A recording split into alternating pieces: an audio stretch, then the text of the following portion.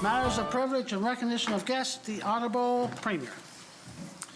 Well, good afternoon, Mr. Speaker, and welcome back to my colleagues for another day in the legislature, and hi to all Islanders tuned in online or on Eastlink. Mr. Speaker, it is great to see Angie Arsenault, who's been referenced a number of times during this session as obviously as a champion of the PEI firefighters 50-50 draw, but it's interesting to see that she's now undertaking the Island Walk. 21 days will cross the trail system in PEI, and just good on Angie for taking that on. And I encourage all Islanders to follow along with her on social media. And it looks like the weather is starting to pick up, and it should be an enjoyable voyage for Angie and all those who are participating. So best of luck. This morning, Mr. Speaker, I had the opportunity before things went a little bit more hectic. I had a meeting with Simon Micklethwaite and Wendy Pletz from the PEI Brain Injury Association, Mr. Speaker. Signed the proclamation for June being Brain Injury Awareness Month, and there are many activities for that organization that they're planning, Mr. Speaker, more so this year than last year because of the COVID protocols, but just really appreciated both Simon and Wendy coming in and bringing me a little bit more up to speed about the progress that important organization is making. Mr. Speaker, I also want to offer my congratulations to the owners and the coaches and staff of the Charlottetown Islanders who have moved on to the semi-finals after a sweep of Acadie Bathurst. But anything but a predictable season for that team. They're now in the province of Quebec in a hockey bubble, trying to play for the Quebec Major Junior League Championship, Mr. Speaker, and they're continuing to make great progress. Coach Jimmy Halton just put together a tremendous hockey club there, and I just continue to wish them well in this most difficult season, but they're making the best of it, and they're doing us all proudly here, Mr. Speaker. And just finally, as most members are aware, Mr. Speaker, we're at an incident that with some COVID case here, Mr. Speaker, and I just wanted to send my best wishes and thoughts to all of those who are immediately impacted and are going through the process of testing and isolation and other public health protocols, Mr. Speaker, and also to our public health officials who are working so quickly and diligently to deal with this as quickly as possible, Mr. Speaker. And as information becomes more available, I'll be happy to share it with this legislature, Mr. Speaker, but just would ask all members of this House and all Islanders to keep all of those impacted in their thoughts and prayers. So thank you very much, Mr. Speaker. The Honourable Leader of the Official Opposition. Thanks, Speaker. I'd like to pick up where the Premier left off there and reiterate his remarks about distressing though this is. You know, we've done such a fantastic job here because Islanders have been there for each other, and let's stay calm. Let's continue to do the things that have kept us safe as a community for over a year now. And our thoughts are absolutely with those people who are immediately and directly affected by this, the news that we heard this morning. The QEH Foundation is, they hold an annual telethon, and of course, like everything else, that's had to evolve during the pandemic. And they're going to do a streamathon on May the 30th to raise funds. And of course, even though the pandemic has impacted health services in all kinds of ways, the need for new equipment at the QEH continues. So this year they're focusing on neonatal equipment, and they're looking to raise $500,000 for the tiniest Islanders. And it's much needed equipment. I really hope that the online telethon, streamathon, is as successful as all of the previous iterations of what the foundation does. So good luck to them. That's on Saturday, May the 30th from 2 to 4 in the afternoon. And as has been mentioned by a couple of other folks in the House, this is Nurses Week, and you know, nurses provide such a critical component of our healthcare system. And I love nurses. I love them so much. I married one, and the kind, hardworking, dedicated, resilient people who really keep our healthcare system ticking. So thank you to all the nurses out there who are, again, such an important component of our system. Thank you, Speaker. The Honourable Leader of the Third Party. Thank you, Mr. Speaker. It's always a pleasure to rise and welcome everyone back, all our colleagues, and say hello to everyone in my district. Mr. Speaker, you know, it was great this morning to see the lovely weather and see the farmers out in the fields and people out walking, enjoying the day. And you know, when it's a sure sign of spring is when the dandelions crop up. And you know, if many other things grew like the dandelions do, we'd have quite a thing here on PEI. Seeing as they grow overnight. I got a new dog and I had him outside there on Monday morning, and he never saw them before. They come up overnight, and he had fun eating them. But anyway, they're an amazing thing, these dandelions. Mr. Speaker, as was mentioned earlier, we received some concerning news this morning about COVID-19 in the province.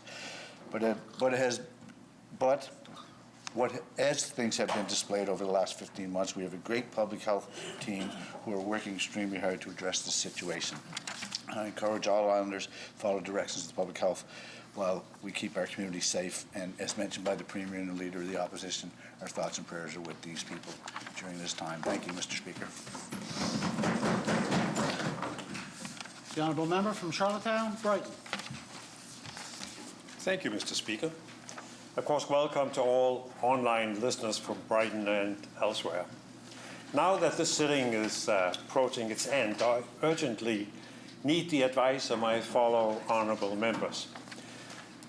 I've had 13 grandchildren for about a decade, and naturally my perception of the number 13 has changed as a result. Some consider the number 13 unlucky, but how could that be possible with 13 wonderful grandchildren? So 13 is now my lucky number. This was reinforced at my election 2 years ago when I was elected in District 13. Furthermore, as a result of walking and knocking on thousands of doors, my shoe size increased from 12 to 13 as well. I'm not kidding. Mr. Speaker, I have also gained 13 pounds. I could go on, but honourable members, you get the picture. Now, fortunately, my youngest son and his partner are working on our 14th grandchild, expecting in July. This is, of course, very lucky, particularly as this will be our first grandchild on PEI, but I'm confused about what to do. Should this child just be my grandchild plus one, so I have 13 plus one? Or should I simply change district to number 14 and shift my shoe size as well? Please advise. Thank you.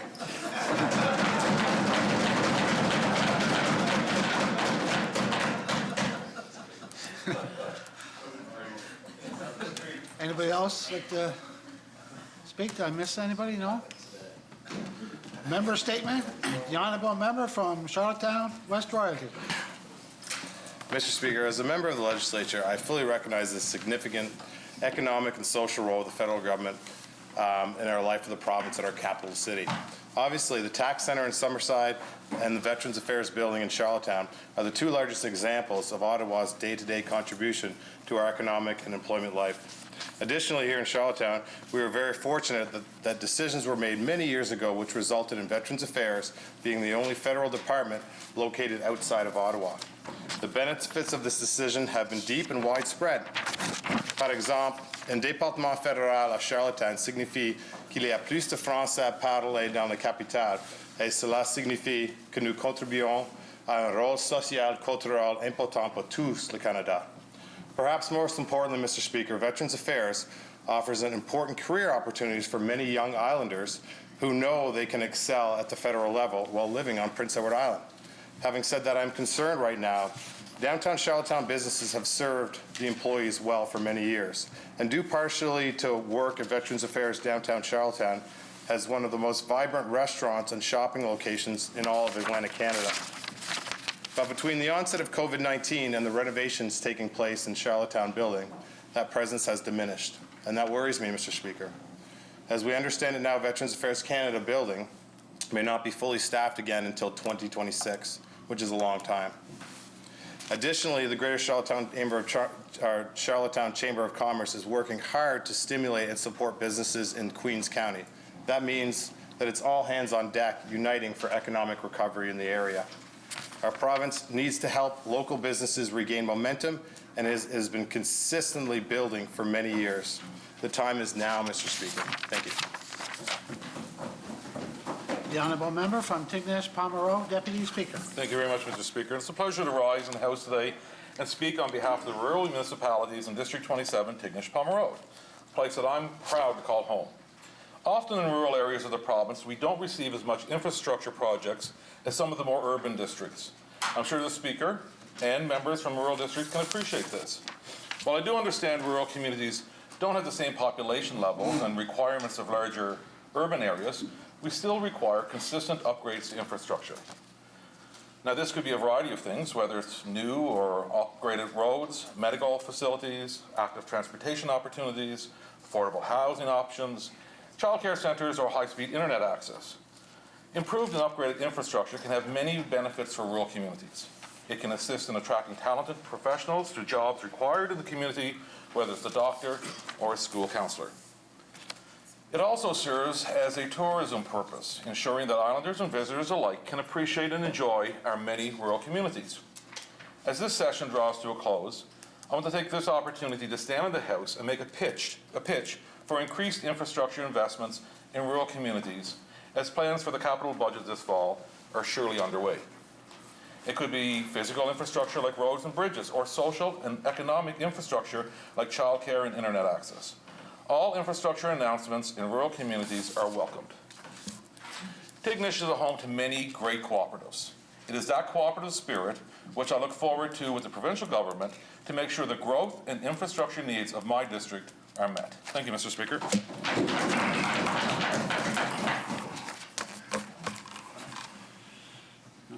Questions by members, starting with response to questions taken as notice. No? For our first question, I'll call on the Honourable Leader of the Official Opposition. Thank you so much, Speaker. The interview yesterday by Dr. Gardam, the acting CEO of Health PEI, was forthright and illuminating. I first want to thank him for his candour in recognising and naming some systemic deficiencies and for his clear determination in wanting to tackle them head on. His experience and his obvious competence are a comfort to all of us. The first step in dealing effectively with any problem is to acknowledge it, and it's refreshing to hear a high-level civil servant who is unafraid to do this. One of the defects of conventional politics is that the admission of a problem by a government is often pounced upon by opposition parties who are more interested in scoring political points than contributing to solving serious systemic issues. A question to the Premier. Dr. Gardam is shining a light on some very uncomfortable areas, and I applaud him for doing so. How are you going to support him in his important work while not undermining the confidence of islanders in a clearly stressed system? Honourable Premier. Well, Mr. Speaker, I thank the Honourable Leader for the question, and I agree Dr. Gardam is a most impressive individual and a tremendous strong leader who has the total confidence of myself, of the Minister, and those he works with, Mr. Speaker. I have spoken on a number of occasions in here, and I agree with the Honourable Leader is that politics sometimes gets in the way of things, Mr. Speaker. I'm not afraid of the light that he's shining. I think there are changes that need to be made in the delivery of health and PEI. We've been working on them. We've made a number and will continue to do so. What I love most about Dr. Gardam and the officials that we have in Health PEI right now, Mr. Speaker, is that they're all focused solely on making the best healthcare delivery service we can in this province, patient-focused for those islanders who need it, and I just want to do everything I can to continue to help reach that ultimate goal. Thank you, Mr. Speaker. The Honourable Leader of the Official Opposition. Thanks, Speaker. Of course, it takes time for systems to develop and the pros and cons of a chosen structure to become apparent. Dr. Gardam said that, and I quote, "Health PEI has been stumbling since its inception." Now, teething problems, of course, are to be expected in any new venture, but Health PEI has been around since 2010. It's over 10 years old, and is a governance structure based on that used in many other jurisdictions where it seems to be working just fine. A question to the Premier. Will there be a strong commitment from your government to support Dr. Gardam to take a critical look and to do the hard work of making the needed systemic changes? The Honourable Premier. Mr. Speaker, yes. The answer is quite honestly yes. It's not just Dr. Gardam, it's Dr. McNally, it's so many other leaders that we have in there who are focused on making changes, Mr. Speaker. I think healthcare delivery in every jurisdiction is challenged, it's difficult. Perhaps it's more noticeable here simply because of our size, Mr. Speaker. It's easier for us to take a look in and see how things are going, and I think we need to continue to use that as a positive. But I want to continue to make the overhaul changes that need to be made, Mr. Speaker. And we have made a point of, as this government, sometimes to the critique of some on the other side, Mr. Speaker, but we're taking our direction from the professionals like Dr. Gardam, like Dr. McNally, and so many others, Mr. Speaker, and we're trying to use a professional expert approach to the delivery of health in this province, and that's the approach we will continue to take, Mr. Speaker, focused, of course, on the patient, the islander who needs the service, and hopefully as close to their community as possible when possible. Thank you, Mr. Speaker. The Honourable Leader of the Official Opposition. Thanks again, Speaker. Dr. Gardam used some unusually blunt phrases to describe the medical system over which he now presides, describing it on one occasion as a game of whack-a-mole where it feels like he's constantly putting out fires. This is not normal, he said in the interview. Throughout this sitting, my colleague, the member for Tyne Valley Sherbrooke, has repeatedly asked the Minister to admit there's a problem with our healthcare system and actually to do something about it, neither of which has happened. A question to the Premier. Dr. Gardam has said that when bad stuff happens, we have to own it, we have to talk about it, and we have to figure out how to make it better. Is your government now willing to own the bad stuff that has happened, and are you ready to make it better? The Honourable Premier.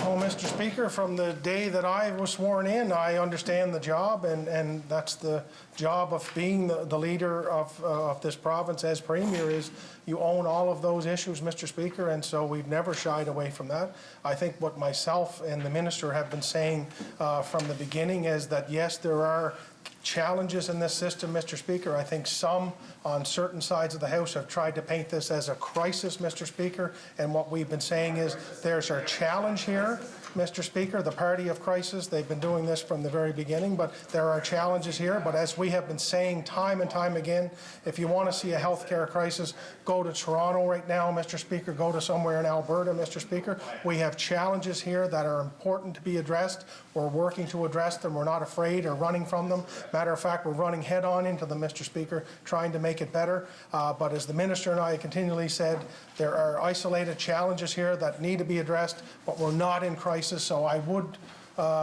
suggest to the Leader of the Opposition, I don't think he meant it this way, but we haven't shied from that. But I think the classification that a certain party over there has tried to make is totally false, Mr. Speaker, and designed only to scare Islanders, Mr. Speaker, which is a horrible, horrible thing to do in this time. The Honourable Leader of the Official Opposition.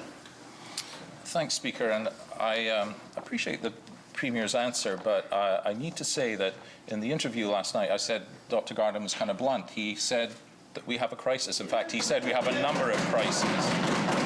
So I think while we're working constructively together to fix this, we cannot deny that there are problems, and he used that word himself last night.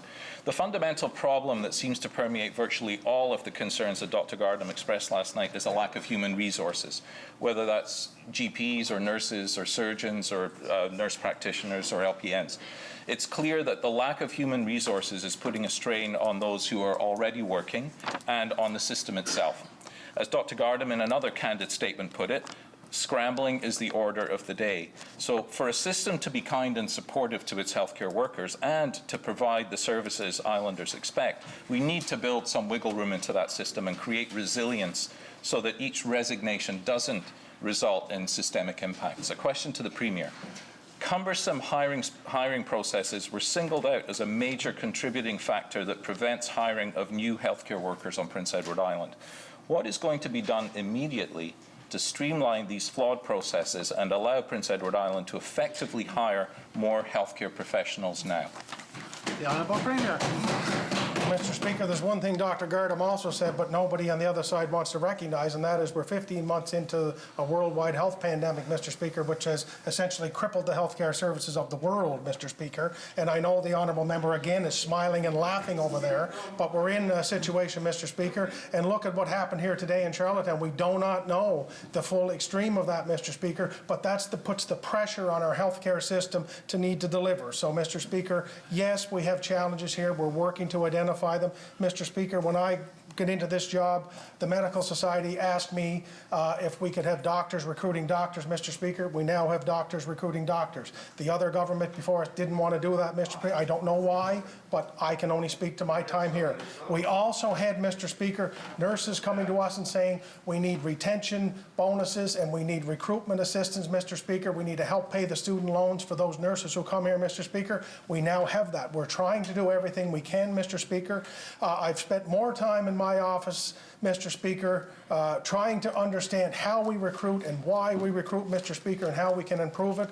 And I think we have a very efficient system now. It's improved drastically. We'll continue to improve. But Health Human Resources, Mr. Speaker, is a challenge for every jurisdiction. It's one for us, and I think we're going to continue to make improvements. We're going to see growth, new individuals here, Mr. Speaker, and I would say to everybody in here, let's all row together, Mr. Speaker. Let's try not to create chaos and crisis, Mr. Speaker, for political purposes, but let's just try to do what's best for Islanders. Charlottetown, Victoria Park. Thank you, Mr. Speaker. It was announced that the Department of Education would be creating a new position based on pre-budget consultations with BIPOC Usher, the Black Cultural Society, and also from the recommendations in the report for missing and murdered Indigenous women and girls. Although the request was for more positions, one position is what government announced. I've heard positive things about the consultant that has been hired and how the process has been rolling out.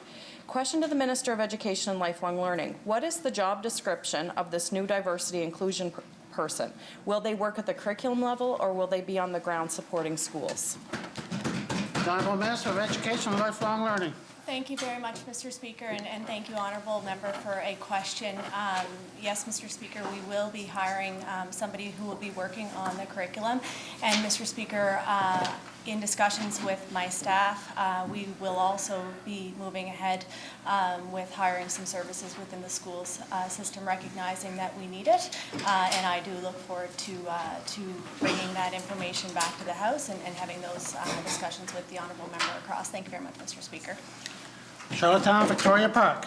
Thank you, Mr. Speaker. It's good to hear that there will be curriculum and people in the schools as well, because I was going to say it's clear that this person will have a lot on their hands because one role is not nearly enough if we're really to take this seriously and if we're committed to making these true changes towards inclusivity.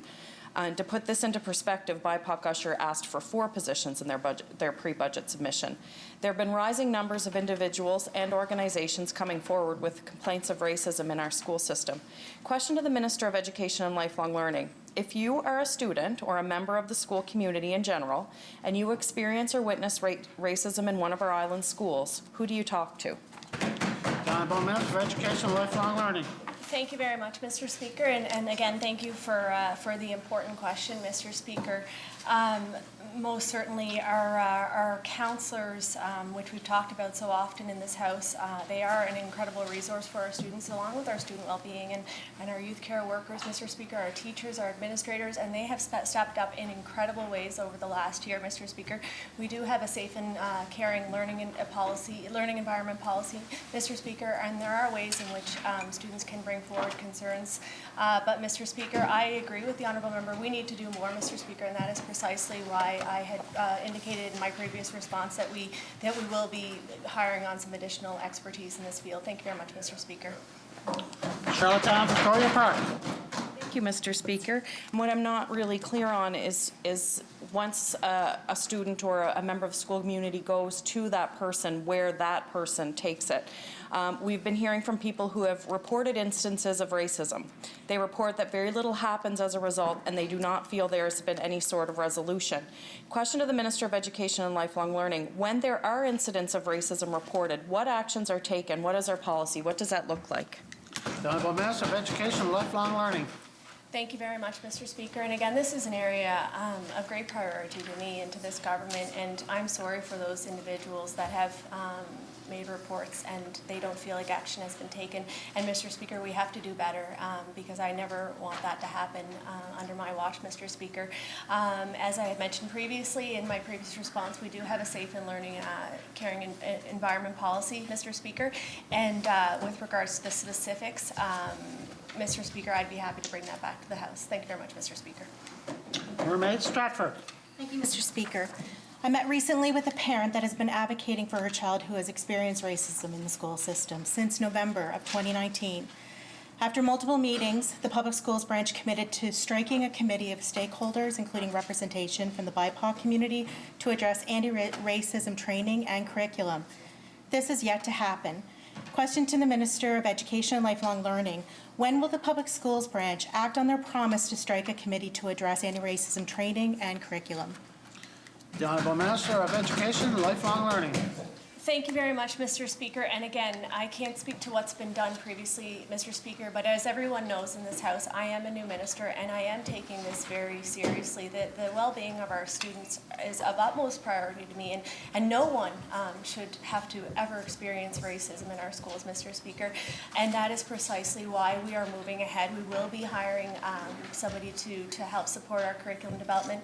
We will be moving forward with some additional supports within our school. And Mr. Speaker, with respect to the committee, I'll get back to the department to get further updates regarding where that's at. But Mr. Speaker, again, I can assure this House that this is something that is very important to all members in this House. And Mr. Speaker, I can assure you that I will take this matter very seriously and move forward in making more positive steps in the right direction. Thank you very much, Mr. Speaker. The Honourable Member from Mermaid Stratford. Thank you, Mr. Speaker. And I do understand the minister is a new minister in this portfolio, but it's important that we have continuity so that when concerns are brought up from parents, that they are continued on. And Mr. Speaker, it takes courage for a child to speak up when they when they speak up, we need to listen to them. This parent was told that her family's situation would have been investigated, and this happened back in September when she had this conversation. But due to COVID, they couldn't do the investigation. So, question to the minister: when a public complaint is made, what triggers an investigation by the Public Schools Branch, and what escalation process is in place if this complaint is not acted on? The Honourable Minister of Education and Lifelong Learning. Thank you very much, Mr. Speaker. And while I don't know the specifics of this case, I can certainly go back to the department and find out more details. And Mr. Speaker, again, something that is very important. We need to make sure our students, all students, feel safe and secure in our school. And certainly this is an answer that I will bring back to the House. Thank you very much, Mr. Speaker. Mermaid Stratford. Thank you, Mr. Speaker. So diversity in the workplace needs to be facilitated through mentoring and an upward promotion path for senior management or up to senior management positions and executive leadership positions. That needs to be facilitated through those mentoring programs. Question to the Minister of Finance: what leadership programs are in place in the public service to encourage more diversity in senior leadership and executive management positions? The Honourable Minister of Finance, Deputy Premier. Very much, Mr. Speaker. Excuse me, Honourable Member. Public Service Commission is constantly working to make the workplace more inclusive. There have been a number of courses that have been offered over the last year for all employees to make them aware of what bias is and what their bias is, whether we feel we have bias or not. And I've had that discussion a number of times with the director, and we'll continue to make sure that all employees are offered those courses and that the conversation continues. Thank you, Mr. Speaker. Summerside Wilmot. Mr. Speaker, the Minister of Social Development and Housing said last week that social assistance clients can access financial supports for internet services. Question to the same minister: if this is the case, why are those clients being told by your department that they can't have funds approved to cover internet costs? The Honourable Minister of Social Development and Housing. Well, thank you, Mr. Speaker. Let me just start by saying that the Department of Social Development and Housing takes serving our clients very, very seriously. And to say that they're not giving this information to our clients is quite the allegation, really, and it's not been brought to my attention before. And Mr. Speaker, when I went back to my department and I got the response that I brought back to this House, I go by what my department tells me, and if this is the case, I mean, member, we'll get to the bottom of it, but I trust in my department, and I feel they do a good job serving our clients. Thank you. Summerside Wilmot. Thank you, Mr. Speaker. It would suggest to me that the minister did not dig deeply into the information that he got back from his department, because as I understand it, there is a small amount of money that is available for utilities, one of which could be the internet. But the thing is, it's not enough money to cover all utilities. So if the person was going to access internet, they would have to go without another essential service. Question to the same minister. Not having access to internet at home creates another gap for these individuals, especially if you have children in the home. Minister, will you commit to ensuring internet fees are covered for all social assistance clients? The Honourable Minister of Social Development and Housing. Well, thank you, Mr. Speaker. And when it comes to social assistance clients, clearly there are ones that where we provide money right now for utilities, and that includes for cell phones with data, and it includes phones where they can go and access, free wireless places. There's a second group that have children, and Mr. Speaker, of course, we provide supports for those folks. The federal government as well provides supports. And Mr. Speaker, I'm working with my department. We want to make sure everyone, especially children, have access to the internet, and we're going to make sure that together with the full supports and suite of supports they receive, that they get that. Thank you, Mr. Speaker. The Honourable Member from Tyne Valley, Sherbrooke. Thank you, Mr. Speaker. I have an easy one today. When I was taking part in the Women's Institute roadside cleanup on the weekend, we picked up a ton of garbage left around the carpool lot at the Granville Street roundabout. Question to the Minister of Transportation and Infrastructure. Is this something you have noticed at other carpool lots at other areas? And have you ever considered just putting garbage cans out at these locations? The Honourable Minister of Transportation and Infrastructure. Thank you very much, Mr. Speaker. So, Mr. Speaker, similar to the Honourable Member, I, as well as many members in this House, took part in the annual Women's Institute roadside cleanup. Mr. Speaker, what I saw in my area of Stratford that I was collecting, unlike a lot of communities that talked about fast food containers and coffee cups and things like that, I saw a lot of construction material that was coming from a new subdivision and various other places, Mr. Speaker. Mr. Speaker, I think the Honourable Member brings up a very good point with regards to making sure that there's receptacles at locations so that people can properly dispose of them. So I will take that back to my department and we'll rectify that. Thank you, Mr. Speaker. The Honourable Member from Charlottetown, West Royalty. In February 2020, government did a complete overhaul of the Long-Term Care Subsidization Act. And at the time, they also established a new minimum annual income of $22,133 for spouses of those living in long-term care. A family recently contacted me with a father in long-term care, and the mother is still living in the family home. The father had a small rift, and they made a withdrawal on last year for essential home repairs. The one-time increase in the annual income has resulted in the father being just above the threshold for subsidy and the mother being expected to pay the rest, leaving her with an annual income well below the poverty line. Question to the Minister of Health. Do you believe this situation is fair for the family, and will you consider amending the program to ensure spouses living in the community are not forced to live in poverty? The Honourable Minister of Health and Wellness. Thank you very much, Mr. Speaker, and the Honourable Member brings forward a very valid point. I absolutely would take that under consideration. I think, Mr. Speaker, as well, though, that I would need to get a bit more information as well and potentially work with my colleague, the Minister of Social Development and Housing, just to ensure, because there is a bit of an overlap there between programming with community care and long-term care, but certainly appreciate the member bringing this forward and would certainly take it into consideration. Thank you, Mr. Speaker. Charlottetown, West Royalty. Well, it is health. The long-term care subsidy program allows for an appeal to be filed within 15 days of the decision. The Act states spouses living at home should retain 50% of their monthly income, and since this is not happening in their case, the family followed the rules and filed an appeal. The appeal was deferred. The reason was given COVID-19, and no further information was offered. This delay in the process has left the family in a difficult situation, and I am told they are not the only family facing this similar situation. Question to the Minister of Health. Is there currently a backlog for appeals of the long-term care subsidy? If so, how big is the backlog, and what are you doing to address it? The Honourable Minister of Health and Wellness. Well, thank you very much, Mr. Speaker. And, the member certainly raises what we seen here and talked about so many times, Mr. Speaker, is just the impact right across the board that this horrible pandemic that we are dealing with does have on frontline workers, but right across the board on islanders. With regard to the member's question, I do not have the exact numbers as far as the backlog is concerned.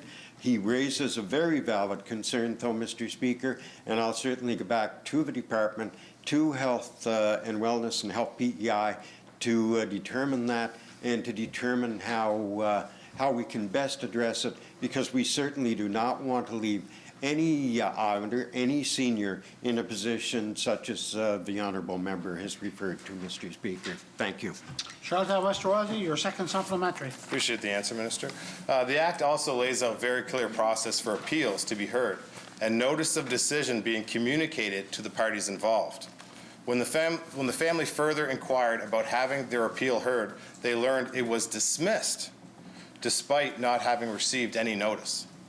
A FOIP request filed by the family revealed that there was no appeal waiting for the panel hearing. They sought additional information on the status of the appeal but got no response, leading them to conclude the department must have dismissed the appeal of their own decision. Question to the Minister of Health: do you think it appropriate for the department to hear and dismiss appeals on their own decisions? The Honourable Minister of Health and Wellness. Well, Mr. Speaker, again, thank the member for bringing this forward.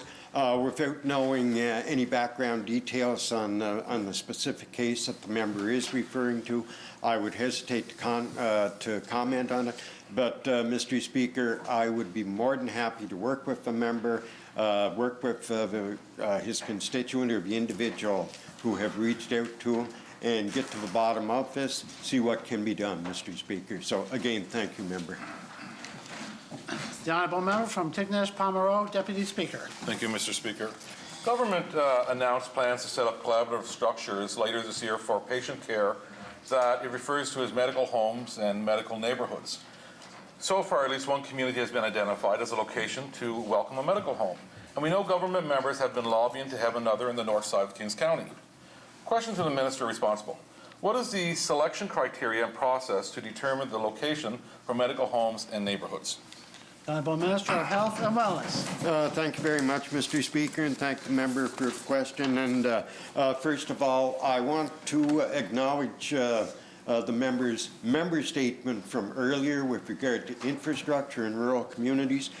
Being from a rural community myself, I applaud you for bringing that forward, and I think it is so important to have that infrastructure. And Mr. Speaker, to a certain extent, that does tie in with regard to our medical homes, medical neighborhoods. We do need that infrastructure. You look at the addition that was placed on at the Tignish Medical Center earlier this year. I believe it was about 40 by 60 or in that vicinity. But those are the types of things as we move forward, Mr. Speaker, that we have to have, in addition to things such as electronic medical records and that collaborative nature of practice when we are moving forward with our medical homes and medical neighborhoods. Thank you, Mr. Speaker. The Honourable Member from Tignish Pomeroy, Deputy Speaker. Thank you very much, Mr. Speaker, and that's clear as mud. Mr. Speaker, what I'm hearing from Islanders is that they do not have enough clarity on the concept of medical homes and medical neighborhoods. Is it a physical structure? Because we have lots of those. Is it physicians and staffs that that's what we don't have enough of? So is it the medical neighborhood a shared doctor, or is it one that a doctor rotates between communities? Again, there's not enough clarity around this. So a question to the same minister. How will physicians be assigned to medical homes or neighborhoods, or will they be physicians that are relocated from one community to another? Honourable Minister of Health and Wellness. Thank you very much, Mr. Speaker, and it's one of the things, and it's a great question from the member. We do have a steering committee in place that actually one of the individuals, the CEO of Health PEI, is involved in sitting on the steering committee to coordinate this whole process as we build upon our primary care. And I do believe that Dr. Gardam last evening, when in his interview, had referred to primary care being one of the bright spots that we have in this province, Mr. Speaker. So again, as I've stated before, I have the utmost confidence in our leadership at Health and Wellness and Health PEI, and our leaders our experts are putting together that plan, that program, as far as how this is going to roll out over the next number of months, Mr. Speaker. Thank you. Tignish Palmer, Deputy Speaker, your second supplementary. Thank you very much, Mr. Speaker, and thanks the Minister for recognizing it being a great question. I think all my questions are great. The patient registry has 1,631 Islanders from West Prince on the wait list for access to primary care. And Mr. Speaker, that's not a small number. So my final question to the Minister, what impact will medical homes and neighborhoods have on the health centre in Tignish? The Honourable Minister of Health and Wellness. Well, thank you very much, Mr. Speaker, and I know that the honourable member feels that all of his questions are great questions, and the majority of them are, Mr. Speaker. And as you would notice, sometimes in the past, when I get a question, I'll ask myself a question and answer it. With those three questions today, Mr. Speaker, they were such great questions, I didn't actually have to do that. So I do appreciate that, Mr. Speaker. But just with that, certainly we have to look at recruitment. And with regard to last evening, Mr. Speaker, I had the opportunity to attend a reception for our medical residents here in the province of Prince Edward Island. And the number of them that are very interested, extremely interested, in setting up practice, not only in our more major centres such as Charlottetown or Summerside, but out in rural PEI as well, Mr. Speaker. And as we address the numbers on the patient registry, we have to do things differently, obviously, but we have to have the healthcare providers to work with us, to partner with us as we work towards reducing the number of individuals on the patient registry. Thank you, Mr. Speaker. The Honourable Leader of the Third Party. Yes, thank you, Mr. Speaker. Mr. Speaker, good question. Excuse me, Mr. Speaker, this week at the Greater Charlottetown Area Chamber of Commerce, AGM, the Premier indicated that home heating oil will be subject to the new carbon agreement this province is currently negotiating. Question to the Premier, is that correct? The Honourable Premier. Well, Mr. Speaker, I think I've indicated in this legislature a number of times as well that the federal government is adamant about increasing the carbon levy on a broader selection of fuels, and there's less opportunity for exemption, and the four major fossil fuels that we use, Mr. Speaker, in this province are going to be part of that. So in the last agreement, I think the home heating and propane, I believe, were exempt, and this time it doesn't appear that that will be the case. The Honourable Leader of the Third Party. Thank you, Speaker, and thank you, Premier. Well, we know many islanders are making the shift in new heating technologies to rely less on traditional heating sources. Many islanders still use fuel to partially or fully heat their homes. Question to the Premier, what is the anticipated impact on the cost of a litre of home heating fuel at this point? The Honourable Premier. Well, Mr. Speaker, that's still being negotiated. As we've talked about in here, all of the money will be rebated back to islanders, Mr. Speaker. I have been working with members like the Minister of Environment and Climate Action, Mr. Speaker, about just as the honourable member referenced that many people heat their homes with home heating fuels, and in particular many people at the lower end of the income scale use that, Mr. Speaker. So one of the programs that my colleague is working on implementing is trying to offer a program to those individuals to replace their home heating with fuel to electric, Mr. Speaker. And one of the programs that he's working to put in place, Mr. Speaker, on behalf of our government, is to do that as a grant type system and not some kind of rebate, because we know too many people at the low end of the scale don't have enough money to buy first and then be rebated later. So we're working on a number of these things, but we do know, as the Honourable Leader of the Third Party has indicated, that this will have impacts on many islanders, and we have to find out as many ways as possible to make that the least amount of impact, while encouraging them to change how we do things to help our environment. The Honourable Leader of the Third Party, your second supplementary. Thank you, Mr. Speaker. Premier, what about the impact on gasoline? How much more can islanders expect to pay at the pumps for regular fuel? The Honourable Premier. Once again, Mr. Speaker, I don't think gasoline will change in terms of that's already been impacted or as part of the carbon levy, so I don't think there's anything new in that regard, Mr. Speaker. But as I say, we're still negotiating the terms of the final agreement with the federal department through the Minister of Environment, Mr. Speaker, and Climate Action. We'll have more information later on in the summer, but I don't think anything new on gasoline, Mr. Speaker. I think that's already been part of the carbon arrangement. Charlottetown, Winslow. Thank you, Mr. Speaker. A lot of talk today in this session has gone to healthcare. I think for the minister's answers, everyone waits on bated breath. Now, recently, Mr. Speaker, the health PEI officials have been speaking about the need for the process, and this is kind of to piggyback a little bit on the Leader of the Opposition, but changing gears a little bit, specifically dealing with the patient, Mr. Speaker. And trying to make sure that the patient's experience is the best that it can be. A question to the Minister of Health. Do you think that maybe if there is a better way for Islanders to have their concerns addressed, it might hopefully improve the patient's experience in the hospitals? The Honourable Minister of Health and Wellness. Okay, thank you very much, Mr. Speaker, and thank the member for the question. And I guess just at the start of question period today, the Honourable Leader of the Opposition had questions for the Premier with regard to Dr. Gardam's interview on Compass last evening. And Mr. Speaker, one of the things that Dr. Gardam did reference, if I recall correctly, and actually that I have had discussions with staff, is exactly along the line of what the member is referring to, and in particular, that we strongly need to look at a patient ombudsman. Thank you, Mr. Speaker. Charlottetown, Winslow.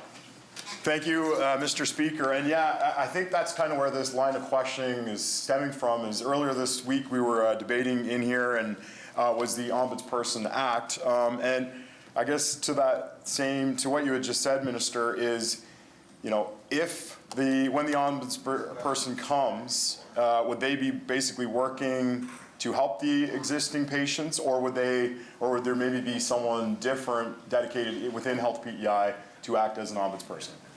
The Honourable Minister of Health and Wellness.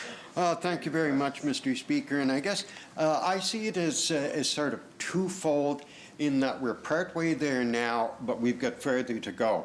So you look at right now, we have a patient navigator position, Mr. Speaker, to help Islanders when they are having challenges getting into the system, navigating it. I would see, Mr. Speaker, with regard to a patient ombudsman, that would be individuals that once they are into the system, and it would be similar to the Honourable member from the third party's questions earlier today, just that you have that office, that independent office, that if there are concerns, if there's roadblocks, if there's been a bad experience with any section within the healthcare system, that Islander would have the opportunity to take those concerns forward in an independent manner and to have them reviewed, Mr. Speaker. Thank you. Summerside, Wilmot. Mr. Speaker, in a CBC story on sick leave last month, the Minister of Economic Growth said that the expansion of paid sick leave was, quote, something that has been discussed over the last 4 or 5 years, but I think COVID really opened our eyes to the importance of it. Today we learned of an incident where a worker had gone to work while sick. Unfortunately, this is not unexpected when workers can't afford to lose their income, and it's exactly what our caucus has been concerned about when we advocated for accessible and expanded paid sick leave. A question to the Minister. If government's eyes have been opened on the importance of sick leave, why haven't we implemented a program that actually helps keep sick people at home? The Honourable Premier. Mr. Speaker, I would just say in the preamble to that question, we should not presume anything from the case today, Mr. Speaker, on what the issues were of the individual, as the Honourable Member was trying to suggest. I'll let the Minister answer the second part of the question, but let's not jump to conclusions about what happened here today until the CPHO has had time, Mr. Speaker, to go through the whole process here, and I think we should be responsible in here with our comments until we have the right information, Mr. Speaker, but I'll defer to the Minister to answer the second part of that question. The Honourable Member from Charlottetown, Brighton. Thank you, Mr. Speaker. Seniors housing is a particular concern here on PEI, where other jurisdictions are creating a variety of imaginative and flexible options for seniors to age in place, from co-housing and cooperatives to supportive housing and retirement communities. PEI continue to have a disproportionate dependency on institutional-style long-term care. Question to the Minister of Social Housing and Development. With demographics telling us that the need for appropriate and affordable seniors housing will increase dramatically, what is the government's plan to create a range of choices for Ireland seniors to allow them to age in comfort, dignity and safety? The Honourable Minister of Social Development and Housing. Thank you, Mr. Speaker. So this is exactly the sort of evidence that the Department of Social Development and Housing uses to develop plans and take action. And so, Mr. Speaker, as the member probably knows, we have lots of government-owned housing across the province, but we also have mobile rental vouchers, for example, that seniors can apply for through the Seniors Registry. And the Seniors Housing Registry also allows for rent supplements, Mr. Speaker. And so we're looking at those numbers and demographics, and we're making sure that various types of housing are available going into the future to meet those housing needs. There's a number of different reports that have been written, including one most recently out of Summerside and area. And Mr. Speaker, of course, we've already heard in the House about the strategy to allow seniors to age at home as much as possible, and our home renovation programs help in that regard. Thank you, Mr. Speaker. Charlottetown, Brighton. Thank you, Mr. Speaker, and thank you for the answer, although I think we need a lot more creative action. Back to existing homes. In one of my homes in my riding at Duva Court, the residents complain that staff do not wear masks when inside the building or inside the units, even when asked. Staff even refuse to wear masks offered by residents. One staff member was quoted, "There was lots of masks available at the office, so supply cannot be the reason." Question to the Minister. Can you please explain why your staff refuse to wear masks inside your buildings? The Honourable Minister of Social Development and Housing. Thanks, Mr. Speaker. That's a pretty serious allegation. I'll go back to my Director of Housing, and we'll look into see if we can verify it. Thank you. Summerside, Wilmot. Speaker, I would like to just clarify that if I've misunderstood the article that I saw online, Premier, I do apologize for that. I was of the impression that that's what the article had said, but the question still stands. We do know that we need paid sick leave, and this is something government has been aware of through the duration of this pandemic. Minister, my question to you is, can you tell us where we are on this issue? The Honourable Minister of Economic Growth, Tourism and Culture. Thank you, Mr. Speaker. So you're absolutely right. This has been a discussion, and we knew we had to do something. And this is where we put $1 million special leave fund in it exactly for these situations. I do have to give my staff in the department credit. Within 90 minutes, they've had a 1-800 number rolled out right now, Mr. Speaker. Somebody's on the other end receiving calls that will be answering questions on this special leave fund, as well as the Canada Recovery Sickness Benefit and the Recovery Caregiving Benefit, both through the federal government, Mr. Speaker. But I do want to make one point, Mr. Speaker. When I said all along, now's not the time, and I'm going to give you an example. Everybody in this House, there hasn't been one member, hasn't called me and asked for support for small business during this pandemic right now. Businesses are hanging on by a thread, and this is why this $1 million fund was put in this. The conversation is going to come on the paid sick leave, but we need to make sure our businesses survive right now, Mr. Speaker. Charlottetown, Victoria Park, final question. Thank you, Mr. Speaker. We'd heard rumblings in our office, and then it was on the floor of the legislature during debate that Clinic 554 and Prince County Hospital have started working together and offering services for gender diverse peoples. Then we had it confirmed when we reached out to a community organization that this is indeed happening, and I'm not sure why the Minister of Health and Wellness did not take the opportunity to toot his own horn with this. Question to the Minister of Health and Wellness. Can you please give us an update on the relationship between our province and Clinic 554? The Honourable Minister of Health and Wellness. Well, Mr. Speaker, I really appreciate the member's comment of me taking the opportunity to toot my own horn. At the end of the day, Mr. Speaker, I guess where we have accomplishments, it's good for all Islanders. It's not good for the Minister of Health necessarily, but it's good for all Islanders. So, but I do certainly appreciate the member stating that. With regard to the question, I'll be honest, Mr. Speaker, I'm not sure of the exact relationship that she is referred to, but you know, I would be happy to get that information from my department and provide it back to the member. Thank you. Good answer.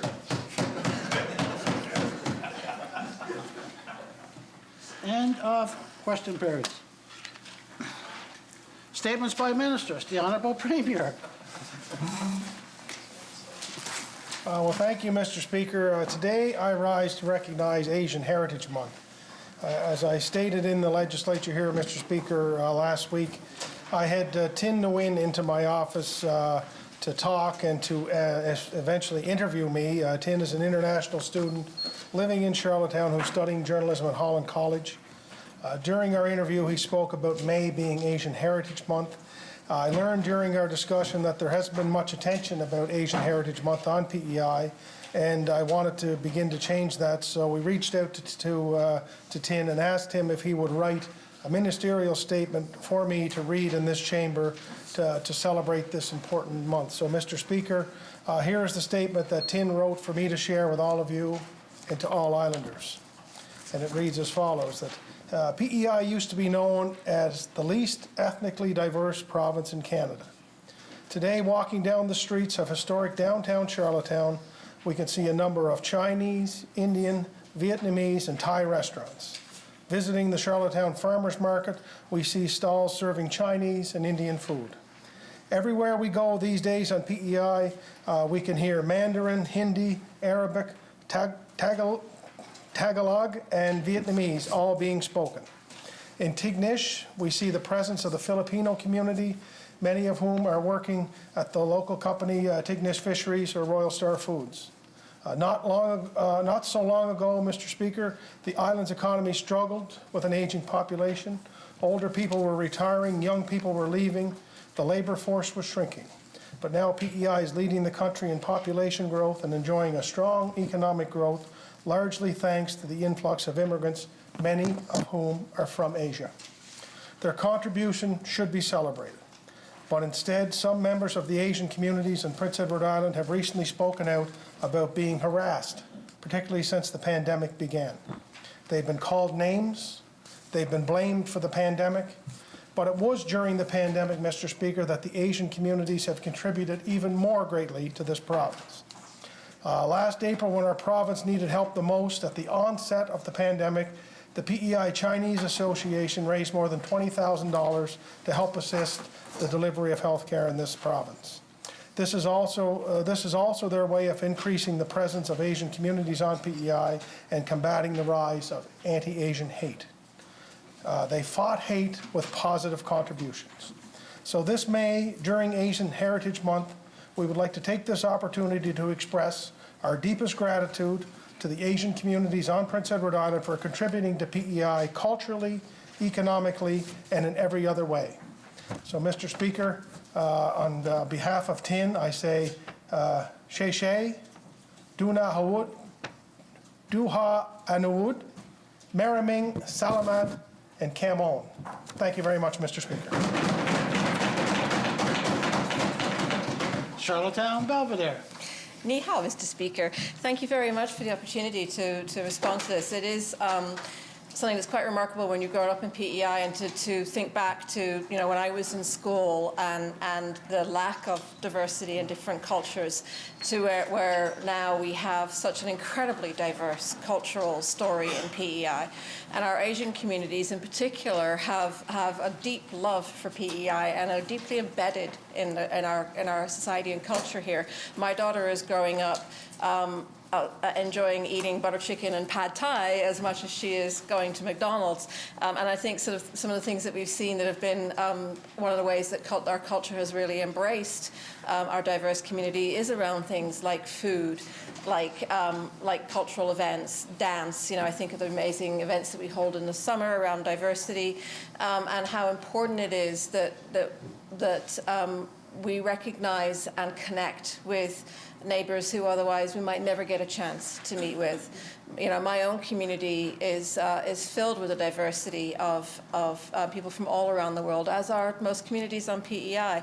And one of the things that we can ensure that we do when we're thinking about making policies and decisions in here is recognizing that while many of those communities at this point may not all be yet Canadian citizens eligible to vote, they are people who we represent, who we need to ensure that we reflect and that we consult with when we're making decisions in this House too. It's a great pleasure when you go around your community and you talk to people who tell you the story of how they came to PEI, or how they're the second generation here, or why they chose this place.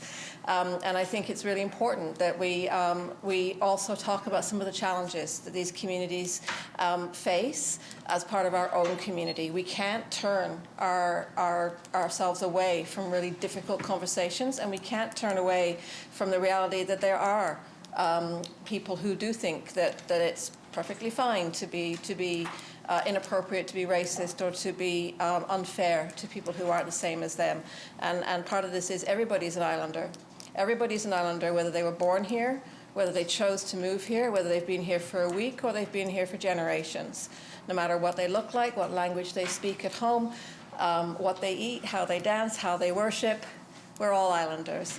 And the sooner we embrace that, the more that we will become part of this amazing, diverse space. So Asian Heritage Month is something that is fantastic, but we should be celebrating that every single month. Thank you for doing the work, Mr. Premier, to connect with Tin, who is an incredible advocate and a really remarkably inspiring young man. It's a real pleasure to get to have him as one of our islanders here too. So thank you, Mr. Speaker. The Honourable Leader of the Third Party. Mr. Speaker, thank you, Premier, for bringing this forward. I'm proud to stand today and recognize May as Asian Heritage Month. This month is an opportunity to recognize the many achievements and contributions Canadians of Asian descent have made in our country. Asian Heritage Month has been celebrated in Canada since the 1990s, and in 2001 the Senate of Canada adopted a motion proposed by Senator Vivian Hoy to officially designate May as Asian Heritage Month in Canada. The theme for Asian Heritage Month in 2021 is Recognition, Resilience, and Resolve. It also serves as a call to action for all Canadians to come together and combat all forms of anti-Asian racism and discrimination.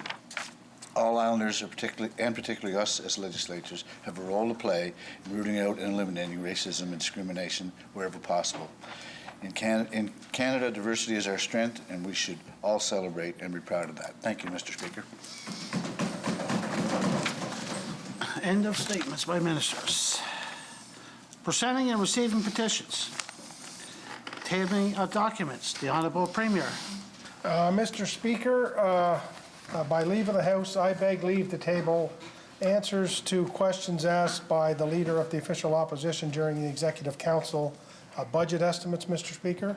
And I move, seconded by the Minister of Finance and the Deputy Premier, that the said document be now received and do lie on the table. Shall it carry? The Honourable Minister of Agriculture, Land, Justice, Public Safety and the Attorney General. Mr. Speaker, by leave of the House, I beg to table answers to written questions asked by the member from Mermaid Stratford, and I second by the Minister of Finance that the said document be now received and do lie on the table. Shall it carry? The Charlottetown Victoria Park. Mr. Speaker, by leave of the House, I beg leave to table a written question to the Minister of Education and Lifelong Learning on numbers of school refusals over the last 5 years, and if we categorize those, for example, anxiety, racism issues, mental health issues. And I move, seconded by the member from Mermaid Stratford, that the said document be now received and do lie on the table. Shall it carry? Charlottetown West Royalty. Speaker, by leave of the House, I beg leave to table a government press release outlining changes made to the Subsidization Act and the minimum income amount for spouses of those in long-term care. And I move, seconded by O'Leary and Vaness, that the said document be now received and do lie on the table. Surely carried. The Honourable Minister of Social Development and Housing. Mr. Speaker, by leave of the House, I beg leave to table a one-page flyer, housing assistance for developers, that I've also sent by email to all the members in the House for use in your districts. And I move, seconded by the Minister of Health and Wellness, that the said document be now received and do lie on the table. Surely carried. Did I miss anyone? Reports by committees. The Honourable Member from Summerside, Wilmot. Mr. Speaker, I move, seconded by the Honourable Member from Morell-Donagh, that the report of the Special Committee on Climate Change tabled yesterday entitled Final Report, Motion 37, Creation of a Special Committee on Climate Change be adopted. Mr. Speaker and honourable members, this report represents the final recommendations and conclusions of roughly 2 years of work for the Special Committee. Over that time, the committee received input from many individuals, groups, businesses, associations, and governmental organizations. Out of this wide-ranging consultation, the committee was expected to make fully costed recommendations on how the province can best meet its greenhouse gas emission reduction targets. Our aim is to bring the annual provincial greenhouse gas emissions down to the level required by the Climate Leadership Act by 2030, which aligns with the global reduction needed to avoid a temperature increase that will make life on this planet extremely difficult. 9 years may seem like ample time, Mr. Speaker, but the actions needed to reduce emissions at a provincial scale are not tasks that can be accomplished overnight. They will require planning, design, implementation, widespread uptake, refinement, and evaluation. Consultation should of course precede those steps, and your committee is satisfied that it has completed significant public consultation, even with the disruption of the pandemic. Your committee has considered the many ideas put forward and considered PEI's particular sources of greenhouse gases and believes that it is time to move forward with new or increased greenhouse gas reduction efforts. Major societal efforts will be necessary, and given the time frame involved, bold actions are in order. In this final report, your committee has put forward 24 recommendations. These are in addition to a total of 16 recommendations from previous reports. Several of the recommendations are in the form of incentives, such as rewards for people or organizations in return for making choices or taking actions that have a beneficial effect in bringing emissions down.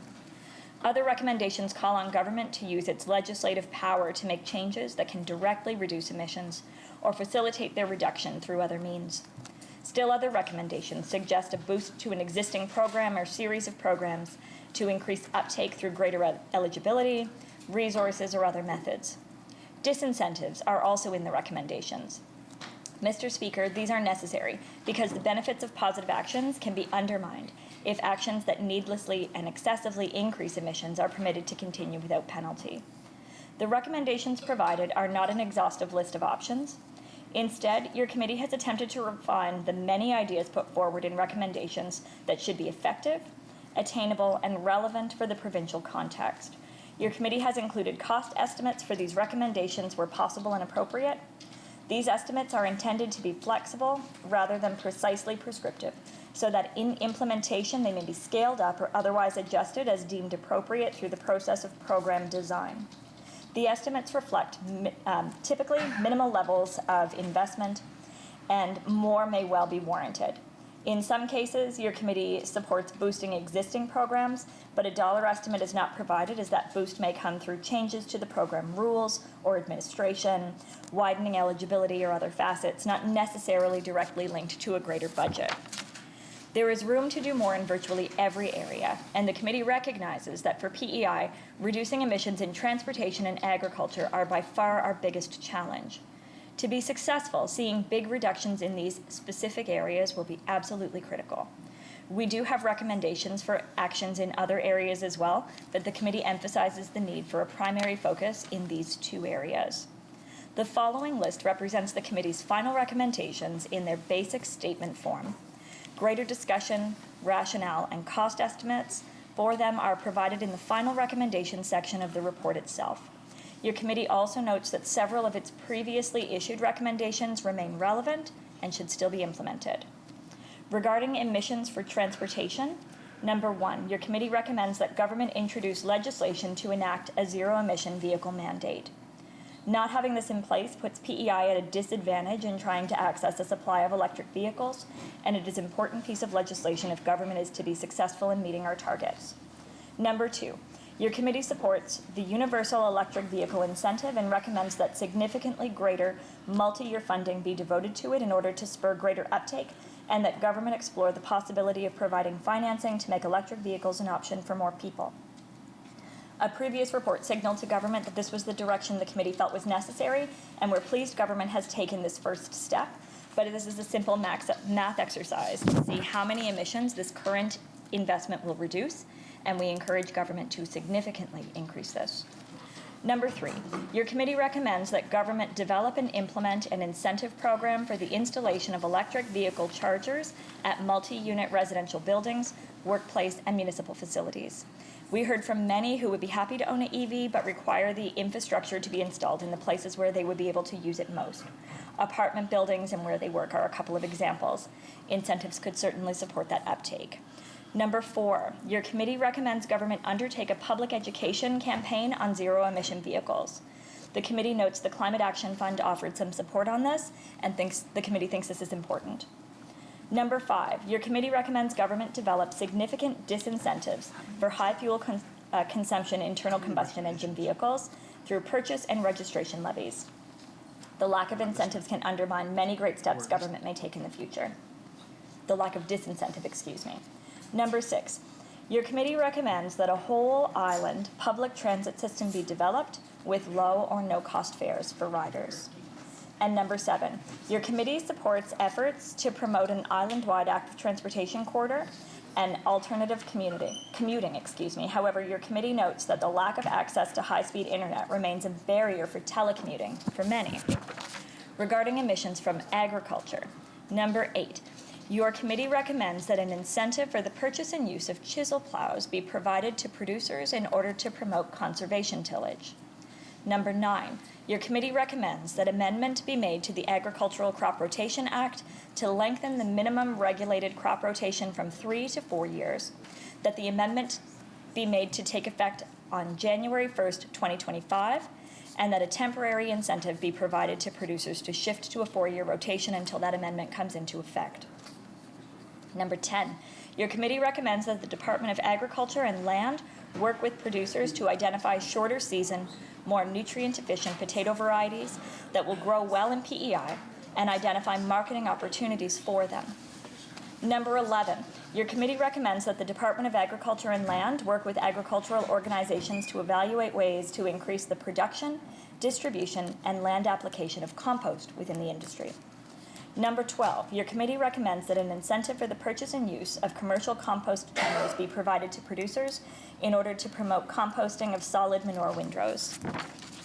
Number 13, your committee recommends that incentives for the installation of liquid manure storage covers, which are included in the new Agricultural Climate Solutions Program, be increased, and that the necessary legislative or regulatory changes be made to require construction of any new storage container to include a cover.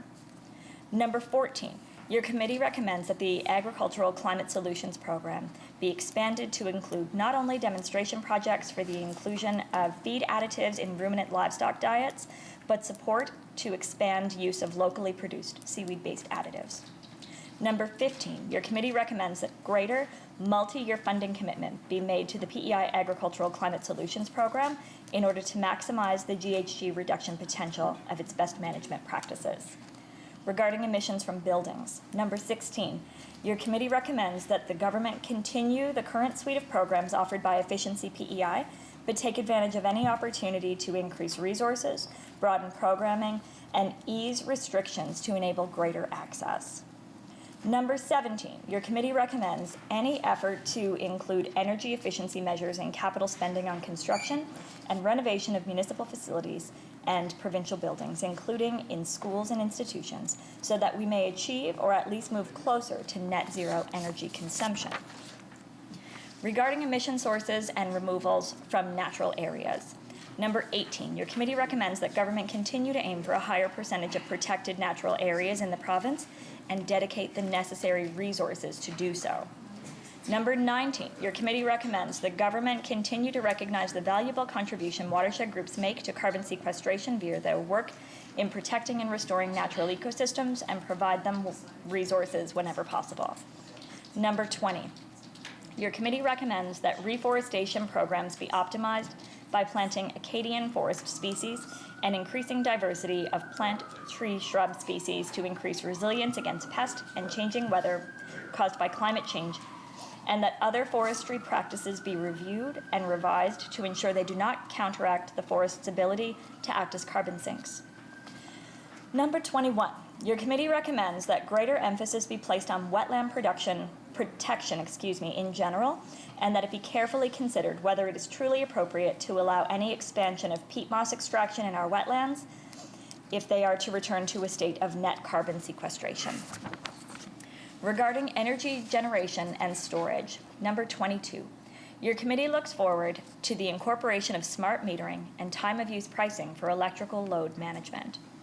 Number 23, your committee recommends that government look for opportunities to promote vehicle-to-grid demonstration projects aimed at around the 20 to 100 vehicle fleet level.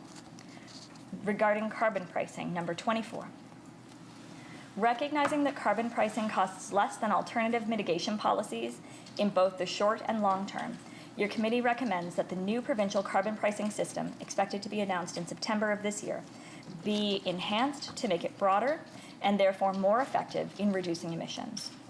In closing, your committee thanks the many members of the public who presented their ideas on greenhouse gas reduction thoughtfully and passionately, whether in writing or in a meeting with the committee. The knowledge shared by many subject matter experts, both here and in several other jurisdictions, was invaluable. This was a very challenging task for a small committee of members, and this report would not have been possible without the guidance provided by a diverse range of people, locally and around the world. We recognize that bringing down our provincial greenhouse gas emissions will require investment alongside changes in behavior, but I want to emphasize the many co-benefits that this action will bring about. Changing our modes of transportation, the sustainability of our food growing systems, our energy sources, the buildings we inhabit, and the way we treat our natural areas will have many positive consequences. Cleaner air and water, more productive soil, more efficient use of energy, restoration of habitat and biodiversity, and the new economic activities are but a few of the outcomes that can accompany climate change mitigation. The current pandemic is undoubtedly a crisis, but also an opportunity to make changes to the sustainable aspects of the way we live. To the unsustainable aspects of the way we live. Your committee hopes these recommendations that it has put forward under its mandate can be a major part of that change. And Mr. Speaker, I would like to thank the committee members who have worked tirelessly on this. I am so proud to be able to say that the 24 recommendations are put forward unanimously by the committee. Everyone was in support of them, and I think that really speaks to some incredible discussions that happened. And I would be remiss if I did not also thank the clerk of that committee, Ryan Redden, for his tremendous skills, time, and patience as we went through this process. And with that, thank you, Mr. Speaker. Is there anyone wishing to speak to the committee report? No? Shall it carry? Carry. Introduction of government bills. Government motions, orders of the day, government. The Honourable Minister of Finance, Deputy Premier. Thank you, Mr. Speaker. Mr. Speaker, I move, seconded by the Minister of Transportation and Infrastructure, that the first order of the day be now read. Shall it carry? Order number 1, consideration of the estimates in committee. The Honourable Minister of Finance, Deputy Premier. Thank you, Mr. Speaker. I move, seconded by the Minister of Transportation and Infrastructure, that this House do now resolve itself into committee of the whole House to take into consideration grant of supply to Her Majesty. Shall it carry? Carry. The Honourable Member from Tignish-Pomeroy to chair the committee of the whole House, please.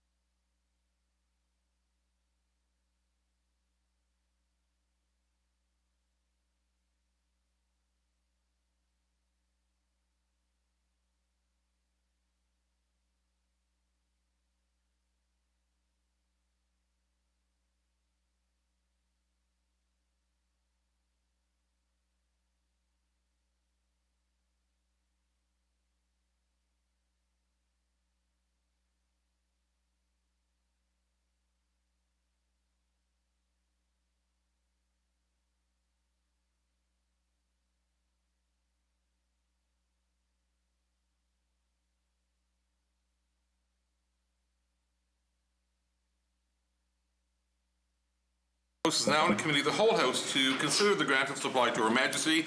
A request has been made to bring a stranger onto the floor. Shall it be granted? Honourable members, we are on page 63, the Department of Environment, Energy and Climate Action. The section Microbiology and Chemistry Laboratories has been read and is currently under discussion. Question? Yeah.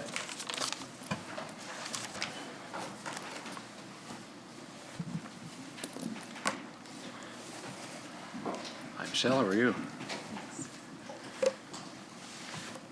Did you get those the printouts? Okay. We'll maybe we can check the reminder for that. Yeah. We have stuff to bring back, but it's just not here, but we'll get down. Sure. Yep.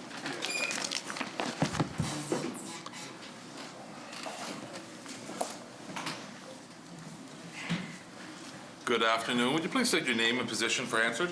Michelle Keown, Director of Finance for the Department of Environment, Energy and Climate Action. Thank you very much, Michelle, and welcome. Thank you. Again, honourable members, page 63, Microbiology and Chemistry Laboratories, and it's under discussion. Summerside Wilmot. Thank you, Chair. So this goes back to a bit of a discussion that we were having yesterday, Minister. When I was reviewing the Commission on Nitrates in Groundwater, one recommendation was to bring in free province-wide testing for well water, and you did bring this up yesterday. So since this is the correct section to talk about this as I understand it, I'm just wondering, is that something you imagine wanting to do, even in targeted parts of the province where we know the watersheds are contaminated? Yes, so yeah, I think it's something that I'm interested in exploring, kind of as a small piece to a bigger set of changes, and maybe a philosophical change in how we deal with water, period. So kind of like we're doing with forestry, I'm asking the department to open it up and look at water, drinking water holistically, and what we can do, and wastewater too, because they're both sometimes hand in hand when it comes to how safe your drinking water is. So looking at them more holistically, and like I'll take myself for an example. While I live in a municipality, I don't have municipal water or sewer because I live in it's a rural municipality.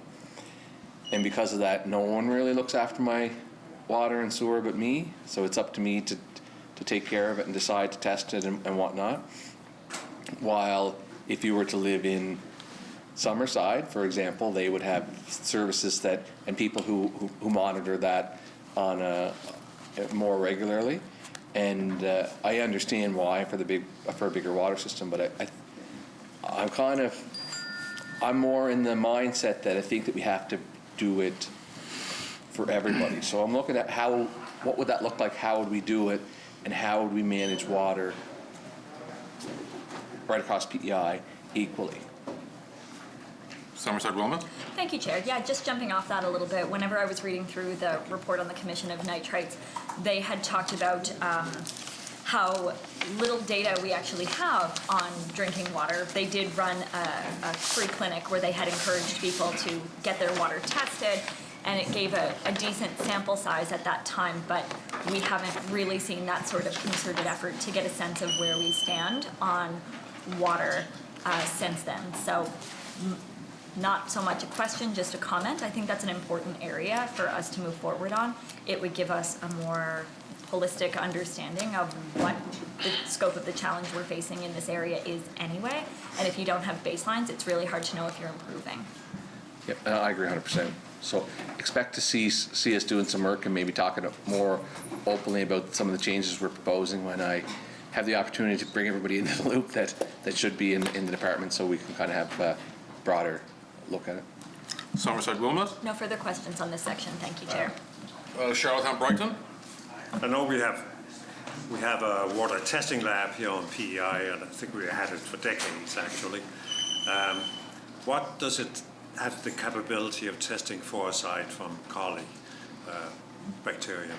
Do we have that? Okay. Michelle has that answer. So the water lab tests for coliform and E. coli, the chemistry, and then you can have a combination of the two. So under the chemistry, there would be different compounds that they would test for, which I don't have with me actually, but we could bring that back if you wanted a listing of the compounds that would be tested for. Well, not so much the individual compounds, but it would be interesting to know if they test for the compounds you are likely to experience out in the country, like pesticides and stuff like that. Yep, we'll get that for you. So do they test, do we have the capability to test for nitrates, for instance, in the lab already? Yes, we do. Okay, thank you. Good job. Shall a section carry? Agricultural outreach appropriations provided to administer pesticide management programs and the Agriculture Environmental Officer Unit.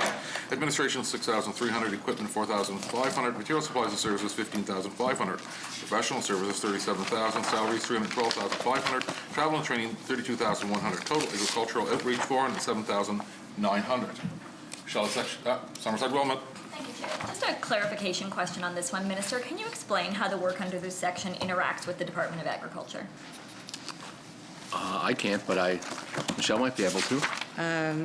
Yeah, so they would respond and investigate complaints related to agriculture under the Environmental Protection Act.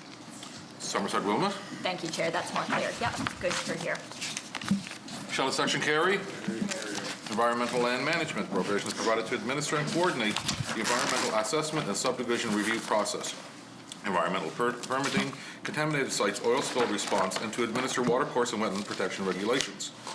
Administration $15,500, equipment $7,700, material supplies and services $8,100, professional services $48,900, salaries $794,300, travel and training $42,700, grants $30,000, total environmental land management $947,200. Somerset Wilmot. Thank you, Chair. I get a lot of calls on this, and I'm willing to bet in your time as Minister you have too. I am really wondering, for starters, what is our process for investigating contaminated sites? Because there's certainly some concerns in the public on whether or not that's being undertaken well. I'm just hoping you can speak to it a little bit. I would have to get you the exact methodology, but I don't know, do you have any broad strokes on it, Michelle? Yeah, just very, very high level would be once something was brought to their attention, there would be a risk assessment done, and then they would do a site assessment, and then from there they would figure out what they need to do to monitor and possibly remediate that. Somerset Wilmot. Thank you, Chair. So there is a monitoring component of it when a complaint is made. I know a lot of people have reached out to me feeling concerned about what the scope of that investigation has looked like. So I was just trying to get a clearer picture of that. When a complaint is made, there would be a site assessment done. People go out and have a look and see what's going on, make some recommendations, and potentially follow up on the site as well. Somerset Wilmot. Thank you, Chair. That's good to know. Can you give me a sense of how many contaminated sites we have in the province currently? Provincially, ones that we have provincial responsibility, there's 28. Somerset Wilmot. Thank you, Chair. I think that's all the questions I have in this section. Thank you. Shall a section carry? Waste reduction, recovery, and recycling. Appropriations provided for the operation of the Beverage Container Program, the management of the Plastic Bag Reduction Act, the reduction of the single-use products, and the oversight of the Extended Producer Responsibility Program. Administration $2,000, equipment $6,000, material supplies and services $6,524,900, salaries $162,200, travel and training $9,400, grants $115,000, total waste reduction, recovery, and recycling $6,819,500. Somerset Wilmot. Thank you, Chair. Can you talk to me a bit about the Extended Producer Responsibility Program?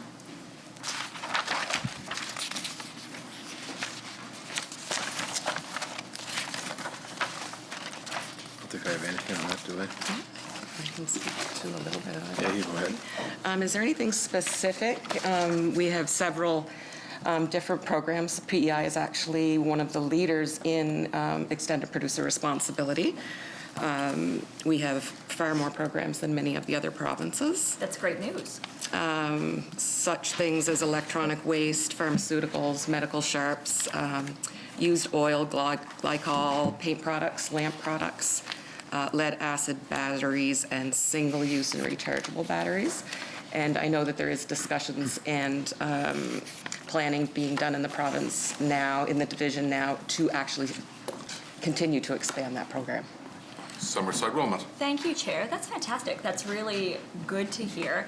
And I'm just wondering, what is the role with the producer in that case? Do they have to come to the sites and collect these things? Or I'm just not sure exactly how that fits together. I do understand that we have an extensive extended producer responsibility program on Prince Edward Island, but I'm just wondering what the process of that, from the business perspective, looks like. From the responsibility of the government, Producer. or the, sorry. What are their responsibilities and how does that fit together with government is what I was trying Well, to... on the government side, we just create the programs and regulate it. As far as the other side of that, I would want to go back and discuss that with the program to ensure I don't misspeak. Summerside Wilmot. Thank you, Chair. Is there somewhere online I could access that information? I've just had a couple of people ask me questions about it, and I would like to be able to dig into that. On the website, if you do Google ERP Prince Edward Island or PEI, it will take you to the government site, and there is a link back to the group site, which lists all of compares the programs across different provinces. Summerside Wilmot. Thank you, Chair. That's helpful. That's all my questions on that. Charlottetown Brighton. Thank you, Chair. I was wondering if there's an income from the value of the recyclables that will appear somewhere, and what order of magnitude is that? So there is revenue. So this would just be an example, Minister. Okay, you can go ahead. Okay, yeah, sure. So that would show up on the revenue side. So our department is responsible for the expenditure side of the beverage container program. I can give you an example. For our 2021 estimates, we had forecasted $7 million in consumer returns. Then we would get $800,000 for aluminum sales, and we also get plastic sales in around $100,000. For a gross revenue of $7.9 million. The expenditures to run the program would be about $6.3 million, so we do see a net income from that program. Okay. Charlottetown Brighton. I'm good, Chair. Thank you. Shall section carry? Total environment and water, $20,612,200. Shall it carry?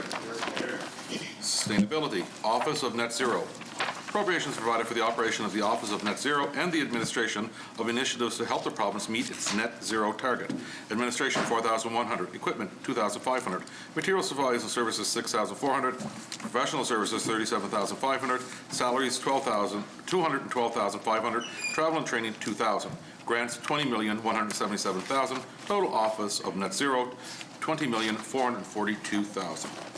Summerside Wilmot. Thank you, Chair. So this is interesting. I'd love to talk to you a little bit about the Office of Sustainability. How do you imagine it being staffed, for starters? Can you give me a sense of not the people, but the positions that you imagine in this office? Yeah, sure. So some of that is still being built. So Derek Ellis, who's our acting director, who we've tasked with taking on Net Zero as lead, is coming up with what the PQs would be for the positions as he envisions it. So, he's kind of looking at what those options would look like. Some of the staff that are currently there it's been staffed from within, where we just moved staff people over who were working on a project basis. Some of them came out of efficiency. Some of them came over from the transfer between transportation and environment. So some of them came with me. They were kind of my working unit, and they had the specific files that were being worked on anyway, so they're all kind of being folded in. But we're looking at staffing it with people who bring expertise into the areas that we need to tackle in our quest for carbon neutrality, and who have an overall skill set in in environmental concern. Somerset Wilmot? Thank you, Chair, and I apologize if it sounded like I was trying to get specifics on individuals. No. That wasn't my intention. I was just trying to get a sense of the positions that would be. Is it going to be a large office? Do you imagine it being staffed with you still?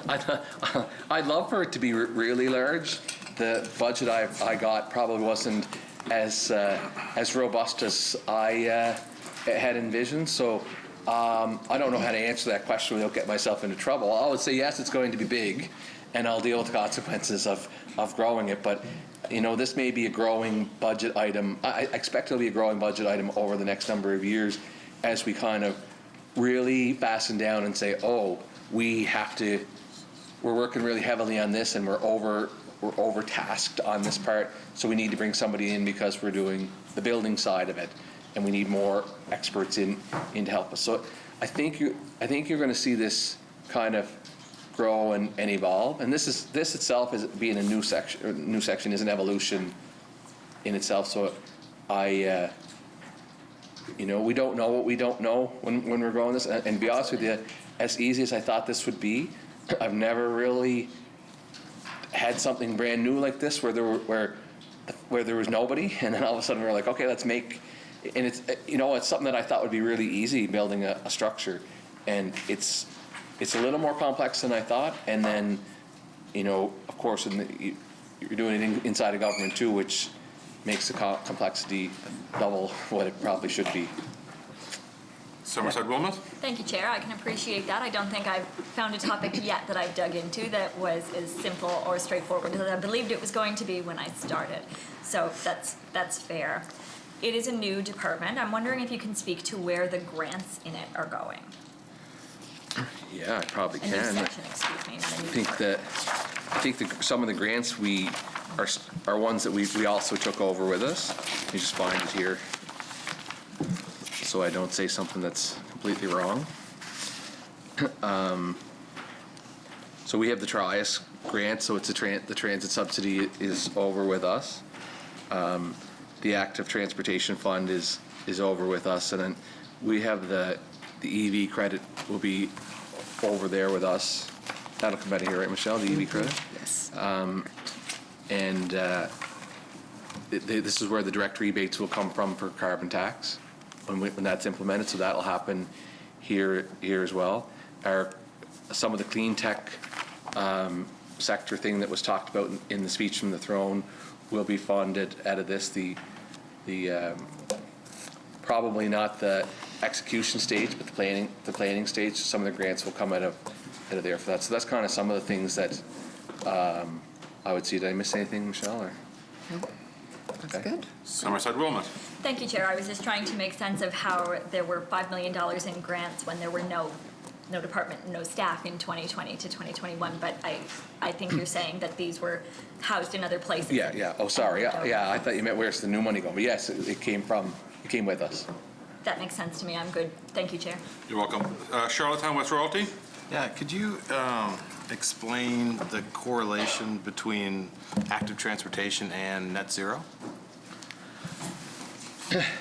Yeah, well, for where you live, for example, we would hope that by working in a partnership with Charlottetown and other interested groups who want to build active transportation, that we can encourage people to walk or take their bicycle to work, thus reducing the carbon emissions required to move around. We've done it in the rural parts too, and mostly through the Department of Transportation, where they've widened the roads, and it's, in some cases we're going to be able to encourage people to travel to work, but obviously for me, I'm a 45-minute bike ride to this, or not bike ride, sorry, car ride to this building. So I couldn't even guess how long it would take me on a bike. I'd have to leave the day before. It'd be like the old days. I'd have to come in for the whole week because I just wouldn't be able to go home. So it's not going to be pure. So it's not as pure as we make it sound, a pure active transportation, because in some of the places we're using it, but we're trying to switch people away, start building that bike culture as well. It's going to be easier in Cornwall, Charlottetown, Stratford, because they're interconnected and close enough that you can do it. It's going to be harder in the further reaches, particularly for the people who come to work in the centers. But I think that I've seen it in Germany where they have vast active transportation systems. People use them, and they use them to commute to work, and they come from a far distance out. So I might not live to see it, but that's the vision. Somerset or Charlottetown West Royalty? The salaries in here, so the active transportation trail is under net zero. The salaries in here, are those going to be, is Derek Ellis going to manage this, or is this, is the staff still with transportation? The staff is still, the staff is partly with transportation, and we have staff now coming online, but we also have a group that's made up of health and wellness. They have Francois Caron is representative on it. They have a representation, I believe, from tourism on it, representation. So I think there's several people from all different departments who feed into it, and they're kind of the steering committee for it. So they make the decisions. The staff part of it is kind of just the execution where we make the money move. So we kind of need to have administrative capabilities in it, and we will be planning on doing that out of the department. Charlottetown West Royalty? So as an MLA, I've been really actively pursuing for a number of years West Royalty Transportation Trail, even before the active transportation trail was there. Yep. So we have $1.8 million in the budget. How is that money allocated equitably throughout the province? That's a good question. It's probably not allocated in a fair manner, and it's for a number of reasons. When we deal with Summerside and Charlottetown and Cornwall and Stratford, they have bigger populations, bigger budgets, and they have plans like point A to point B plans. I know one of the ones we're working on, the city of Charlottetown, is the ring road or the perimeter highway. Over the number of years, they plan to build that as a separated path, and it made it as far to that new intersection. But I think this year they're gonna bring it further. So we would fund them into the millions. Where, I think we had a project in Northport where it was $25,000. So the ask isn't as big sometimes. So it's harder to find an equitable way to distribute it. But if we're looking at true active transportation for true purposes, then we kind of have to weight it heavier to the cities anyway. Charlottetown West Royalty? There's a lot of federal government funding coming out for both bus and for this as a result of COVID. Who's taken the lead provincially on that? Is it transportation, or is it through this section? Transportation will take on the transportation of the bus, the transit part of it. Charlottetown West Royalty? Have you or this fund, have you applied for the other funding, the $80-20 from the federal government that was announced a little while ago for various projects? But how much of that's going towards active transportation, or if there's any projects? Well, so the fund that Catherine McKenna talked about specifically for active transportation, it would fall under the Department of Transportation because that's where that relationship is. So when I had initially checked, I know the announcement was during this House because I paid close attention to it because I have a good relationship with Catherine McKenna, and we're on the same page with a lot of the initiatives we would have very similar interests and goals in accomplishing. So I was excited to see that, and I immediately asked the Minister of Transportation, how can we tap into that? And I think at the time there wasn't any, they didn't have the parameters for what it would look like yet. So I don't know what the answer is, and I haven't really checked back, but my understanding was it was the community themselves could apply directly to Ottawa for that money. Charlottetown West Royalty? I'm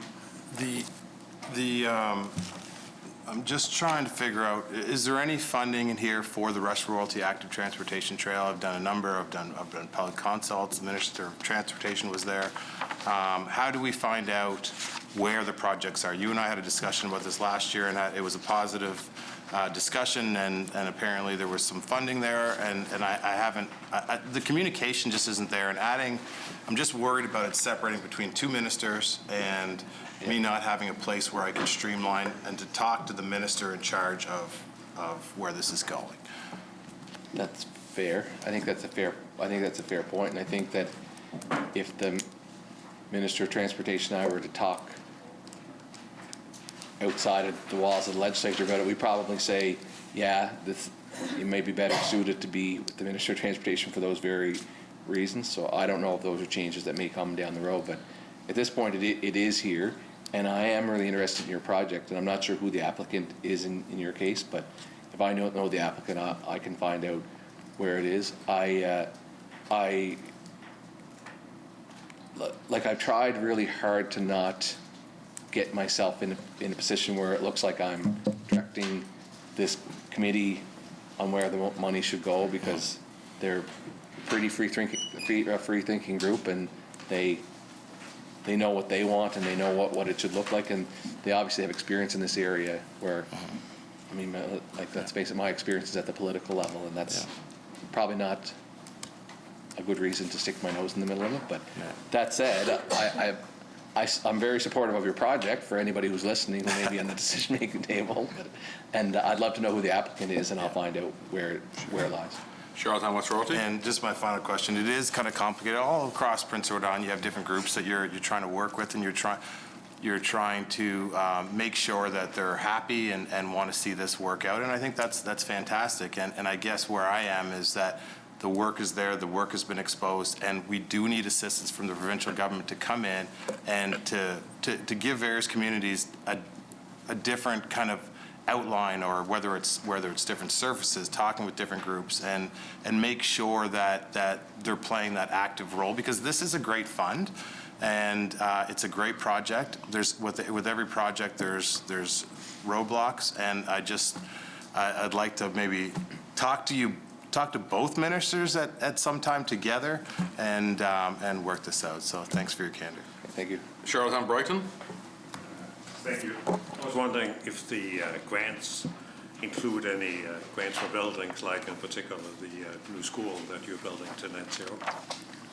Or is that financed elsewhere? That would be all at a capital, 100% at a capital. Charlottetown Brighton. So, as of yet, I know government is working on green mortgages and other department, which sounds great, but are you working on a financing scheme for the net zero part of the government building, or is it all coming out of? Well, yes and no. So yeah, in some cases we'll do it straight through capital. I think we have to show a little bit of leadership on the file, particularly where it comes to refitting of buildings. So we're kind of in the early stages of looking at some buildings and saying we will find funding to bring them up to, as close to the efficiency level of net zero as we can, knowing that we probably can't get them that far, or we can put extra collectors on them and claim we did it. But we're looking at what we can do to bring those buildings up and what it costs us comparatively to your either square footage or your building, your electrical costs, or whatever we need to compare them, and then start looking at a plan, and then that plan may evolve into being capital. So we may ask the Department of Education, for example, who has 67 schools, to look at a plan for X number of schools per year to bring them up to this level that we first have to prove we can do. So I think there's a combination when some of these things, and it's not that everywhere else in the world is doing it, it's not that we can't do it, but we're almost piloting on our buildings for both the private sector to show that we're putting our money where our mouths are and we're doing it too, and for the public sector, so we can say to the other departments, look, this is how it's done, and this is what the cost is, and this is what the cost savings will be. Charlottetown Brighton. Okay, that sounds very good. Thank you. Charlotte Section Carey. Total sustainability, $20,442,000. Shall it carry? Energy and efficiency, appropriations provided for development and implementation of energy initiatives and for the operation of efficiency PEI, which provides islanders with information, advice, and financial assistance to reduce energy consumption. Administration, $122,000. Equipment, $115,600. Material supplies and services, $783,600. Professional services, $672,700. Salaries, $1,650,800. Travel and training, $67,200. Grants, $19,260,400. Total energy and efficiency, $22,672,300. Minister, I have a question. Sure. So, up to last year, working in, I guess, when someone made an application to home renovation, they could check off that they could send the application on to Efficiency PEI, and they may be eligible for other grants to do home repair, like windows, doors, insulation, or what have you, right? So I understand that there's changes being made. So can you tell us where that is right now? So if I have individuals who are looking to apply for the home renovation grant, but they also want to apply for the energy efficient or Efficiency PEI, or through Efficiency PEI, sorry, what is the status? That's a good question. So this is a complicated piece because it's crosses two departments, and as simple as that should be, it's very complicated in government for them to mesh together. So what we're looking at doing, and we're in midstream of doing this, is for our programs, we are going to create a new system where you can go to your local access site. So you'll be able to go to Tignish 2 days a week and put your application forward there, so you won't have to go to Summerside or Charlottetown to deal with efficiency. And I mean, hopefully we'll get to the point where those other programs you speak of are also there, so it's like a one-stop shop. So I think that, you know, I can't speak for other departments and their intentions, but I think everybody collectively wants to make this easier for people and give them an easier access to it. So it's kind of in limbo, but we're going to bring it back out and we're going to put it in your community instead. Because it was a great program, and it was great, and I thought it worked fine. Because, you know, if you checked off that they could forward home renovation, or the Department of Social Development Housing could send it off to your department, then they would send them in for whether an efficiency audit on their home, and again, more monies could be provided to help, you know, low income maintain and stay in their home a little bit longer. And so I'm getting many questions about it. Yeah. So I'm going to ask you, going to try to tighten up the timeline a little bit. Do you know when that program may be available? Well, I'll tell you more specifically then to your question. I'll give you more specifics to the answer. So we, in the past, they forwarded on, and we fulfilled. The problem that we ran into last year is I think we had $2 million in the budget and we had $10 million worth of asks. Yeah. So then we were kind of left with, we were like in an uh-oh situation. So if there's $10 million worth of need, then yeah, we have to be there, but we didn't have the dollars to support it. Not that we couldn't go for a special warrant to fulfill it, but we have to look and say, what are we doing with our programs? Can we do this better? Is there other sources of funding, which I believe that there are. So I'd like to say that we'll be bringing it back online later this year when we get some of our negotiations with Ottawa done in our low carbon economy fund and our carbon tax situation. So that said, if people are, if people feel like they're in limbo, then I think we have to find a way to deal with them. I just don't know how at this point. It's money. It's all it is money.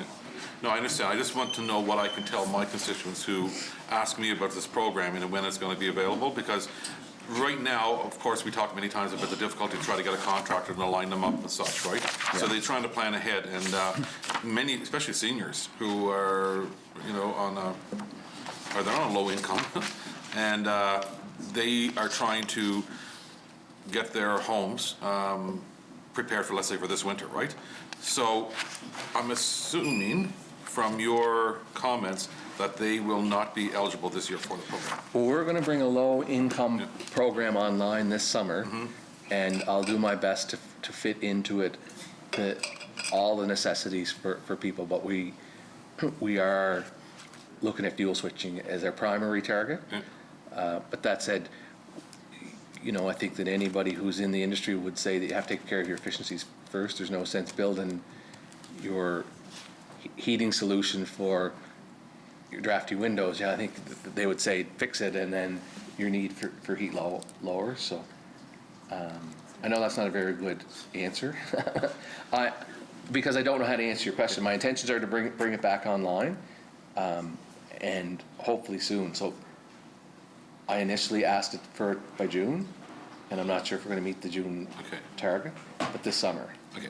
And just for clarity, it will be a separate application which would have nothing to do with the home renovation program or any programs that are presently under the Department of Social Development and Housing. Right.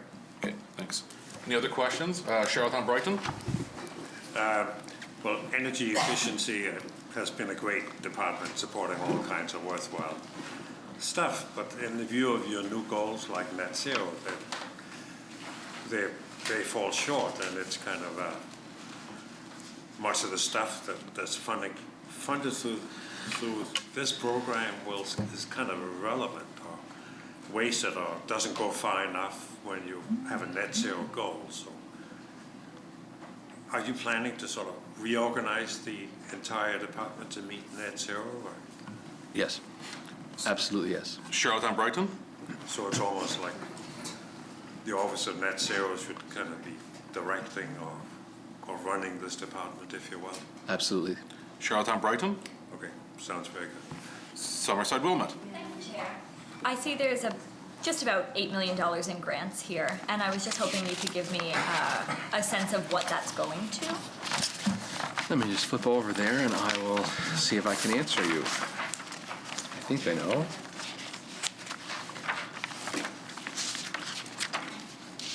So those are just our regular. That's just our regular grants. Efficiency grants. Yeah, those are just our regular grants that we would offer through efficiency, like our insulation rebates, our energy savings, our winter warming programs, or our any of the residential stuff we do, the solar program, the heat pump program. So it's just all of our program dollars. Summerside Wilmot? Thank you, Chair. Is that funded through the Low Carbon Economy Fund, or what? I guess I should ask, what is the source of funding for that instead of guessing? Is it in total or in part? In part. Yeah, in part by the Low Carbon Economy Fund. That said, I've mentioned numerous times that we are lining up our discussion with the federal minister to talk about the Low Carbon Economy Fund. And my view, as being one of the leading provinces in the attack of this, and we're not fighting with Ottawa over this. We believe that we need to make these changes, and we're coming into it quite willingly. I believe we're in a good position to be saying, hey, this is a model province, and we could start doing some modeling for the rest of Canada here. So hopefully those discussions go well. Summerside Wilmot. Thank you, Chair. Yeah, I look forward to hearing the outcomes of those discussions, Minister. A lot of these programs that are listed here, if they are indeed the regular ones, as your stranger has indicated, they're really well received, and the public is certainly appreciative of them. I'm wondering about the criteria on some of them, particularly the retrofitting sort of programs where you have to have been in your home for 6 months before you're eligible. Is there an advantage to discouraging new homeowners from installing energy efficient options from the beginning? Oh, I'll have to find out.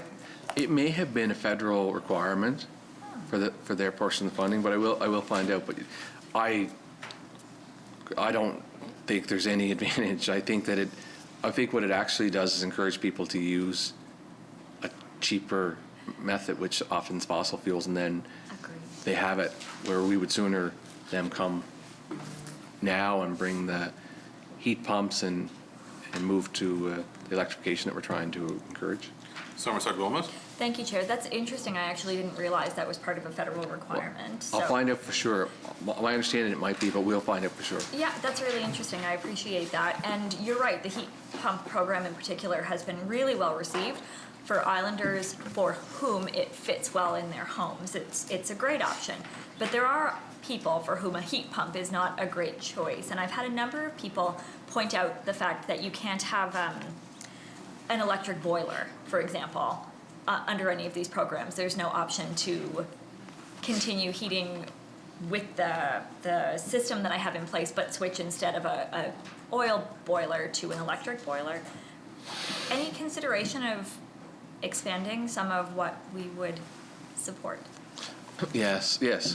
So we have, in some of the changes that we're working through, we have a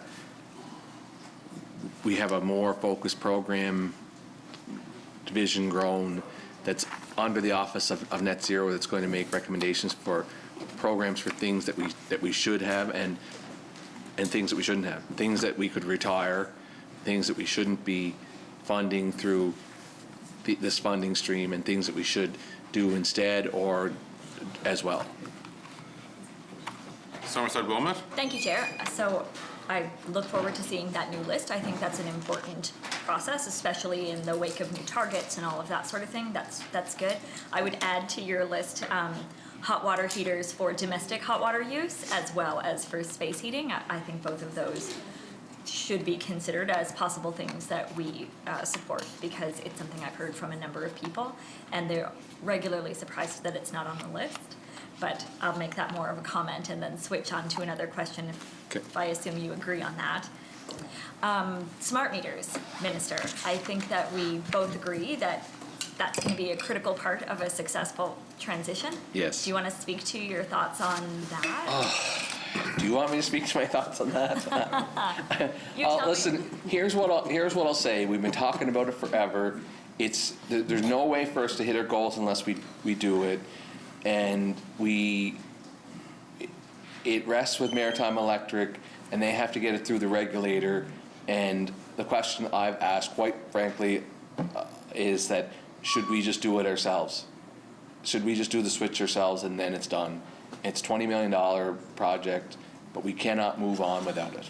And it's as simple as that. So it's very, very important. And if you haven't noticed, I'm frustrated, because I've made a big commitment here, and I can't wait for 2 years of IRAC hearings and then a date set 3 years out. I can't wait 5 years for this. We've set a goal we have 9.5 years to meet now, and if we don't start moving our feet on this, we can't do anything. And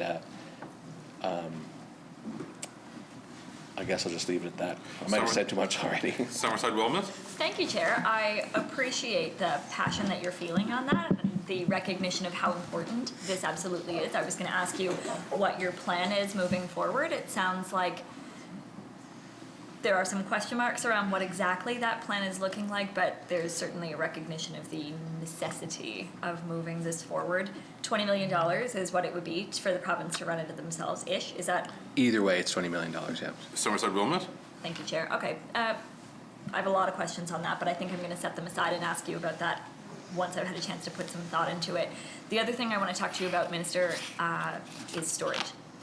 We both know that we cannot do this without recognizing the intermittency of renewables without storage, right? So that's got to be a part of this.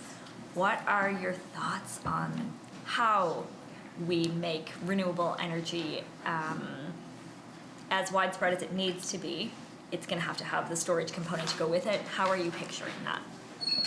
That's a great question. So I sit on the national group for energy that's led by Minister O'Regan, and I have actually call with him, a one-on-one with him tomorrow afternoon to talk about some of these things. But on that call, the hydrogen is the big conversation, the hydrogen storage, and so the federal government is putting a lot of money into the research. And I mean, as you know, these are expensive things to research that it's really tough for us to take on the scale that we're talking alone. But I think we have some smart people out here in the province that are kind of kicking tires and doing stuff, and it's part of that green tech cluster that's been talked about, is that can we harness them, can we get them together, can we bring them to one spot, and then can we help them bring the ideas that they have into the light, and then we may need federal help to bring it along further. But the conversation is hydrogen, and we have some people in the province that have some capabilities in that area. And in hydrogen? Sorry. Yep. Do we? Yeah, we do, and Aspen Camp. But we're looking at, can we do a pilot, even a small pilot, to show what we can do with solar collectors or with our wind to store it into hydrogen and then do something else with it that is positive for us. So it's, you should come in and talk someday with Dean. Somerset Wilmot? Thank you, Chair. I absolutely will. That's really interesting. Yeah. I didn't know that. That's an exciting answer, not one I was expecting. I was going to ask you about vehicle to grid and how comfortable you are with the idea of doing a small pilot project on vehicle to grid. There's been a fair bit of research. One of the groups that presented to the Special Committee on Climate Change was a gentleman by the name of Willett Kempton, if my memory serves me correctly. And if I've gotten it wrong, I apologize to him right now. But they have done quite a bit of research on this in demonstrating small test pilots that allow a small amount of energy to be taken from batteries, as I'm sure you're already aware, as a way of stabilizing the grid. And I'm curious if government would have any interest in seeing, for example, government vehicles or buses used to test vehicle to grid and see what it has to offer PEI. So anybody who comes to me with a proposal will get my full attention. Somerset Wilmot. Thank you, Chair. I don't think I have any additional questions on this section, but I will say, Minister, I've enjoyed this conversation. Thank you. Too. Charlottetown Brighton. Thank you, Chair. I think we've spoken about before, and that's the other possibility, macro matching the intermittency of solar and wind with Ontario Hydro or Quebec Hydro or whatever. Yeah. What ongoing talks is happening with that, and what's the plan? So the Atlantic Premiers, and the Premier could probably speak to it better than I could, but the Atlantic Premiers have had it on their agenda for quite some time, the Atlantic Loop, as they call it. So as you know, places like Nova Scotia are tackling their issues kind of like we are, and they have a lot more coal-fired electric plants, so they need access to these renewables in a heavy way. So the Atlantic Loop, with the partnership with the federal government, will hopefully solve some of that Quebec Hydro, and I think that we have to figure out how we can best benefit from it.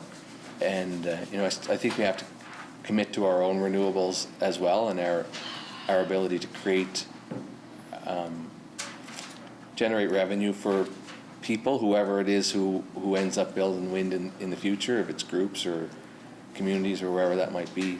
But I think we have to look at the Atlantic Loop and say, could that immediately solve Atlantic Canada's carbon problem in their energy grid? I think it will, if we can get it done. Charlottetown Brighton.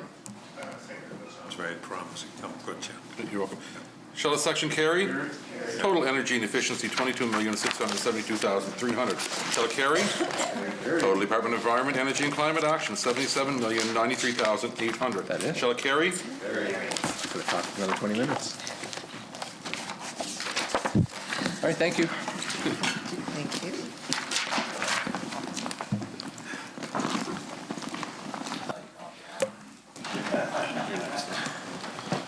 It's like mic drop. Make sure.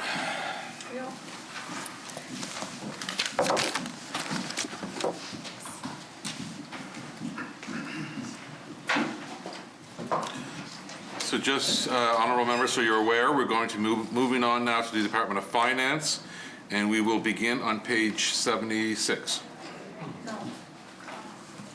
What are we, pardon me? Oh, we're going to Public Service Commission first? Yeah. My mistake. I had it wrong on my list. So page 149. 150? Close enough, I guess. 149, 150, let's get there. Page 150.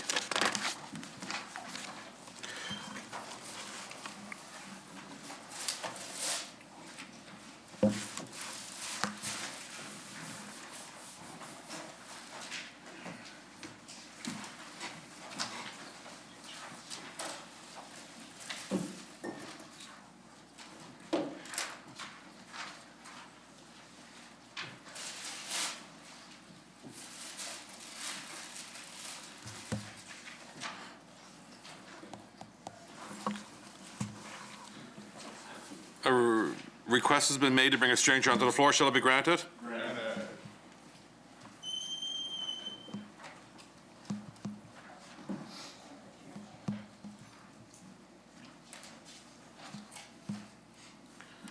And again, honourable members, we're on page 150, the PEI Public Service Commission.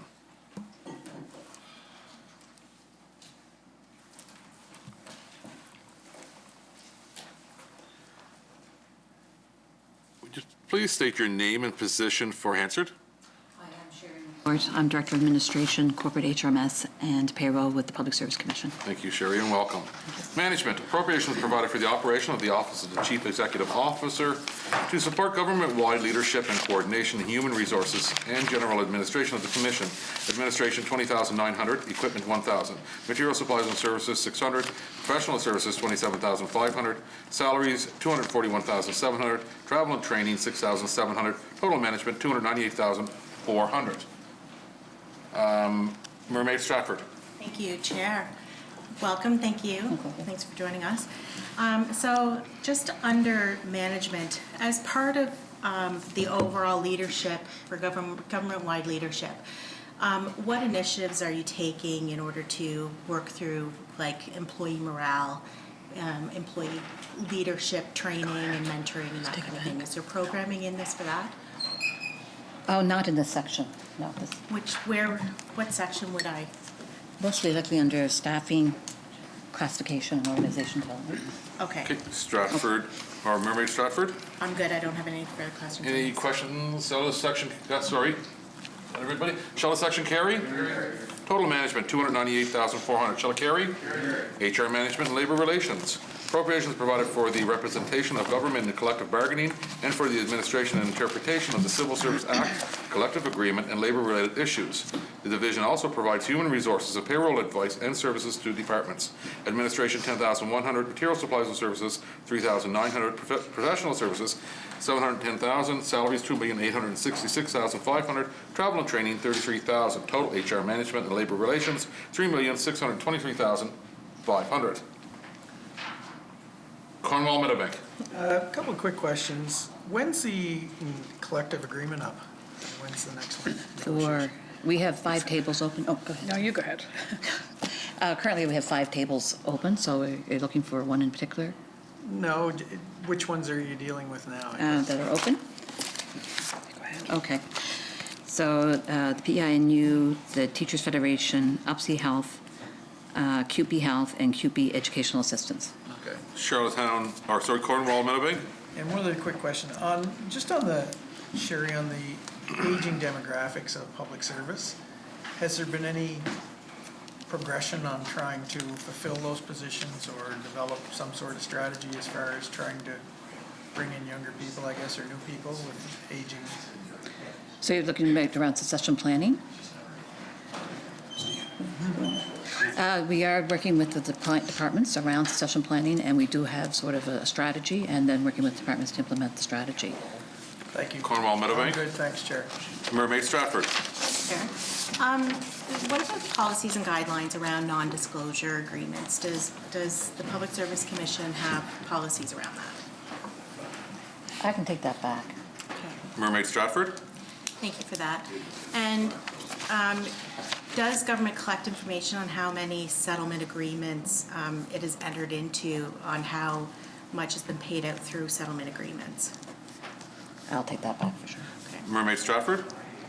Last year during budgets, we talked about name-blind hiring. So has there been any jurisdictional scans done on that, or has there been any progress or anything worked on? Not with our section, no, but I can take that back and get you it. Mermaid Stratford. Okay. But this is the public sector as a whole, right, and how you do the hiring process. And we've talked a lot about diversity in here. We've talked a lot about, hiring young people and that kind of thing. And has there been any steps that have, that the Public Service Commission has looked at in order to improve processes or ways to build diversity within the Public Service Commission for public service? I think our system's based on merit, And when we go through the hiring process, when the applications come in, we look at just their job, their work experience, and their educational requirements, and then they're automatically invited for an interview. And we work in a unionized environment, so we do follow and honor the collective agreements, but we haven't specifically looked at diversity in that. But we have a lot of training happening now with diversity, and through the staff, and they've had unconscious bias training and different things like that we're bringing in to help them. Mermaid Stratford? Thanks, Chair. And that's important, but what's also important is to have diversity within senior leadership. So having a promotion path in order to mentor people to move up through the Public Service Commission. Because when you have people in leadership position, that changes policies, right? Especially if that is life experience, and so that's a huge step, and that's really important in order to make systemic change within the organization. So that's kind of the side of that I'm wondering, like that mentorship or the leadership programs, where we can look at having people of more diverse cultures work their way up through, so that they are working in a leadership position. Because I think when you look at leadership today within the Public Service Commission, it's not a very diverse place. And you kind of have to see yourself there in order to realize that there's a path to get there. So that's the side that I'm looking for. Sure. So we do walk a very fine line there, because we are under collective agreements. Decisions are made within that collective agreement, and you talk about seniority and who has seniority, and it's really hard to divert away from that when you're looking at who gets promoted. I mean, and that's not something that we decide, but it's very, very evident that there are a number of things looked at, and that's included. But we are working across all departments to ensure that diversity and inclusion are definitely part of the lens that all hiring is done through. And depending on the department, we have a huge, very diverse group in ITSS. And, so depending on what the department is, but it is very difficult for government to say, well, we're going to mentor this person to go up through the ranks when you are working through a collective agreement. Mermaid Stratford? Yeah. So, and another area that I've been talking to individuals about, so for instance with their training, so if they don't have a particular degree, yet they've spent a lot of time on personal development and taken leadership programs and that kind of thing, yet if they're not that specific degree or that specific, like when you look at the allied health workers, for instance, if you're an occupational therapist versus an RN, you're very limited in that promotion path, because you have that education criteria. However, you could have had tons of other certifications and program and personal development in order to go through a leadership path, right? So there's also a challenge there, and how do we balance that? Because that's also important, because you want to encourage people to do personal development, because that's what makes you happy, right? Like not working in the same job for 24 years and not seeing yourself being able to work your way through a progressive path towards promotion and leadership. It's definitely all part and parcel of what we look at. I know even with the Liquor Commission, the people that have been there as callbacks and, want to get, a permanent position.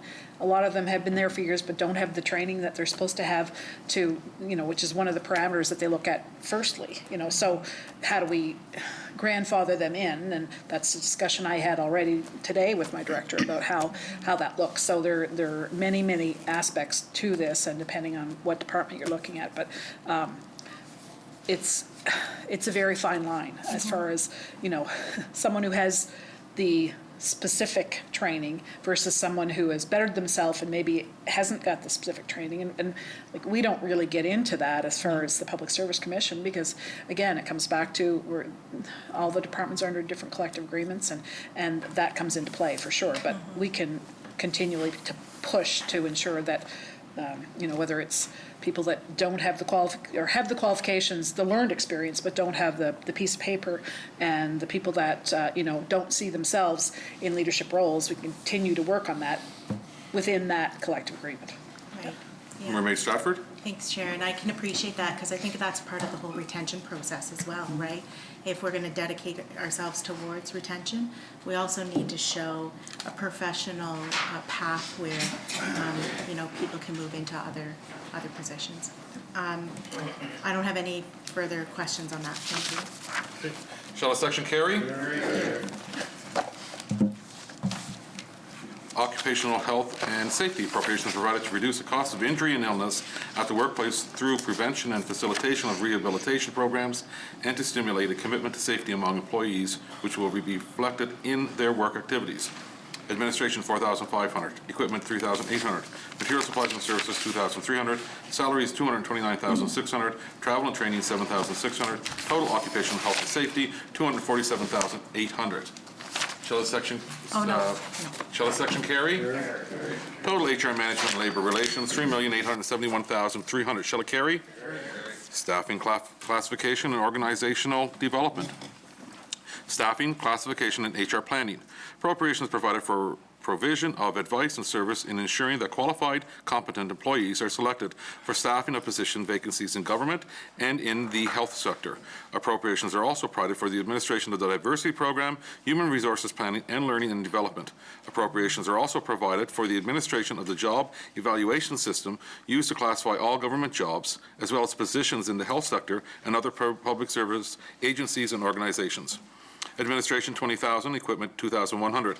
Material supplies and services, $14,000. Salaries, $2,263,900. Travel and training, $212,900. Total staffing, classification, and HR planning, $2,512,900. Mermaid Stratford. Thanks, Chair. And so in this section, this is where the diversity program is. Is that the training program, or is that something different? The diversity consultant sits within this section, and the diversity inclusion strategy is within this section, and under this responsibility. Mermaid Stratford. And so, but there's an appropriation for diversity program. So can you explain that a little for me? Just look it up. Yeah.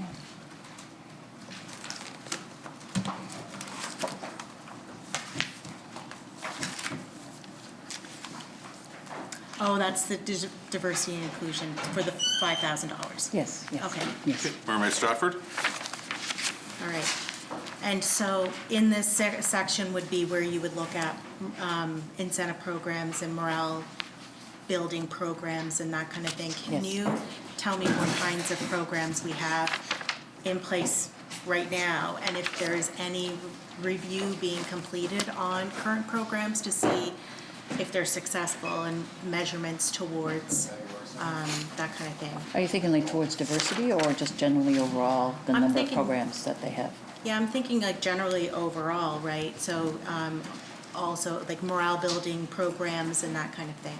And we can bring the list back. There's an extensive list, and it's posted on the website, but we'll definitely bring that back for you. So that you can see. Great, that's good. Mermaid Thank you, Stratford. Chair, I'm good, thanks. Shall the section carry? Carry. Oh, sorry, O'Leary and Vanessa, I do have you on my list. I'm sorry. Yeah.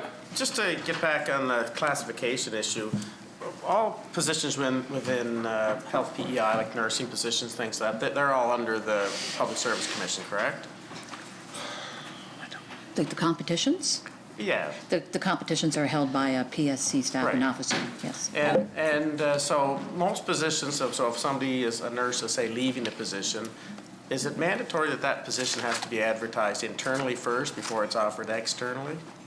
My I think thinking is it is. they follow the rules of the collective agreements, so they dictate how those positions will be advertised.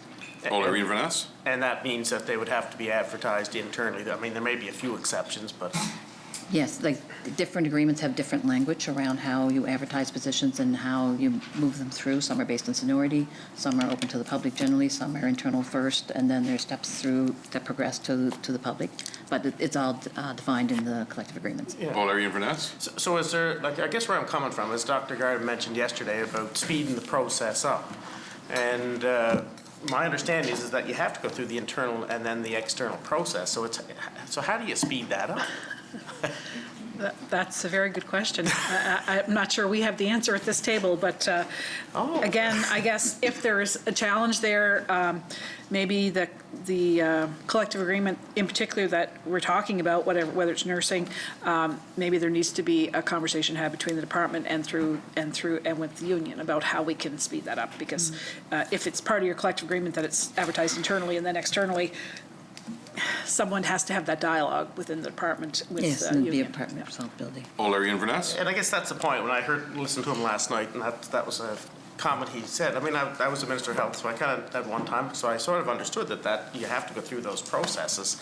And it's very hard to speed that up much more than that. And now, my understanding is, though, for physicians, that's not the case.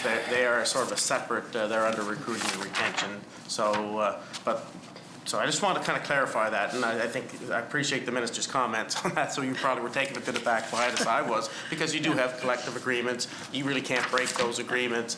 It would have to be something that would be negotiated. And my guess would be that I don't think the unions will be that supportive of, they may be able to speed it up by a few days or something, but I doubt that that's going to be very changeable. So that's why I just want to say sometimes we do things maybe a little different in PEI, and we have to respect that.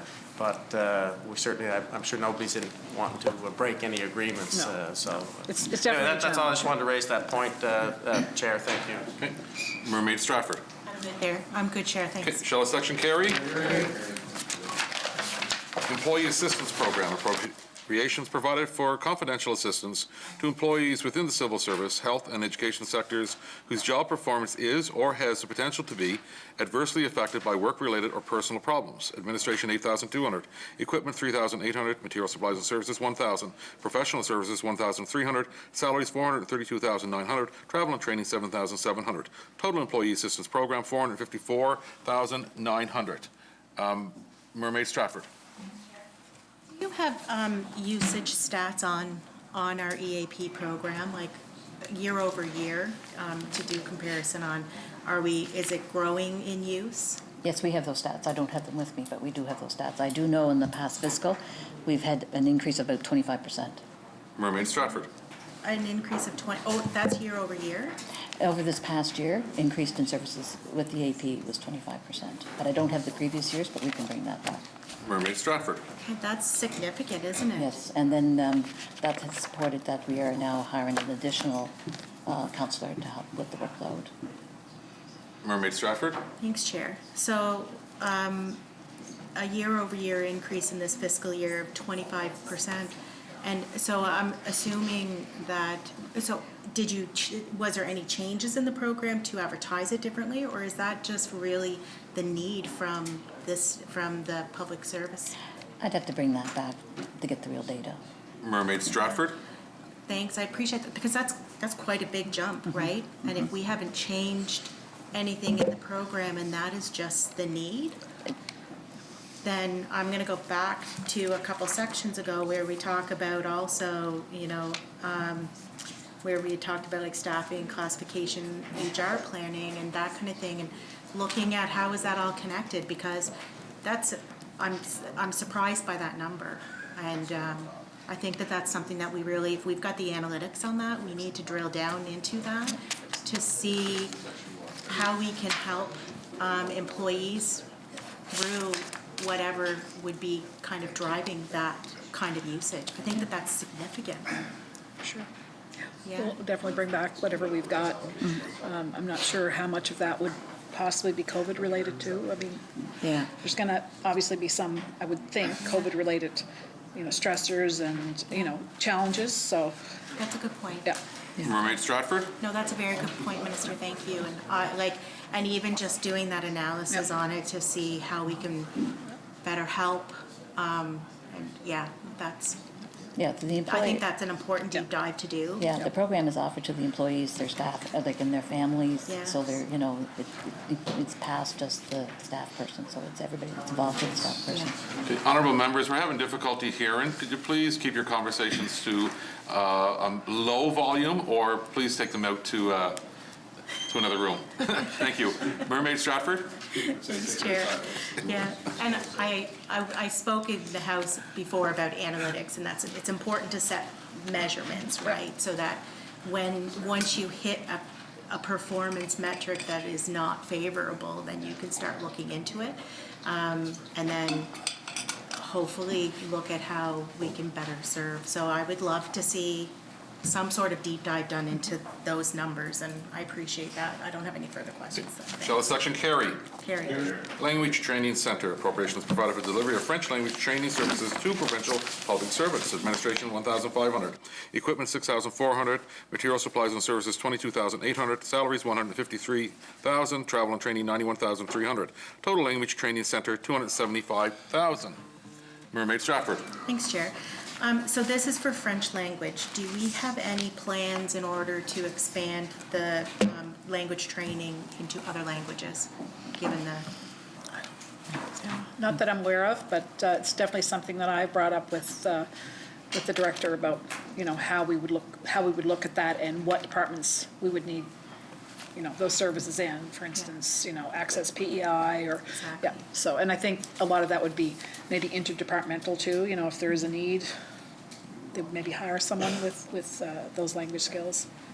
Again, I'm not sure, but we can find out. Mermaid Stratford. Thanks, Chair. I would agree, even possibly in future, like a section in here where to include additional languages, so that we have those training programs in place if somebody requires it or somebody wants to do that personal development, right, and build that skill set. I'm great, thanks, Chair. Thank you. You're welcome. Shall a section carry? Total staffing, classification, and organizational development, $3,242,800. Shall it carry?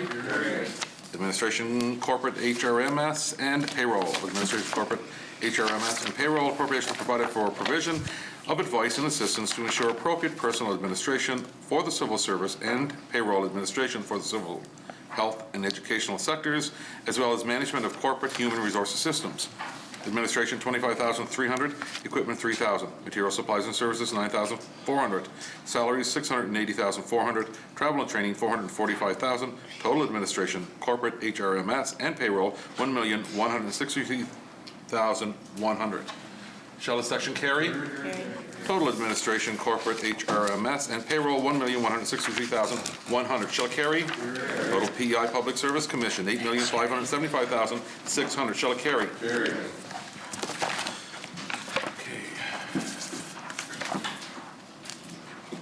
Going to finance? Okay.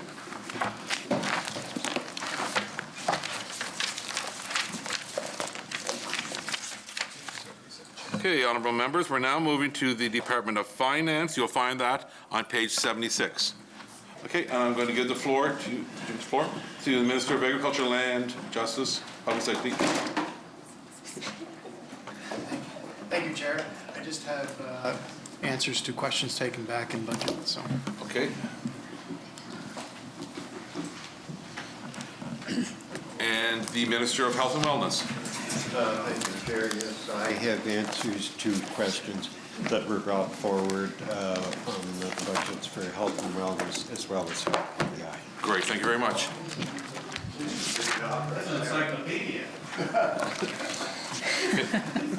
A request has been made to bring a stranger onto the floor. Shall it be granted?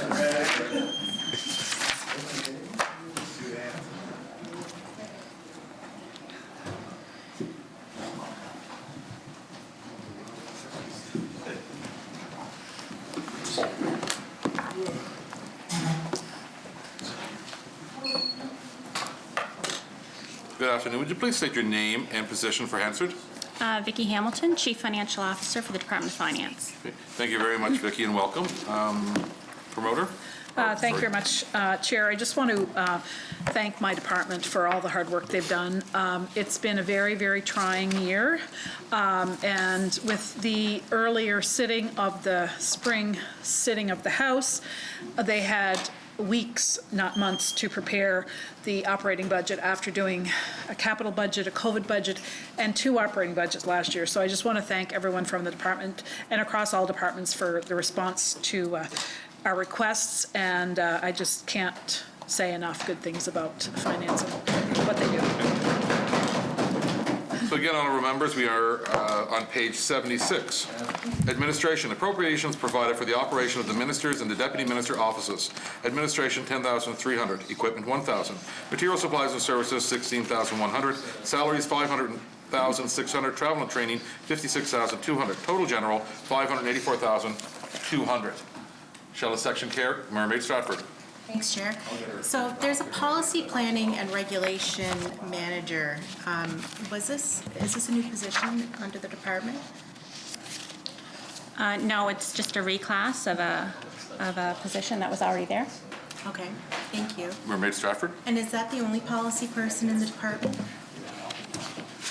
We have policy people embedded within ITSS, for example, that would work on ITSS-specific policies, but for the department as a whole, that is the only policy position.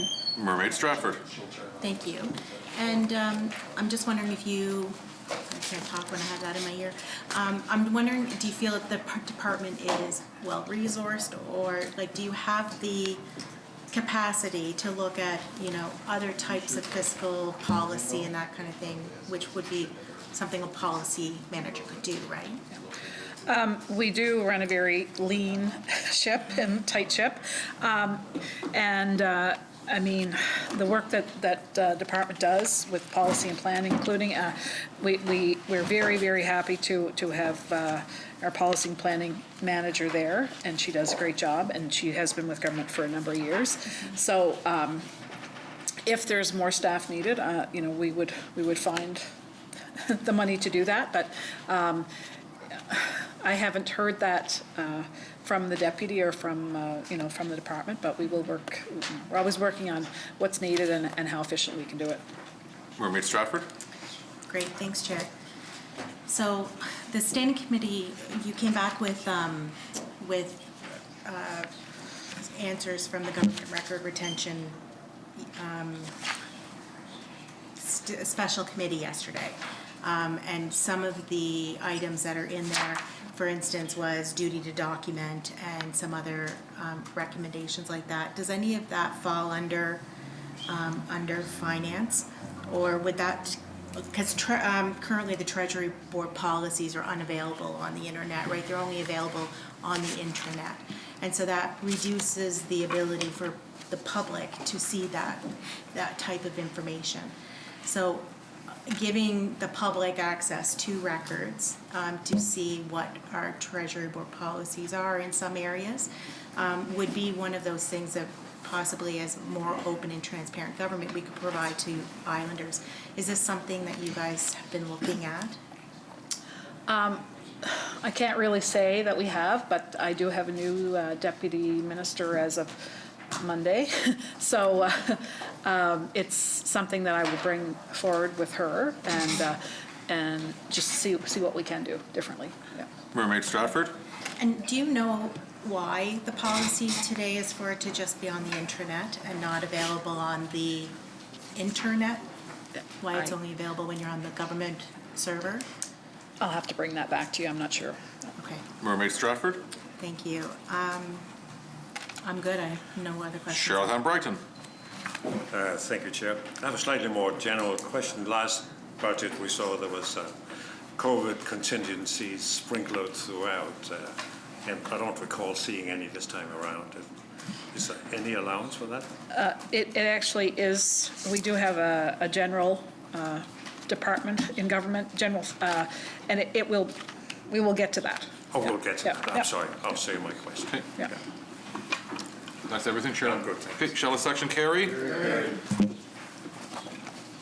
Debt and investment management. Appropriations provided to manage the provincial debt, sinking fund, treasury, operations, and pension fund assets. Administration, $7,400. Equipment, $4,000. Material supplies and services, $6,000. Professional services, $104,300. Salaries, $384,100. Travel and training, $15,600. Total debt and investment management, $521,400. Mermaid Stratford. Thanks, Chair. So we've asked about, in this section before, divestment from energy and gas. I think last year we were at 2.6%. Is that still where we're at, or that's off the top of my head if I remember that right? No, it's lower than that now. I have it somewhere here, but Oh, right, the next page. It's at 1.5% now, and that's in the master trust. Mermaid Stratford? That's great. So part of that would be working with the pension groups as well in their investments. Is there communication going on between the two in order to look at how, if we fully divest for interest, for example, and the two impact, is there communication there? Yes, is the short answer. And, we will continue to look at, a lot of them, the investments would be like through a mutual fund or, a complex portfolio. So, as I've said earlier, oil and gas is not the best place to be investing right now, but there are a number of oil and gas companies and fossil fuel companies that are spending a lot of money on green technology as well. So, it's a mixed bag. We want to make sure that we're doing the right thing, but any of the successful fossil fuel companies realize that the future is going to be different, and they are investing a lot of money in that. So, Mermaid Stratford? That it's time to pivot, right? Absolutely, yeah. And so, do we have a policy using, so ESG, it's the environmental, social, governance considerations. Do we have a policy or like a anticipated percentage of our investments that we hope to reach in that area, in that type of investment? I don't think we have a target per se, but we realize the importance of being responsible and, responsive to the investments that we have. And, we'll continue to do that, regardless of what it is. And sometimes, I would say more of an anecdotal statement, but a lot of times you don't know until you know, right? Yeah. Because companies maybe are not as environmentally friendly or sustainable or, human rights oriented as we'd like. And so I think it's an ongoing study. Mermaid Stratford? Thank you. That's all I have. Okay, shall the section carry? Carried. Pensions and benefits appropriations provided for the administration of pension benefit programs, which include advising employees on a variety of programs, informing government of the financial direction of these programs, and overseeing the cost and delivery of employee benefit programs. Administration, $10,200. Equipment, $4,000. Material, supplies, and services, $9,600. Salaries, $1,448,500. Travel and training, $10,700. Total pensions and benefits, $1,483,000. Shall the section carry? Total. Quick question on that. Mermaid Stratford. Thanks, Chair. So there's a statement of investment policies and procedures, I think, produced by Executive Council every year. Am I accurate in that? For pension plans sponsored by the province. I'm just wondering what's included in these investment policies and procedures. I'll have to bring it back. I don't have that in front of me. This is more the, financial aspect of. Yeah. Mermaid Stratford. Yeah, if you could bring, table a copy of that, that would be great. And then does the department have any data on how our pension plans have weathered throughout COVID? Do you have that, Vicki? That's in the employee benefits section. The latest information I have is just from last year's audited financial statements at March 31st, 2020. Okay. Mermaid Stratford. So it's, I guess, coming soon, at that point. Okay, thank you. I'm good, Chair. Okay, this section's already carried, so total administration, $2,588,600. Shall it carry? Carry. Economics, statistics, and federal fiscal relations. Appropriations provided for policy advice on federal fiscal matters, including major transfers and tax issues, economic analysis, and statistics. This division includes grants for income and sales tax credits and rebates. Administration, $163,400. Equipment, $1,700. Material, supplies, and services, $2,400. Professional services, $115,000. Salaries, $558,900. Travel and training, $22,000. Grants, $8,560,500. Total economic, statistics, and federal fiscal relations, $9,423,900. Mermaid Stratford. Thanks, Chair. So does this section of the department provide advice exclusive on federal fiscal matters or provincial fiscal matters too?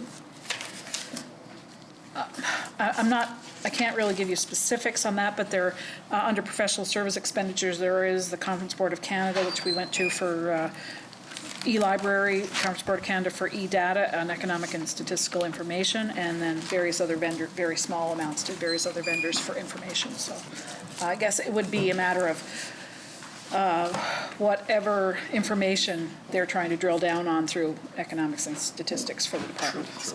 Okay. Mermaid Stratford? Thanks, Chair. So what kind of research and analysis is conducted when the department is making changes to the tax regime? So what kind of, I guess, jurisdictional scan and research is completed? Again, I can't be specific on that, but again, I would assume jurisdictional scans and what other provinces are doing across the country, but we can get a more detailed answer for you. Mermaid Stratford? So, I mean, for instance, if you're doing the basic personal amount, how do you process that analysis? How do you go through that analysis in order to determine if that's something that we should do?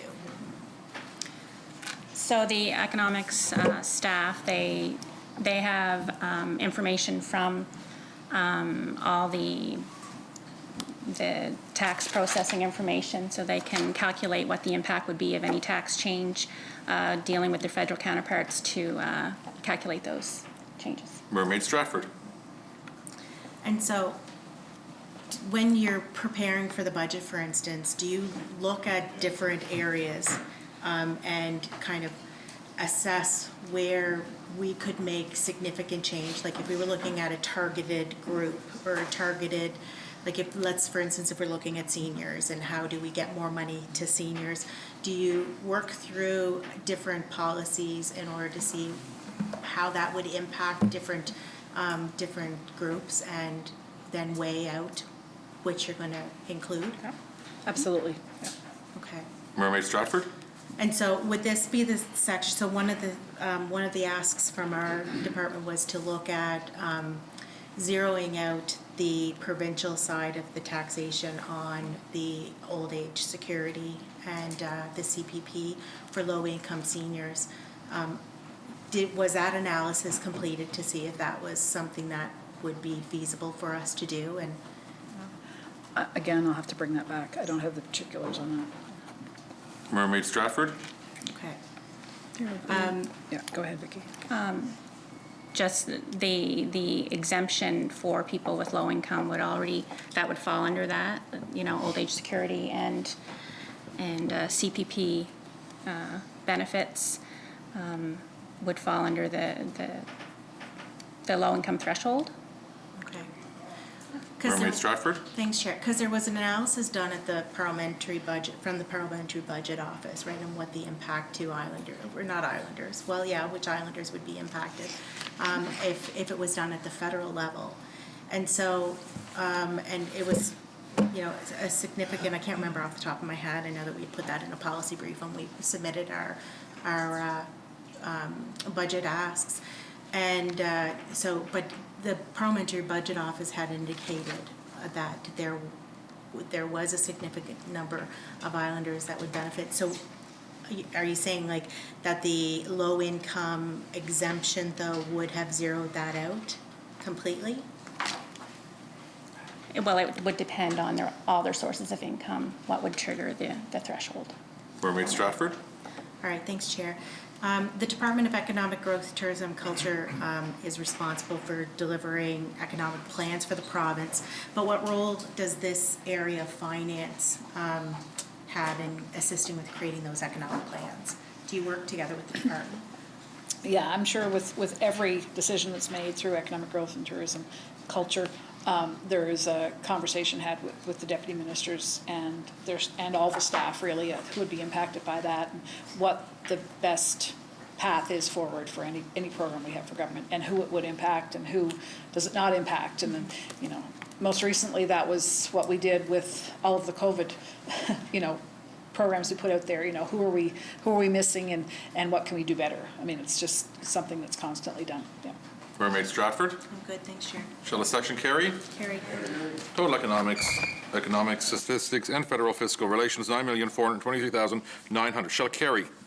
Office of the Comptroller, Financial Information System Accounting and Procurement, appropriations provided for the Comptroller's services to government, which include maintenance of the province's accounts, preparation of the public accounts, auditing and monitoring of the related revenues and expenditures, and operating policy over the provincial financial information system. Appropriations are also provided for the procurement of goods on behalf of departments and agencies. Administration, $23,400. Equipment, $5,700.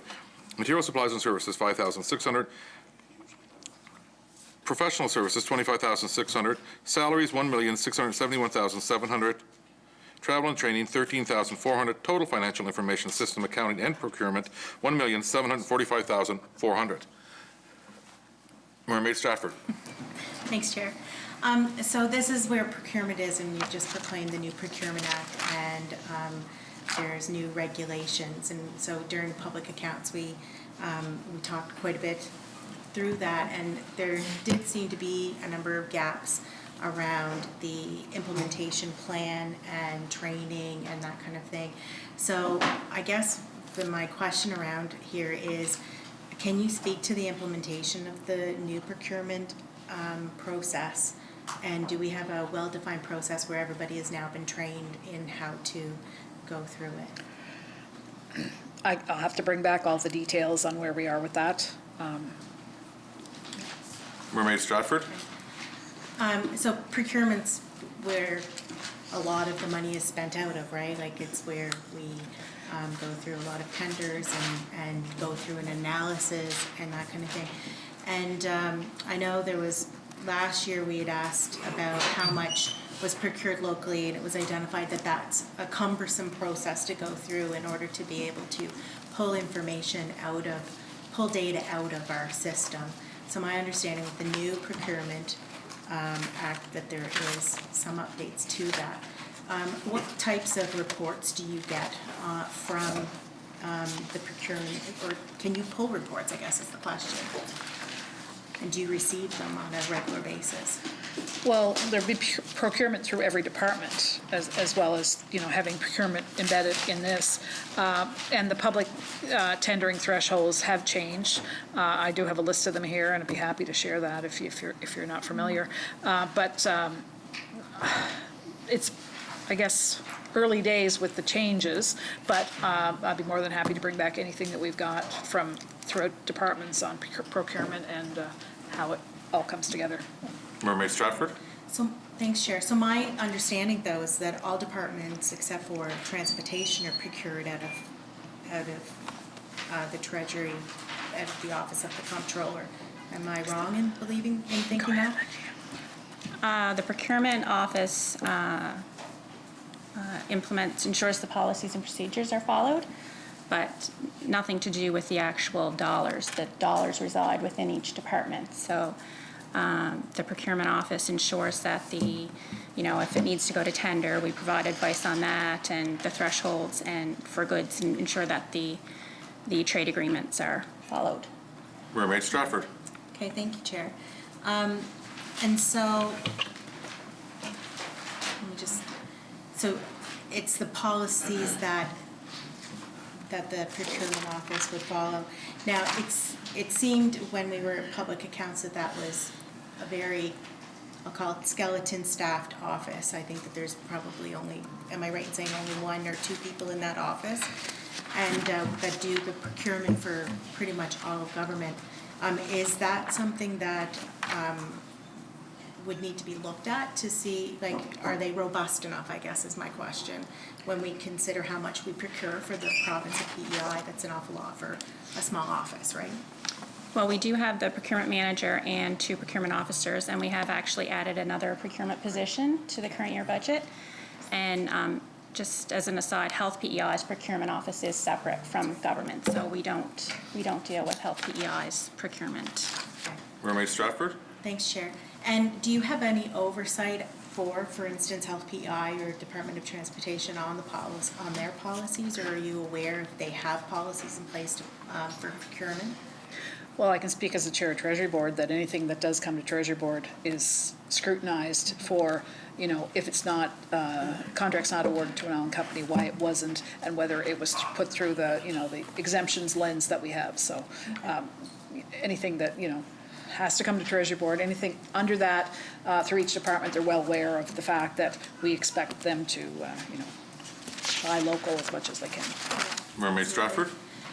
Thanks for that. And then the only other question I have for this on procurement is there consideration, or have you looked at other jurisdictions? Because my understanding is that we only put out who won the RFP or the tender, whereas other jurisdictions would say who were in the top 3, so that there's a more transparent process in that. Have you looked at changing your processes or done a jurisdictional scan to see what other areas are doing?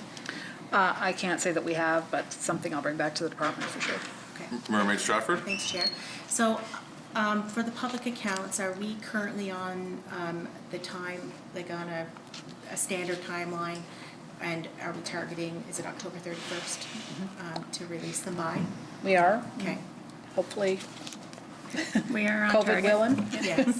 So far all on track, is that? Okay, great. Okay, Mermaid Stratford? And then I'm just wondering if you can speak to the auditing and monitoring of government revenues and expenditures. So I talked about this a little bit, about internal audits, and it's not something that we do, but there are other areas or jurisdictions that do it. So currently it looks like our Auditor General is the only checkpoint there. So how are we looking at internal audits? We've actually also added an internal auditor position to this section.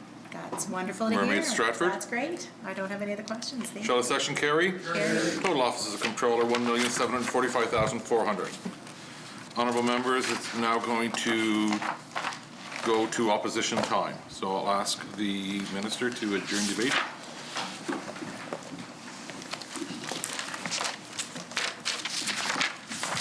Mr. Chair, I move that the Speaker take the chair and that the chair report progress and beg leave to sit again. Shall carry? Carried.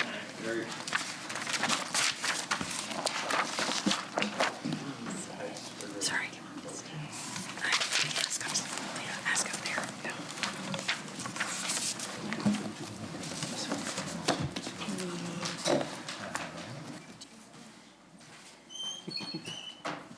Next tomorrow.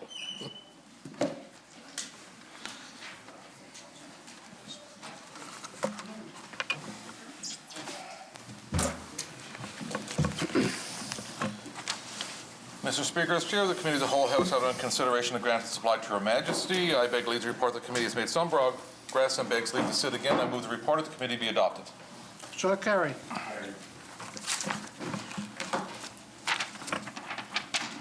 Speaker. Oh, yes, the honourable member from Tignish Palmer, Deputy Speaker. Thank you, Mr. Speaker, and I move, seconded by the Leader of the Third Party, that the 26th, 27th, 28th, 29th, and the 30th orders of the day be now read. Shall it carry? Order 26, an act to amend the Audit Act, Bill number 109, ordered for third reading. Order 27, Ombudsperson Act, Bill number 110, ordered for third reading. Order 28, an act to amend the Conflict of Interest Act, Bill number 112, ordered for third reading. Order 29, an act to amend the Public Interest Disclosure and Whistleblower Protection Act, Bill number 111, ordered for third reading. Order 30, an act to amend the Election Act, Bill number 113, ordered for third reading. The honourable member from Tignish Palmer, Deputy Speaker. Thank you, Mr. Speaker. I move, seconded by the Leader of the Third Party, that the said bills be now read a third time. Shall it carry? Bill number 109, an act to amend the Audit Act, read a third time. Bill number 110, Ombudsperson Act, read a third time. Bill number 112, an act to amend the Conflict of Interest Act, read a third time. Bill number 111, an act to amend the Public Interest Disclosure and Whistleblower Protection Act, read a third time. Bill number 113, an act to amend the Election Act, read a third time. The honourable member from Tignish Palmer, Deputy Speaker. Thank you, Mr. Speaker. I move, seconded by the Leader of the Third Party, that the said bills do now pass. Honourable members, these are bills introduced by leave of the House. Read a first time, read a second time, committed to the committees of the whole House. Reported, agreed to, without amendment. Read a third time, and it is now moved that these bills do not pass. All those in favour say yea. Yea. Contrary, nay. Honorable Clerk, our bill's passed.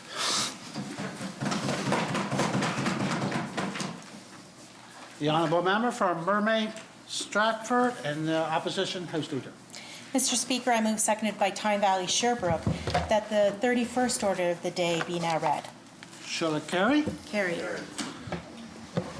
Order 31, an act to amend the Police Act, Bill number 114, ordered for third reading. The honorable member from Mermaid Stratford and the opposition House Leader. Mr. Speaker, I move, seconded by Tyne Valley Sherbrooke, that the said bill be now read a third time. Shall it carry? Carried. Bill number 114, an act to amend the Police Act, read a third time. The honorable member from Mermaid Stratford, the opposition House Leader. Mr. Speaker, I move, seconded by Tyne Valley Sherbrooke, that the said bill do now pass.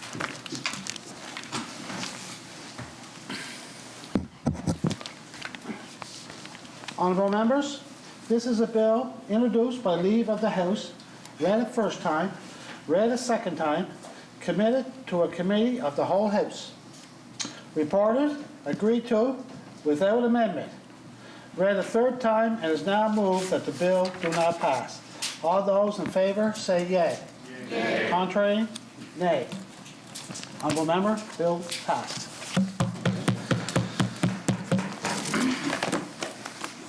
The honorable member from Mermaid Stratford, the opposition House Leader. Thank you, Mr. Speaker. I call motion 45 be now read. Shall it carry? Carried. The member for Tyne Valley Sherbrooke moves, seconded by the member for Charlottetown Victoria Park, the following motion.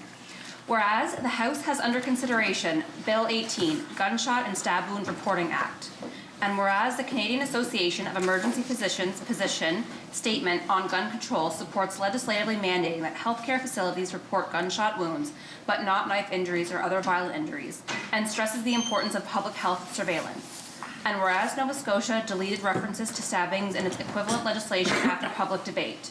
And whereas there is little evidence demonstrating that mandatory reporting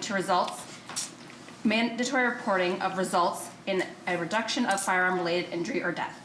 And whereas a significant number of firearm-related injuries and deaths in Canada arise from self-harm, and Bill 18 fails to provide any mechanism to prioritize mental health interventions over police interventions in those contexts.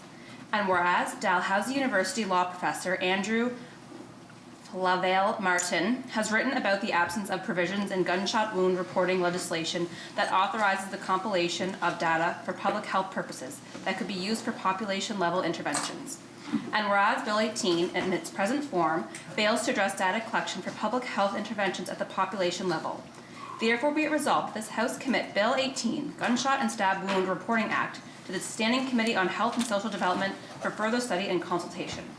Therefore be it further resolved that the committee solicit and consider input from the public and relevant stakeholders on Bill 18.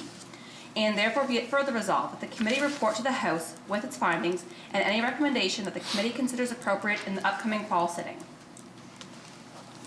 I'll call on the honorable member from Tyne Valley Sherbrooke and the opposition whip to start debate. Thank you, Mr. Speaker. So we've brought this motion today in doing some research, looking at other jurisdictions and their experience with similar legislation to Bill 18, as well as taking into consideration of experts. We felt it would be very important to take a careful look at this bill in committee, to consult with experts and consider the bill in a little bit more detail. I won't go over all of the reasons. They're outlined in the motion. Thank you, Mr. Speaker. Second of the motion? No? Call and vote? Anybody else want to? No? Call a question. All those in favor of the motion, say yea. Yea. All those against, say nay. Honorable member, your motion has passed. The honorable member for Mermaid Stratford, the opposition House Leader. Thank you, Mr. Speaker. Mr. Speaker, I seek unanimous consent to call motion 46, and I have copies. Honorable members, does she have unanimous consent? Yes. Honourable member, you have unanimous consent. Motion 46. The honourable member from Charlottetown Belvedere moves, seconded by the honourable leader of the official opposition, the following motion. Whereas the House has under consideration Bill 19, Temporary Foreign Worker Protection Act, and whereas community organizations have indicated concerns with the bill, therefore be it resolved that this House commit Bill 19, Temporary Foreign Worker Protection Act, to the Standing Committee on Education and Economic Growth for further study and consultation. Therefore be it further resolved that the committee solicit and consider input from the public and relevant stakeholders on Bill 19, and therefore be it further resolved that the committee report to the House with its findings and any recommendations that the committee considers appropriate in the upcoming fall sitting. Hannah. The honourable member from Charlottetown Belvedere. Thank you, Mr. Speaker. This motion to refer Bill 19 follows extensive consultation and discussion both with government and with the key community partners who have brought forward significant points for discussion around this bill and how to ensure that it meets the needs of the temporary foreign workers, particularly community organisations that represent those workers. Mr. Speaker, we're asking for this bill to be referred to committee in that case so that conversation with those community partners can happen in public. That allows those community partners to come and present to the committee, for the discussion to happen in public, and for those community partners to be heard. And it means then that committee can actually make recommendations on the bill based on that really important public discussion and input, Mr. Speaker, and bring back a much stronger bill in the fall to ensure that we can provide the protections that temporary foreign workers need in this province. Thank you, Mr. Speaker. Is there anyone else wishing to speak? The Honourable Minister for Economic Growth, Tourism and Culture. Thank you, Mr. Speaker, and thank the honourable member for bringing this motion. So I certainly have no issue with this going to committee. I feel anytime we can refer a bill to committee to make something stronger, I'm certainly in support of it. I am disappointed that we didn't get to this. I'll be honest, and I hope there's some good discussions in with the committee. But I do want to recognize that I know there's been a lot of work done on this. We went out to public consultations as well as stakeholders on this, and I know the opposition. You did have some concerns with this. The only thing that, and it's no fault of anybody's, I just think that this session we need to improve maybe communication not only between government and opposition. It wasn't until last Thursday when we found we had amendments and some issues that we had to deal with, and certainly some valid points. So I think we'll just continue to communicate. We'll take some good ideas from the committee and get to the end result, which is a strong piece of legislation. That's what we want. So I'll certainly support this. Thank you, Mr. Speaker. Is there anyone else willing to speak? Call the question. All those in favour say yea. Yea. Against say nay. Honourable member, motion has passed. The honourable member from Mermaid Stratford, the opposition House Leader. Thank you, Mr. Speaker. The official opposition cedes their time. Two. Government? The Honourable Minister of Finance, Deputy Premier. Thank you, Mr. Speaker. Mr. Speaker, I move, seconded by the Minister of Transportation Infrastructure, that the third order of the day be now read. Shall carry.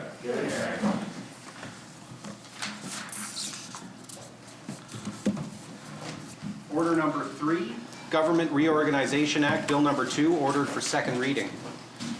The Honourable Minister of Finance, Deputy Premier. Thank you, Mr. Speaker. I move, seconded by the Minister of Transportation Infrastructure, that the said bill be read a second time. Shall carry.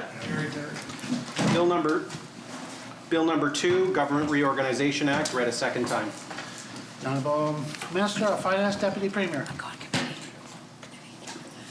Thank you, Mr. Speaker. I move, seconded by the Minister of Transportation Infrastructure, that this House do now resolve itself in a committee of the whole House to take into consideration the said bill. Shall carry. The Honourable Member from Tignish Palmer Road, Chair of the Committee of the whole House, please.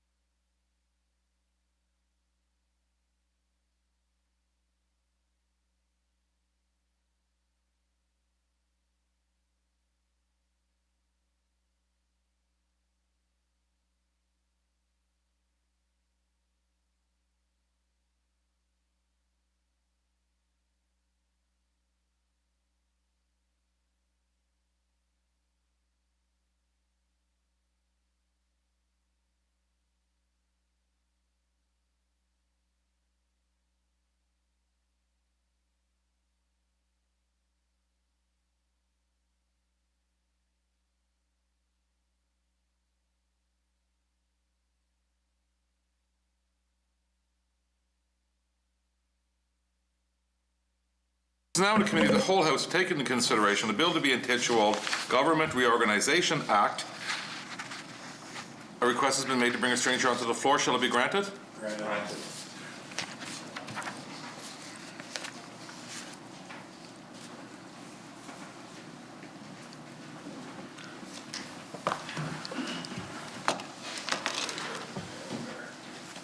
Good afternoon. Would you please state your name and position for Hansard? Blair Barber, Legislative Specialist with the Department of Justice and Public Safety. Thank you very much, Blair, and welcome. Promoter, would you like to begin with just a brief statement on the bill's intent? Yeah, it just updates the names of different government departments and the titles of the ministers. Great. As the pleasure of the committee, the bill be now read section by section. We just open up to general questions. Okay, I'm now taking questions on it. Any questions? Shall the bill carry? Shall Schedule E carry? Schedule, I mean, sorry. Oh, you're welcome.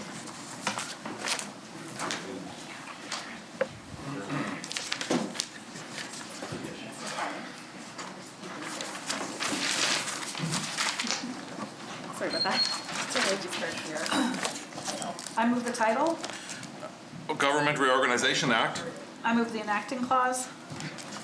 being enacted by the Lieutenant Governor and the Legislative Assembly of the Province of Prince Edward Island as follows. Shall it carry? Carry. Mr. Chair, I move the Speaker take the chair and that the chair report the bill agreed to without amendment. Shall it carry? Carry.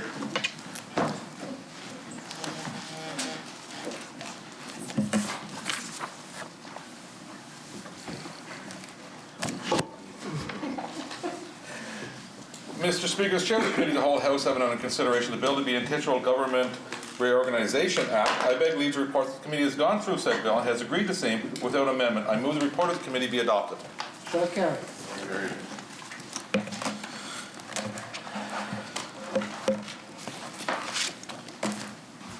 Honorable Minister of Finance, Deputy Premier. Thank you, Mr. Speaker. Mr. Speaker, I move second by Minister of Transportation and Infrastructure that the first order of the day be now read. Shall carry. Order number 1, consideration of the estimates in committee. Honorable Minister of Finance, Deputy Premier. Thank you, Mr. Speaker. I move second by the Minister of Transportation and Infrastructure that this House do now resolve itself in a committee of the whole House to take into consideration grant of supply to Her Majesty. Shall carry. The honourable member from Tignish, Pomeroy, Deputy Speaker, Chair of Committee of the Whole House, please.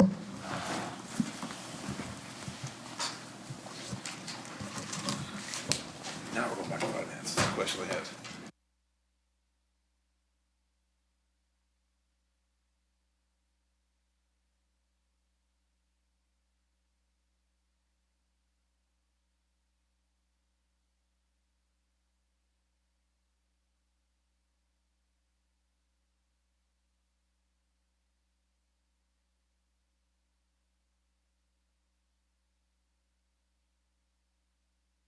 Committee of the Whole House to consider a grant of supply to Her Majesty. A request has been made to bring a stranger onto the floor. Shall it be granted? All members, we are on page 78, the Department of Finance, and we will begin at the top.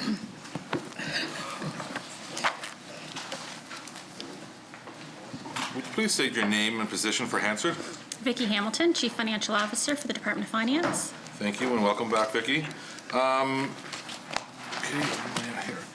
Taxation of property records, administration, appropriations provided for administration, tax audit, collection, and inspection activities, tax processing, tax information and interpretation, registry of deeds and mapping services, property assessment, and geomatic services. Administration, $76,000, debt, $400,000, equipment, $33,000, material supplies and services, $79,000, professional services, $157,000, salaries, $4,152,100, travel and training, $92,500, total administration, $4,989,600. Cornwall Meadowbank. I had a couple calls from people in the new West River municipality, and they're saying that there was no provincial tax credit, resident credit on their bills. I don't know if you guys... Yeah, we're well aware that it was a mistake that was made, and it's being rectified. It has been rectified already, and there were mailings sent out to all of those residents of the municipality. Thank you, that's fine, Chair. You're welcome. Mermaid Stratford. Thanks, Chair. The GeoLink service, is there any discussion on upgrading that or updating that software? I believe that's in the works right now. Mermaid Stratford? Thanks, Chair. And is there, so that would be connected with the land registry, correct? The GeoLink software to pull the data from, so there's a connection between those two? Yeah, I don't have the details on that, honorable member. And we can bring it back. I don't know what the connections are and how that works, but yeah. Mermaid Stratford? Okay, thanks, Chair. And do you have, when you say that you're updating it, what's the timeline on that? It's in the current capital budget, so I'm not sure of the status at this point, but it is in the current capital budget. Mermaid Stratford? That's great, thank you. And so when we talk about property taxes, so just talking about municipal, carry on that discussion, have you had discussions with municipalities around the formula of the breakdown that they get versus the province? And can you tell me how that consultation, are you in consultation with that, or are you looking at that formula? I have met with a number of different municipalities, and it's, I guess, I'd say an ongoing discussion. There's a certain amount charged by government, and municipalities, are constantly looking for, more funding, more funds, and so it's a discussion that we've had a number of times, and depending on, like I know Stratford, for instance, is growing at quite a rate, and so I have met with them previously, so yeah, continue to do that. Mermaid Stratford? Thank you for that. And what about the new municipalities, the newly formed municipalities? I mean, as they start growing, they start taking on more and more. I understand that now, like, they will charge a certain tax rate. But is there any kind of discussions going on with them as to, like, the split on taxes there while they're building up their capacity? Vicki, correct me, it's a formula that is used, or is it population, or do you know? I'm not sure the specifics of the formula, but it is based on what services they provide, whether they, within the community impacts the formula. And I know that there has been a new committee formed to talk with the municipalities, for memorandum of understanding for when it's up for renewal in a year's time. Mermaid Stratford? Okay, so it's up for, that formula is up for renewal next year? Is that? I think so. Okay, Mermaid Stratford? And then, so that, the CUSA grant, I guess that's the grant then for population, right, and growth, am I right in that? Does that come out of your department? What is it? CUSA? It's an acronym. I'm not sure. Okay, maybe that's federal, possibly federal. Okay, no, I'm good then, I have no further Okay, questions. shall this section carry? Carry. Total taxation of property records, $4,989,600. Shall it carry? Treasury Board Secretariat Administration, appropriations provided for the Treasury Board operations, fiscal management, and the Secretary to Treasurer Board, including appropriations provided for the preparation of the budget estimates and forecast documents, and providing analytical support and advice to Treasury Board and government on financial matters. Administration, $15,800. Equipment, $5,000. Material supplies and services, $5,000. Professional services, $5,000. Salaries, $941,500. Travel and training, $7,100. Total administration, $979,400. Mermaid Stratford? Thank you, Chair. So, for this section, so the pre-budget consultations and budget estimates, et cetera, the way that we're debating this today, would this process be managed through this section of how we are, having this discussion today? Yes, the consolidation of all the work that all the departments and the CFOs do for the budget process, the overseeing of all that information, the resources do reside in this section. Mermaid Stratford? Thanks, Chair.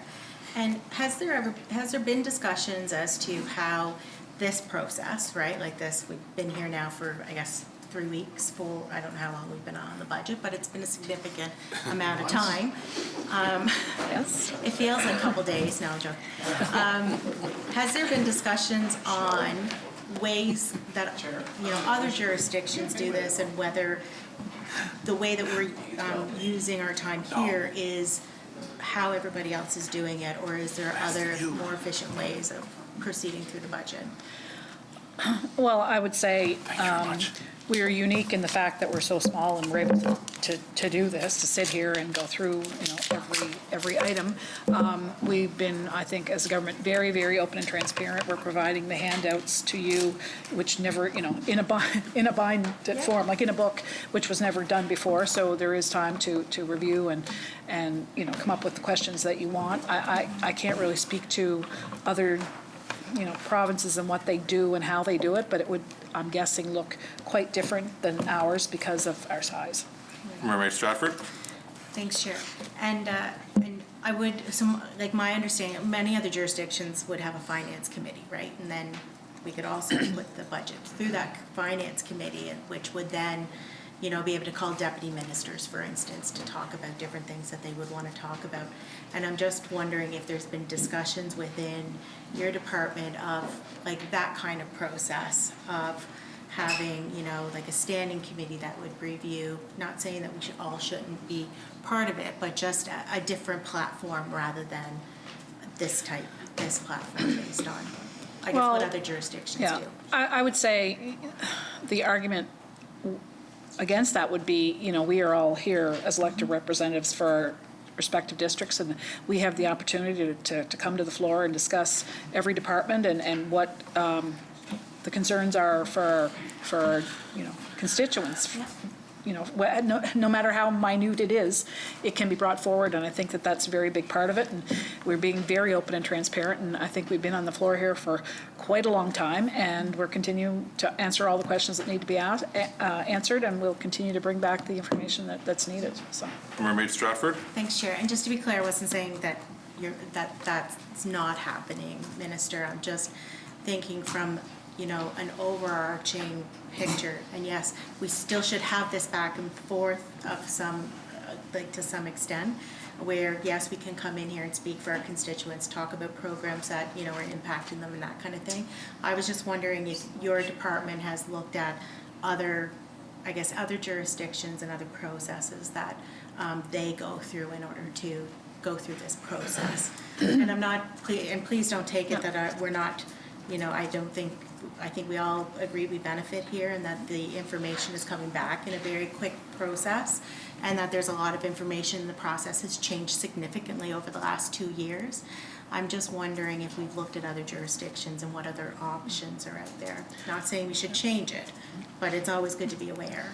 I would say the department's continually looking at ways we can change this. I've had the discussion myself with the deputy minister, former deputy minister, about how we can change the process and what that looks like. But I think we are very, very fortunate to be able to come in and have such a deep dive into this without sending it to a committee first and diluting it or giving the Coles Notes version in the legislature, because this is the way that because a lot of times we don't have the opportunity to bring up those deep dive questions, during normal business in the House. So.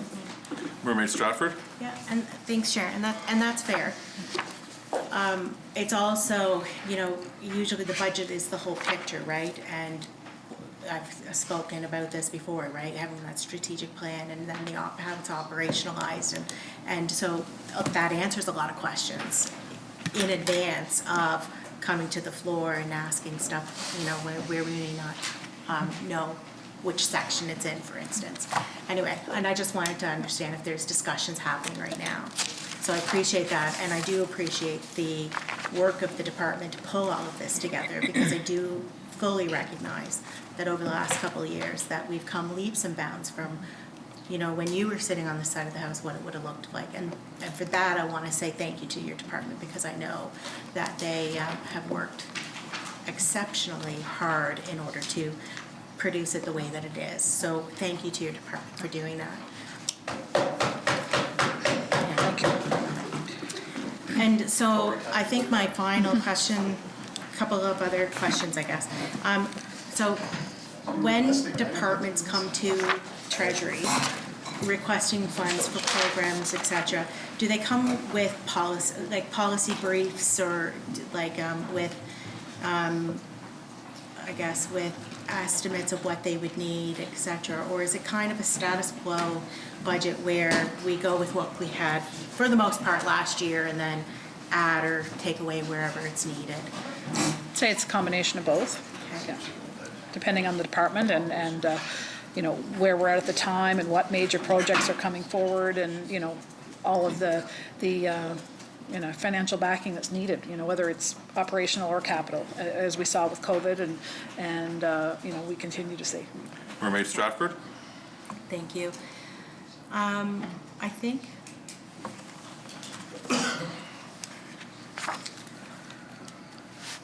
No, I'm good, thank you. Bill of Section Carey? Corporate Finance appropriations provided for administration and management of financial and budgeting matters for departments and Crown agencies. Administration, $31,900. Equipment, $1,000. Material supplies and services, $3,900. Salaries, $5,445,900. Travel and training, $30,800. Total corporate finance, $5,513,500. Shall the section carry? Information Technology Shared Services. Appropriations provided for administration and management of the corporate IT shared services. This includes corporate, enterprise, architecture, business infrastructure, business application services, and document publishing center, Queen's Printer. Administration, $1,218,300. Equipment, $322,200. Material supplies and services, $13,306,400.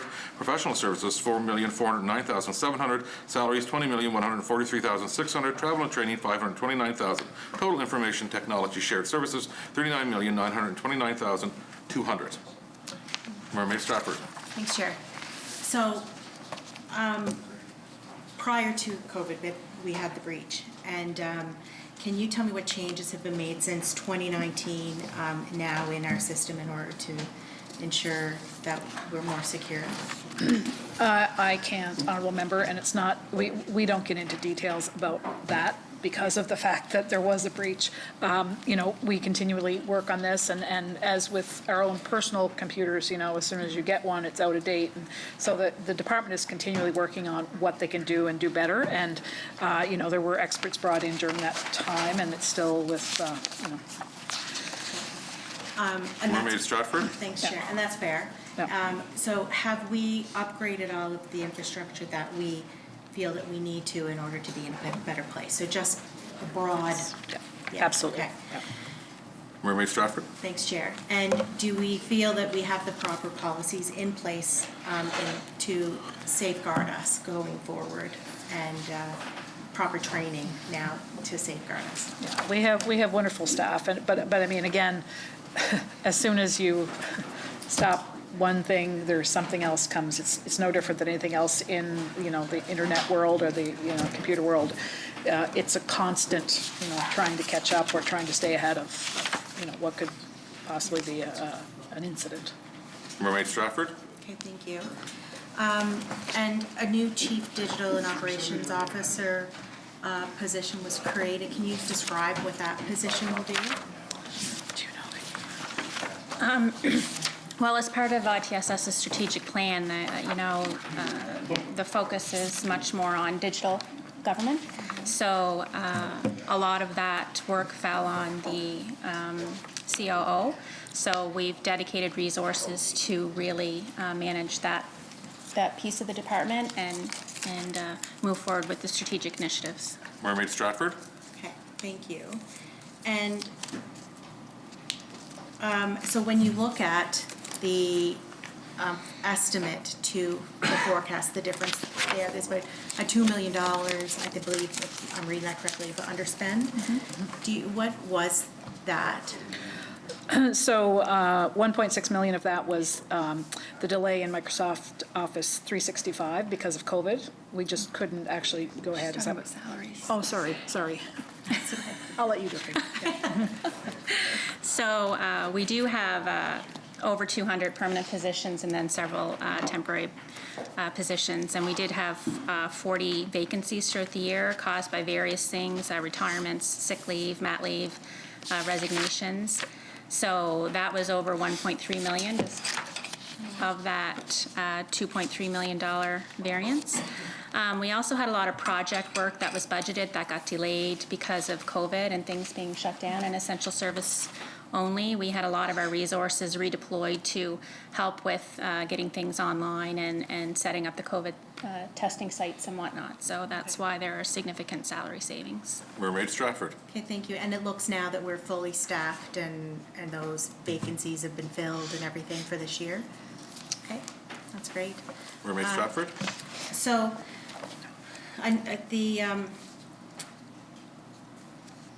so I guess recruitment, how, like, when we look at our ITSS staff, how do we compare, like, how do we kind of work through recruitment? Is it a challenge? Are we finding it hard to hire? It's a constant challenge. It's constant change of staff too. You know, I think it's the nature of the career, right? You know, there's always definitely a challenge to get people who are experienced in the right area, and there's a constant hiring of people. Yeah. Mermaid Stratford. Interesting. And so is that mostly at entry-level positions, or are you seeing it's all the way through ITSS? It is at every level. We do have a lot of promotion from within, which creates additional vacancies. You know, it is a competitive market, and we have tried to promote our vacancies through other avenues other than just print, reaching out to specific areas of expertise to let them know that we do have job postings available. Okay. Mermaid Stratford. Thanks, Chair. And have you worked with Hong College, for instance, on trying to build that capacity, whether they can start training and helping us support that recruitment process? Yeah, I can't say that we've done that in particular, but it's something I'll definitely bring back. Yeah, it might be, Mermaid Stratford. might be a good idea. Yep. And then I just, a consultant is listed as research and advisory services for $335,000. Can you give us a bit of information on that project? Yeah, that is Gartner, and they provide access to a library of reference materials as well as specific advisors for one-on-one discussion for advice for everything IT related. Yeah. Okay. Mermaid Stratford. Thanks, Chairman. Just one, and I think, Minister, you started down this path, but yeah, if you want to give us an update on the Microsoft Office software upgrade and where we are with that? Yeah, definitely going down that road. Some of the departments have already transferred over, and some of, I think, my own department has. I haven't yet, but that could be because I'm technically challenged, but it'll happen after the House. So it's ongoing, and I'm looking forward to the day we're all on Microsoft Office 365. and Mermaid no longer Stratford. otherwise. Thanks, Chair. I can say once you move, you'll never go back. Well. It'll be life-changing. Yeah, We all yeah. look forward to Yeah. it. So that's great. I don't have any further questions. Shella Section Carey. Carried. Total Treasury Board Secretary, $46,422,100. Shella Carey. Carried. Public Department of Finance, $65,169,600. Shella Carey. Thank you, Vicki. She's staying. Okay. We're moving now on to page 80, Employee Benefits. Employee benefits appropriations provided for government's portion of costs associated with providing employee benefits program. Medical life benefits, $492,000. Employee future benefits, $23,734,000. Government pension contributions, $44,864,000. Pension management, $500,000. Total employee benefits, $69,590,000. Mermaid Stratford. Thanks, Chair. So the pension management is down. Can you, does this reflect a permanent change, or is it just a one-time? No, every 3 years, we do an actuarial evaluation on certain plans. So fiscal 2021 was the year that we had to do that actuarial report. So next year, we don't have to do that again. That's why that's a decrease. Mermaid Stratford. Perfect. Thank you. And then the employee future benefits, it was $5 million above estimate last year, and then it's going back down. Do you know what that $5 million was? Yes, we've added workers' compensation coverage for the expansion of cancer coverage for volunteer firefighters. Mermaid Stratford. Okay, no, that's great. And I don't have any other questions. Thanks. Shall the section carry? We're now moving on to general government, page 81. General government, miscellaneous general appropriations provided for the Premier and Ministers' out-of-province travel, cabinet, protocol gifts, and other meeting expenses. Administration, $60,000. Material supplies and services, $35,000. Professional services, $35,000. Travel and training, $100,000. Total miscellaneous general, $230,000. Shall the section carry? Grants appropriations provided for grants in lieu of property tax. Grants in lieu of property tax, $2 million. Total grants, $2 million. Mermaid Stratford. Thanks, Chair. Can you tell us what this is? Sure. There are a number of like not-for-profits, community organization or community fixed locations that the province would take care of the property taxes for those groups when they own specific property. So yeah, and they apply and yeah. Mermaid Stratford. No, I'm good. Is it typically $2 million every year, or does it fluctuate very much, or? It does fluctuate. They have to apply. Their grants are approved for a 3-year period.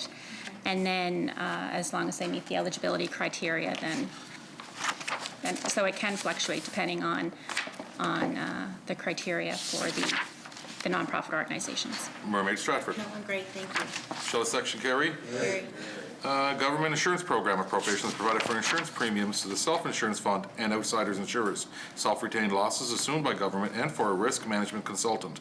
The program provides insurance to all government departments, most Crown corporations, and reporting entities. Administration, $3,087,500. Total government insurance program, $3,087,500. Shall the section, Mermaid Stratford. I'm just wondering if you can explain the increase in it. As probably everyone in the legislature knows, the market has been, very, very difficult as far as increases to insurance, and to the point where some companies just refuse to insure. So it's just a constant. It's been quite a huge increase over the last 2 or 3 years for sure. Mermaid Stratford. Okay. I'm good, thanks, Chair. Shall the section carry? Contingency fund and salary negotiations. Appropriations provided for provincial government funding of unforeseen program requirements and projected salary negotiations within the public service.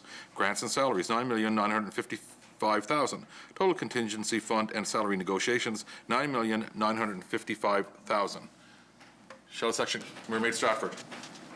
So does this section get pretty much spent every year, like for that contingency, or what's the history on this contingency? Well, this you don't have that page. Okay.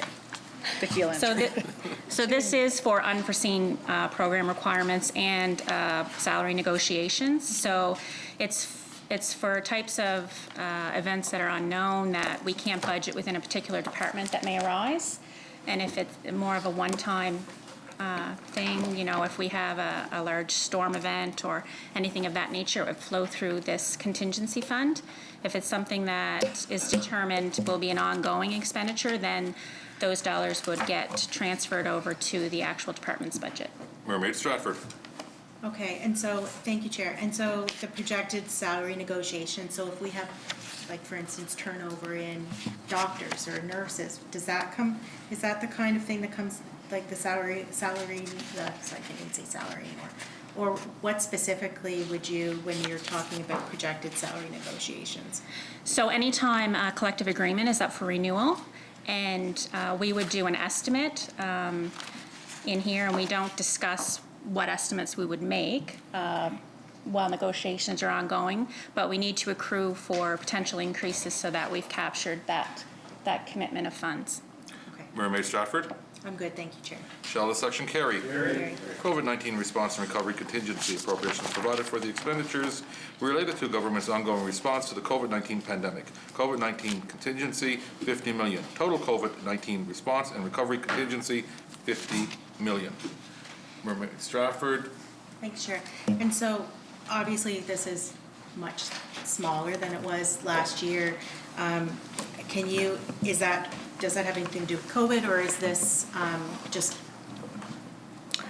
Well, reduced? it is reduced, and I mean, a year ago when we were looking at what we were going to spend on COVID, it was, again, just a guess. Yeah. You know, these are estimates, and we hope that we don't even have to use the 50 million, but yet to be determined. So depending on how, you know, we have the roll of the vaccine and how quickly we recover, and we'll just have to wait and see, but there is 50 million contingency fund there now. Mermaid Stratford. Thanks, Chair. And so would that go through the same process as it did, for instance, last year with the contingency funds that departments then would apply to Treasury Board to request those contingency funds if they need programs for small business supports or something like that? Is that? Well, the difference is that before we had amounts allotted in each department, and this time we're not. It's all in general government, and they will, you know, yeah, it'll have to, they don't have an X number of dollars in their department to spend. They have to come to Treasury Board or for us to approve any spend, regardless of what department. Mermaid Stratford. Okay. And the Auditor General is doing a 3-phase audit right now. Do you have any sense of how that is going? I think he's finished phase 1, I believe. I can't speak to his timelines, but the last I heard was by the end of June, phase 1 would be reported on, but I'm not sure. Okay. Mermaid Stratford. That's all I have. Charlottetown Brighton. Yeah, I was wondering why there's no contingency for the recently passed Elimination of Poverty Act.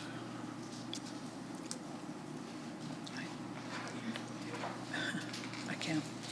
Yeah, I'll have to bring that back to you, Honourable Member. I'm not sure. It wouldn't be part of this contingency. It would be through social development housing, I guess. Charlottetown Brighton. Well, it actually, one of the beauties of the Act is it doesn't specify which department. It leaves that completely up to the government. But what is clear that it's gradually rising, and there's actually a law there that tells you to spend it. So I'm just wondering why you haven't allowed for it. You voted for it too. Proclaimed yet, so. Yeah. I mean, it hasn't been, you know, proclaimed, and so there'd be nothing in this particular budget for that. Charlottetown Brighton. Well, that's true, but COVID wasn't proclaimed either, so you plan ahead. I'm just wondering if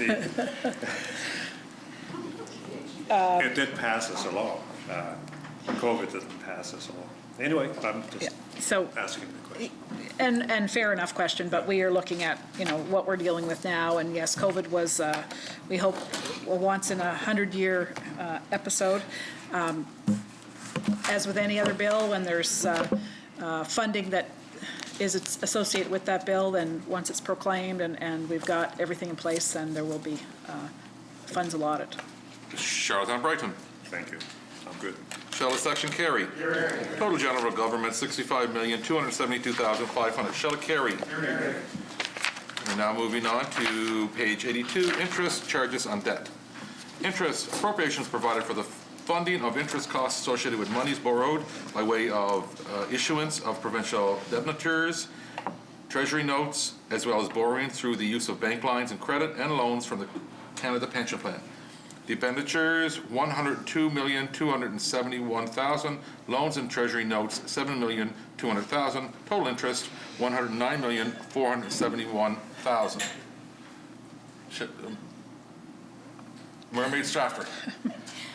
And on the last question, so can you just explain to us the drop in the interest charges from the forecast and estimate from in 2020, 2021? I'll be very happy to do that. So the interest is less because of short-term borrowing rates were lower than expected, and interest on long-term issuance was less than budgeted. So. Mermaid Stratford.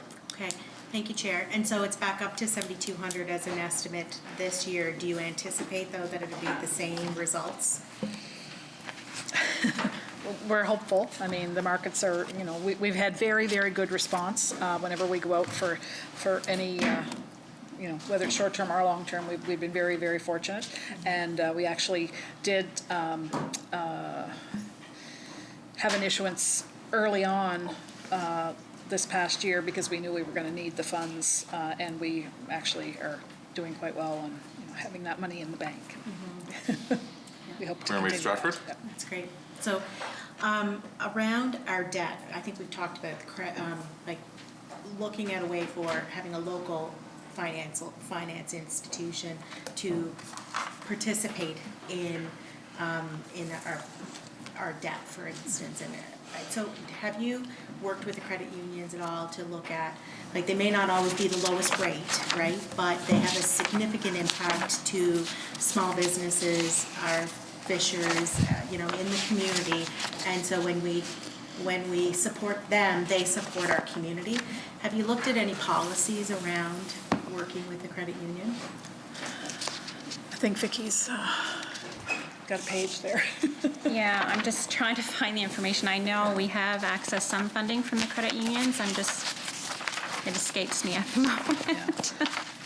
It's a discussion that I've had numerous times with credit unions, how we can work together, what that looks like. And with some of the debt, the figures are so large that it's hard to, bring it to, what that looks like at home and what portion of it can we look at. And then, when there is an issuance of some sort, it's very, very hard for them to compete with, what we can get from, RBC or one of the big banks. But we do always think of, closer to home with any of the monies that we can, look at from them. So, We do have part of our liquidity reserve fund. We actually have dealings with 5 institutions, and the credit union is one of those. Mermaid Stratford? Thanks, Chair. And I do understand it is hard for them to compete, and I've talked to them as well, and that is a challenge. But it's also nice when you offset, you look at if the benefits offset that additional amount instead of just being the lowest bidder. So if we had some sort of local policy that we could look at working through that with them, I think that gives us extra spin-offs, especially for the small businesses that they support throughout the community. So that's just my thought. well, I know it's a discussion we've had, with my colleagues too, about how we can incorporate the credit union into a decision we're making where, Islanders need funds for something, and what does that program look like, and how can we include the credit union in it, so we'll continue to do that. Mermaid Stratford? Thanks, and I agree, especially with the clean tech, the investment that we're making there. We need to ensure that those small businesses that are entering into it are able to be competitive, which will need support through, and any way that we can help them to build their capacity and help them grow while we are growing our sector, our new clean tech sector. I think that's very valuable for us. That's great, Chair. Leader of the Opposition. Thanks, Chair. So I'm interested in the proportion of the debt that we hold that's in short-term notes, because as you doubtless know, inflation is sort of starting to rear its ugly head. I think it's about 4% in the States in the last report, the highest ever, the highest since the crash in 2008. So I'm wondering, firstly, how much we hold in short-term notes? So we have both short-term notes and then short-term investments that offset that. So our net short-term investment portfolio is $359 million, and that represents 13.6% of our total portfolio. I'm sorry, what percent? 13.6. And last year at March 2020, as an example, it was 14%. So we're actually slightly less. Okay. Leader of the Opposition. And so maybe you can't do this on the back of an envelope, but I'd be interested to know, if inflation comes, the tool that central banks use to combat that is to raise interest rates. So if the rate was to rise by a percentage point, what impact would that have on our debt carrying? I don't. Yeah, I can't do that on the back of an envelope.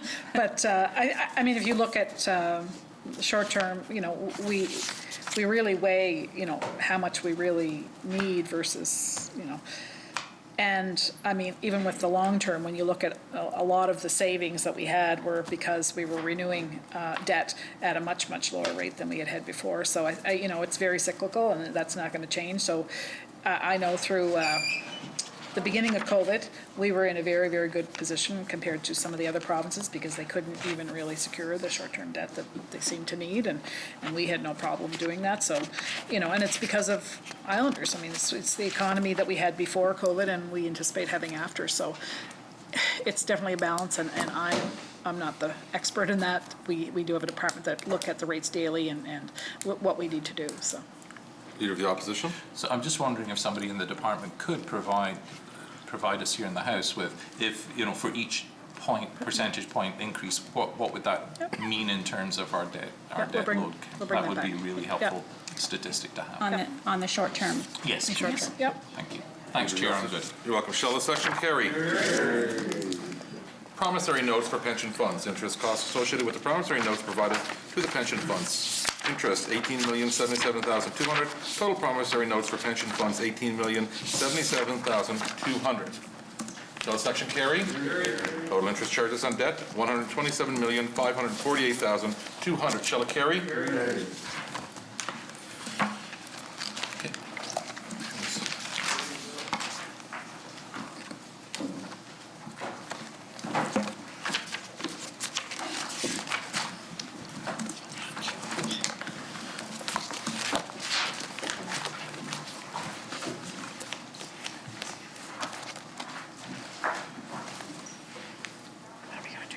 Legislative Assembly.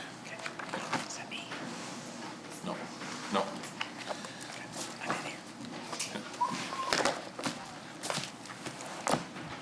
Okay, honorable members in transition, we are going to move to page 144, the Legislative Assembly.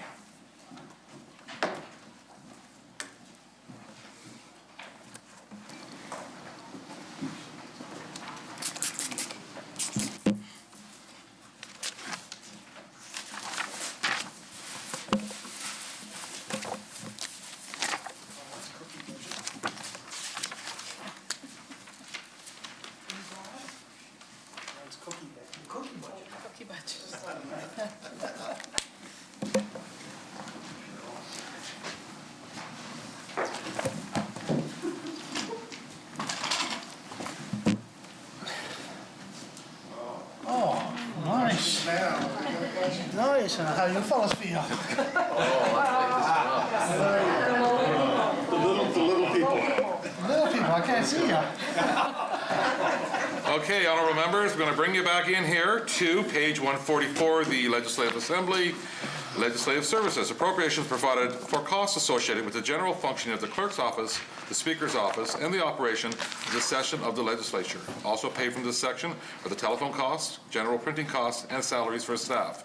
Administration, $194,500, equipment, $97,500, material supplies and services, $162,800, professional services, $30,000, salaries, $1,983,200, travel and training, $15,000. Total legislative services, $2,483,000. Shall the section carry? Government Member's Office, appropriations provided for costs associated with Government Member's Office.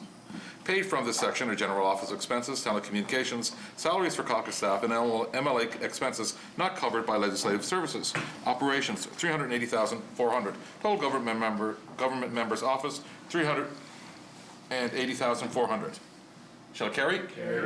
Opposition Member's Office. Appropriations provided for costs associated with the Opposition Member's Office. Paid from this section are general office expenses, telecommunications, salaries for caucus staff, and MLA expenses not covered by legislative services. Operations, $549,400. Total Opposition Member's Office, $549,400. Shall it carry? Third-party office. Appropriations provided for costs associated with the third-party office. Paid from this section are general office expenses, telecommunications, salaries for caucus staff, and MLA expenses not covered by the legislative services. Operations, $362,200. Total third-party office, $362,200. Shall it carry? Total legislative services, $3,775,000. Shall it carry? Members, appropriations provided for payment of remuneration to members of the Legislative Assembly, including base indemnity, expense allowance, and additional honoraria. as determined by the Indemnities and Allowance Commission. Administration, $15,000. Salaries, $2,443,600. Travel and training, $140,000. Total members, $2,598,600. Shall carry? Total members, $2,598,600. Shall carry? Office of the Child and Youth Advocate. Appropriations provided in support of the Office of the Child and Youth Advocate in accordance with the Child and Youth Advocate Act. Administration, $19,200. Equipment, $7,000. Material, supplies, and services, $29,100. Professional services, $50,000. Salaries, $702,200. Travel and training, $16,200. Total Office of the Child and Youth Advocate, $823,700. Shall carry? Total Office of the Child and Youth Advocate, $823,700. Shall carry? Office of the Conflict of Interest Commissioner. Appropriations provided in support of the provisions contained in the Conflict of Interest Act. Salaries, $51,100. Travel and training, $3,200. Total Office of the Conflict of Interest Commissioner, $54,300. Shall carry? Total Office of the Conflict of Interest Commissioner, $54,300. Shall carry? Office of the Information and Privacy Commissioner. Appropriations provided for cost of carrying out the duties of the Office of the Information and Privacy Commission in accordance with the Freedoms of Information and Protection of Privacy Act. Administration, $4,900. Material, supplies, and services, $1,600. Professional services, $18,800. Salaries, $295,000. Travel and training, $5,000. Total Office of Information and Privacy Commissioner, $325,300. Shall carry? Total Office of the Information and Privacy Commissioner, $325,300. Shall carry? Office of the Public Interest Disclosure Commissioner. Appropriations provided in support of the provisions contained in the Public Interest Disclosure and Whistleblower Protection Act. Salaries, $46,900. Travel and training, $3,200. Total Office of Public Interest Disclosure Commissioner, $50,100. Shall carry? Total Office of the Public Interest Disclosure Commissioner, $50,100. Shall carry? Elections PEI. Appropriations provided for all operating costs associated with the Elections Office. Administration, $8,200. Equipment, $1,300. Material, supplies, and services, $17,500. Materials, professional services, $14,000. Salaries, $341,300. Travel and training, $10,000. Total elections, $392,300. Shall the section carry? Total elections PEI, $392,300. Shall it carry? Total Legislative Assembly, $8,019,300. Shall it carry? Great job. Mr. Pointer? Auditor General. Another question? That's how you do it, guys. Yep. Okay, we're now moving on to take a lesson. Yep. So now moving on to page 139, which is the Auditor General. Administration, appropriations provided for the operational costs and conducting audits and other examinations. Administration, $38,900. Equipment, $7,500. Material, supplies, and services, $40,500. Professional services, $39,400. Salaries, $2,498,100. Travel and training, $38,600. Grants, $8,600. Total administration, $2,671,600. Shall it carry? Total Auditor General, $2,671,600. Shall it carry?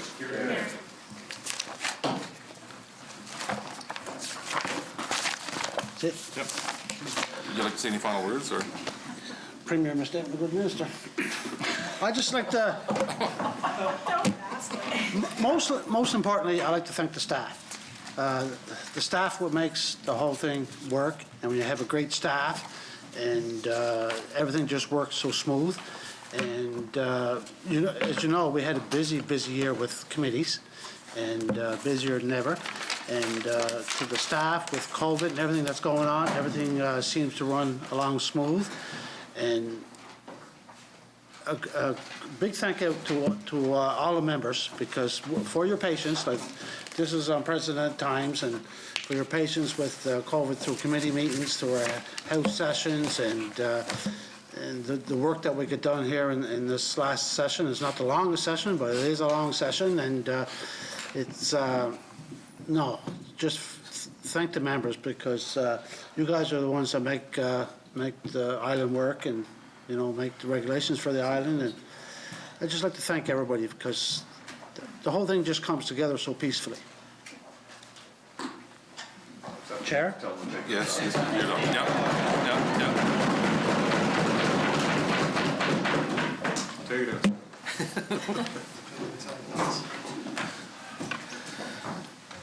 Okay.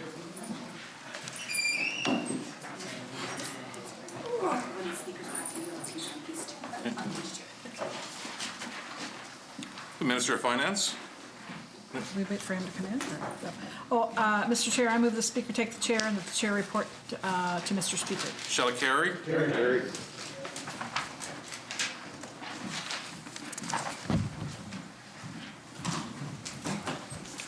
Back.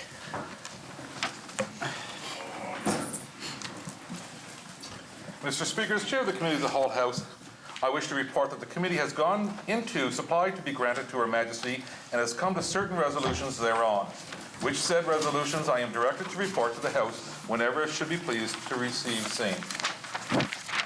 Mr. Speaker, I move, seconded by the Minister of Economic Growth, Tourism and Culture, that the report of the committee be received. Shall it carry? Carry.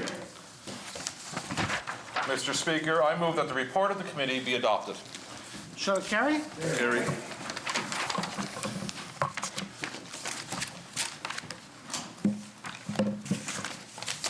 The Honourable Minister of Finance, Deputy Premier. Thank you, Mr. Speaker. Mr. Speaker, I move, seconded by the Minister of Transportation and Infrastructure, that the fourth order of the day be now read. Shall it carry? Order number 4, an act to amend the Architects Act, Bill number 3, ordered for third reading. The Honourable Minister of Finance, Deputy Premier. Thank you, Mr. Speaker. Pursuant to Rule 71-1, I move, seconded by the Minister of Agriculture and Land, that the order for third reading of this bill be discharged for the purpose of recommitting the bill to the Committee of the Whole for further consideration. Shall it carry? I move, seconded by the Minister of Agriculture and Land, that this House do now resolve itself into Committee of the Whole House to take into consideration said bill. Shall it carry? The Honourable Member from Tignish, Palmer Road, Deputy Speaker, the Chair of the Committee of the Whole, please.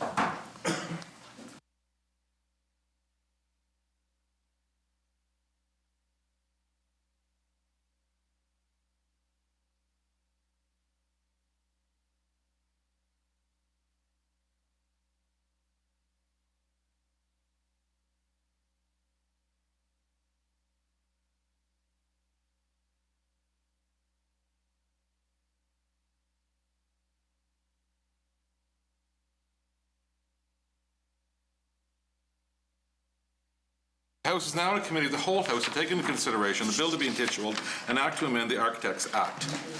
A request has been made to bring a stranger onto the floor. Shall it be granted?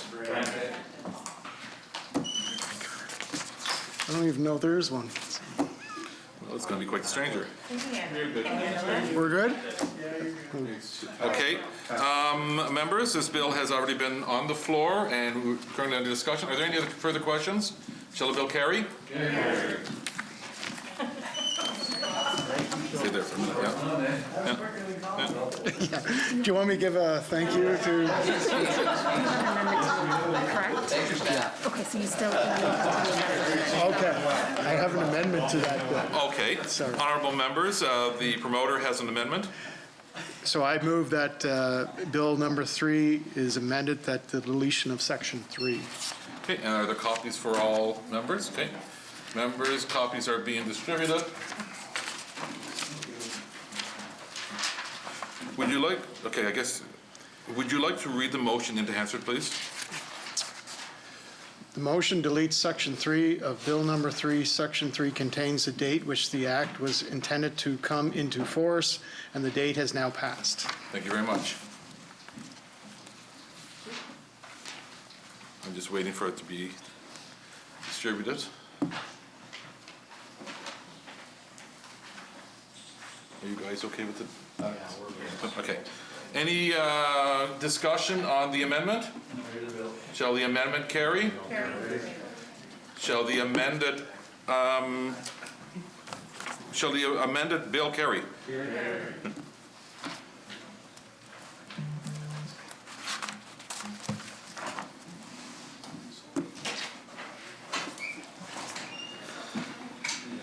Chair?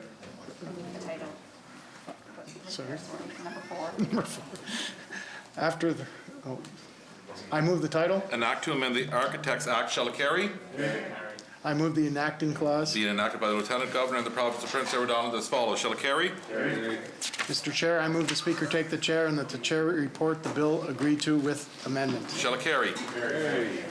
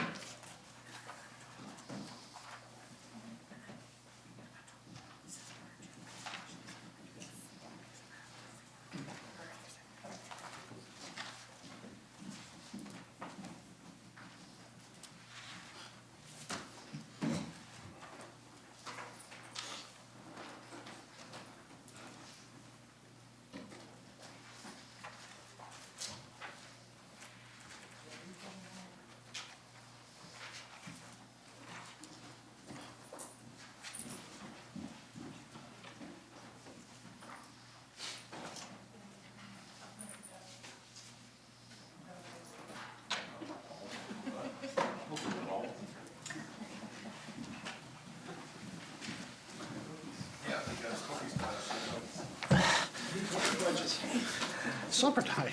Mr. Speaker, as Chair of the Committee of the Whole House having on consideration the bill to be intituled an act to amend the Architects Act, I beg leave to report that the committee has gone through the said bill and has agreed to same with amendment. I move that the report of the committee be adopted. Shall it carry? The Honorable Minister of Finance, Deputy Premier. Thank you, Mr. Speaker. I move second by the Minister of Transportation and Infrastructure that the 20th order of the day be now read. Shall it carry? Order number 20, Appropriation Act, Current Expenditures 2021, Bill number 20, ordered for second reading. Shall Honorable Minister of Finance, Deputy Premier. Thank you, Mr. Speaker. I move second by the Minister of Transportation and Infrastructure that the said bill be read a second time. Shall it carry? Appropriation Act, Current Expenditures 2021, Bill number 20, read a second time. The Honorable Minister of Finance, Deputy Premier. Thank you, Mr. Speaker. I move second by the Minister of Transportation and Infrastructure that this House do now resolve itself in the Committee of the Whole House to take into consideration the said bill. Shall it carry? The Honorable Member from Tignish Palmer Road, Chair of the Committee of the Whole House, please.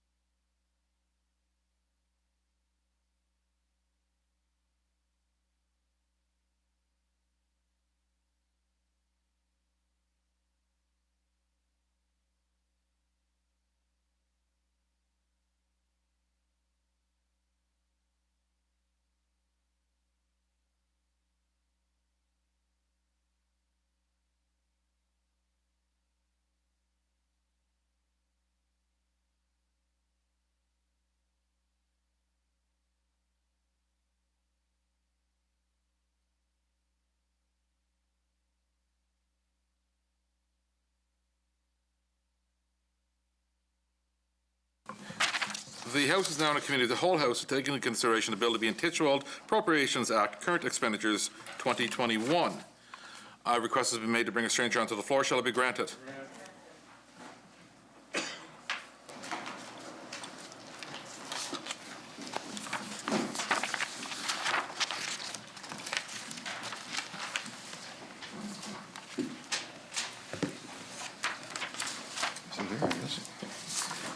Good evening. Would you please state your name and position for Hansard? Gordon McFadgen, Assistant Secretary to Treasury Board. Thank you, Gordon, and welcome. Promoter, would you like to commence with a brief statement on the bill's intent? It's just the approval of the current expenditures for 2021. Okay, honourable members, the floor is open for discussion. Are there any questions? Shall the bill carry? Shall the schedule carry? Carried.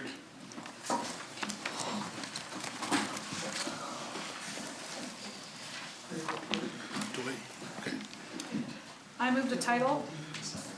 Appropriation Act, Current Expenditures 2021. I move the enacting clause. Shall it carry? I move the enacting clause. Just go right into this. Okay. May it please your honor, we, Her Majesty's dutiful and loyal servants, the Legislative Assembly of the Province of Prince Edward Island, towards appropriating the several supplies raised for her exigencies of Her Majesty's government and for other purposes hereinafter mentioned, do humbly beseech that it be enacted. Be it therefore enacted by the Lieutenant Governor and the Legislative Assembly of the Province of Prince Edward Island as follows. Mr. Chair, I move the Speaker take the chair and that the chair report the bill agreed to without amendment. Shall it carry? Carried.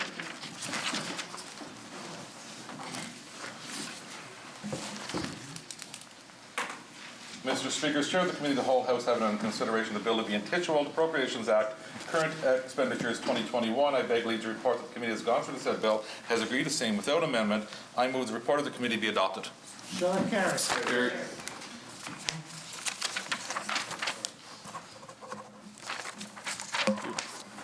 The Honourable Minister of Finance, Deputy Premier. Thank you, Mr. Speaker. I move second by the Minister of Transportation and Infrastructure that the second order of the day be now read. Shall it carry? Order number 2, consideration of the supplementary estimates in committee. The Honourable Minister of Finance, Deputy Premier. So I don't do a second time. Thank you, Mr. Speaker. I move seconded by the Minister of Transportation and Infrastructure that this House do now resolve itself into Committee of the Whole House to take into consideration said bill. Shall carry. The honourable member from Tignish Palmer Road, Deputy Speaker, to chair the Committee of the Whole House, please.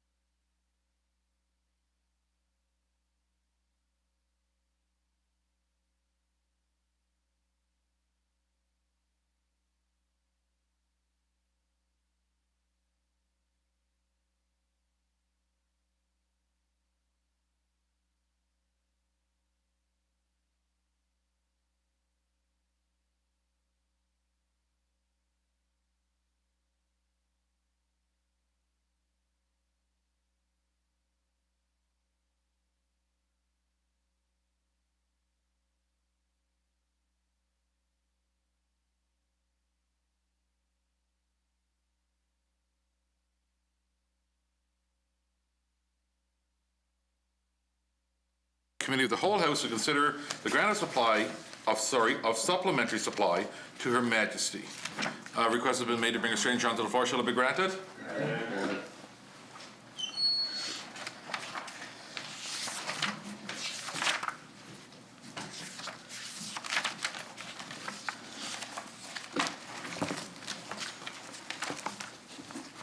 Good evening. Will you please state your name and position for answer?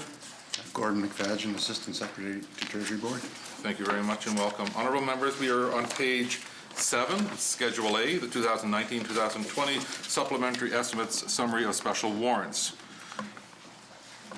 Tourism PEI Capital, the fund year-end accounting adjustment related to the trade-in and purchase of golf carts, $67,000. Total, $67,000. Okay. Yeah. Shall the section carry? Okay. Transportation, Infrastructure and Energy, the fund year-end accounting adjustment related to holdback on capital projects, $398,000. Shall it carry? Carried. A question from the Leader of the Opposition. Thank you, Chair. So that, the 400,000 here, or approximately, is just listed as an accounting adjustment related to a holdback on a capital project. So which project are we talking about? I believe that's a number of holdbacks. At the end of the year, and as you can appreciate with the lateness of the public accounts this year, the work with the Office of the Comptroller and the Auditor General were in a back and forth process for quite some time, right up till the end of January. So as they were doing their work, they being the Auditor General, they came across a couple of projects that had some invoices that had a holdback, so that would be the 10% that we would hold back on any particular project till the end of the project is completed. That got missed by the department, so picked up by the AG, and we had to book it. Leader of the Opposition. Got it. So it's a series of projects then, not just a single one? It wouldn't be one project, no, it would be more than one. Right. Leader of the Opposition. Thanks. Just a general question on the supplementary estimates here. So all of the expenditures here would have been expended through a special warrant, is that correct? All the expenditures listed in this particular were exercised through special warrant.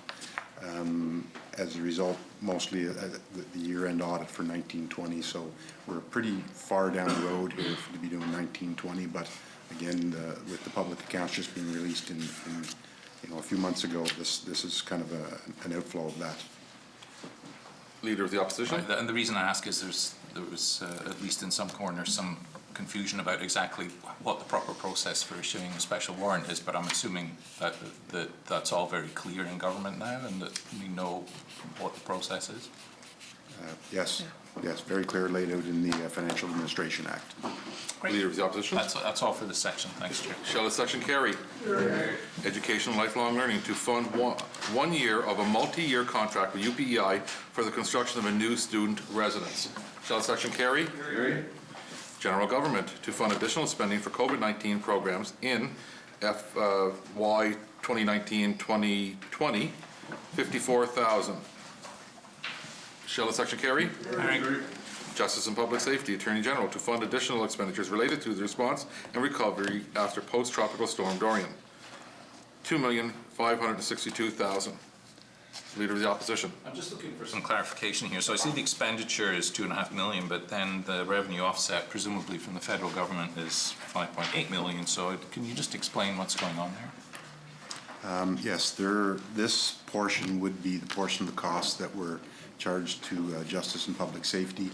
The Department of Transportation and Infrastructure also had expenditures that they were able to cover within their operating expense. But when we submitted a claim to the federal government, we received 5.8 to offset the total costs and amounts spent by government. Leader of the Opposition. So would I be correct in assuming then that the difference between these went to transportation to cover their costs? Correct.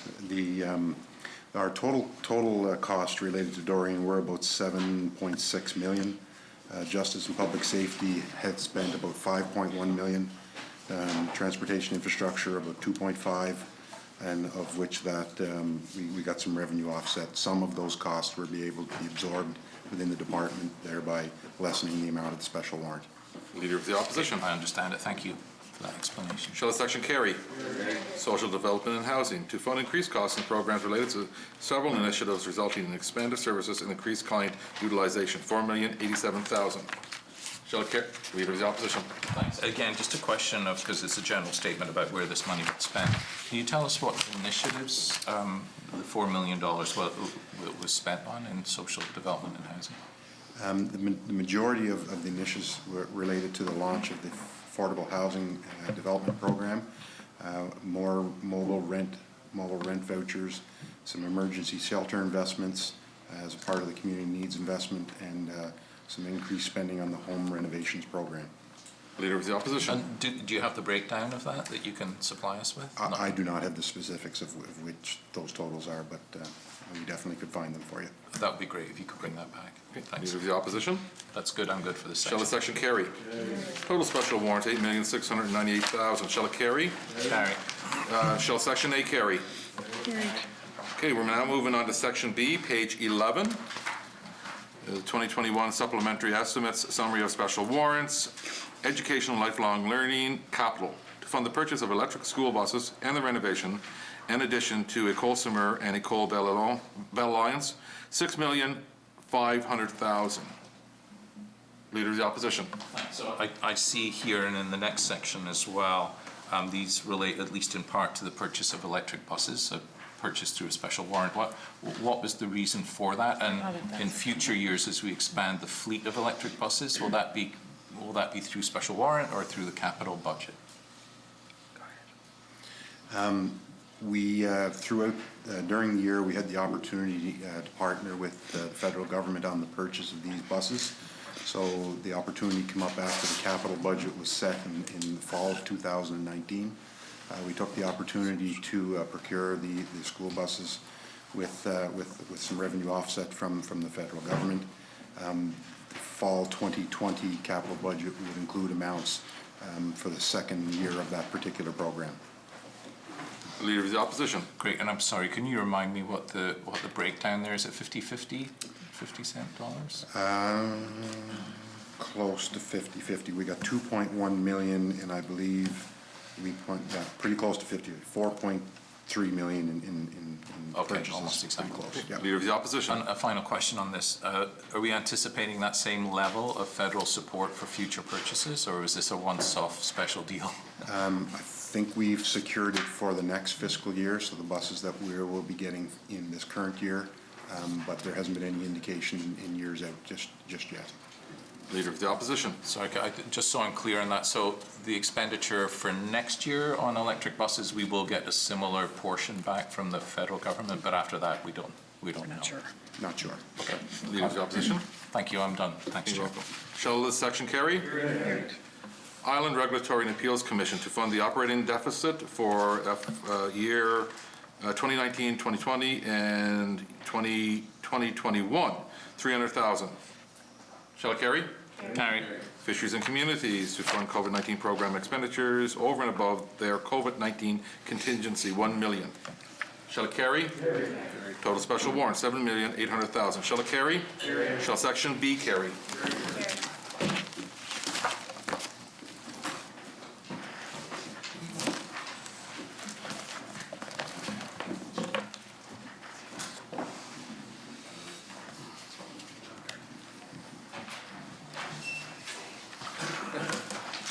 That's the most efficient way.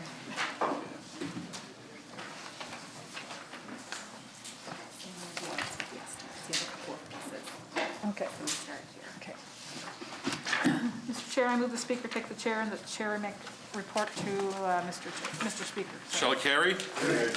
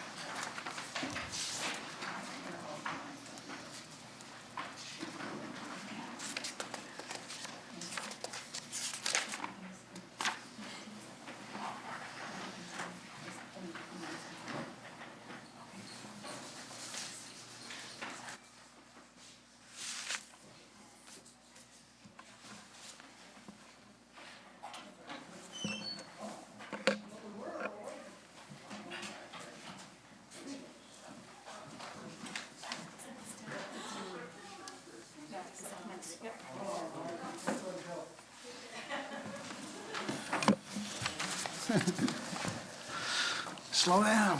Mr. Chair, as Committee of the Whole House, I wish to report that the committee has gone into supplementary supply to be granted to Her Majesty and has come to certain resolutions thereon, which said resolutions I am directed to report to the House whenever it should be pleased to receive the same. Mr. Speaker, I move seconded by the Minister of Transportation and Infrastructure that the report of the committee be now received. Shall it carry? Carry. Mr. Speaker, I move the report of the committee now be adopted. Shall it carry? Carry.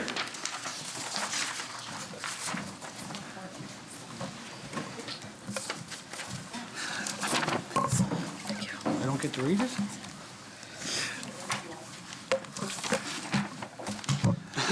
Okay, clerk, I'll see it. Honorable members? Oh. Yeah. The Honorable Minister of Finance, Deputy Premier. Thank you, Mr. Speaker. I move seconded by the Minister of Transportation and Infrastructure that the 21st order of the day be now read. Shall it carry? Order 21, Supplementary Appropriation Act 2021, Bill number 21, ordered for second reading. The Honorable Minister of Finance, Deputy Premier. Thank you, Mr. Speaker. I move seconded by the Minister of Transportation and Infrastructure that the said bill be read a second time. Shall it carry? Bill number 21, Supplementary Appropriation Act 2021, read a second time. Minister of Finance, Deputy Premier. Thank you, Mr. Speaker. I move seconded by the Minister of Transportation and Infrastructure that this House can resolve itself in the Committee of the Whole House to take into consideration said bill. Shall it carry? The Honorable Member from Tignish Palmer Oak, Deputy Speaker, Chair of the Committee of the Whole House, please.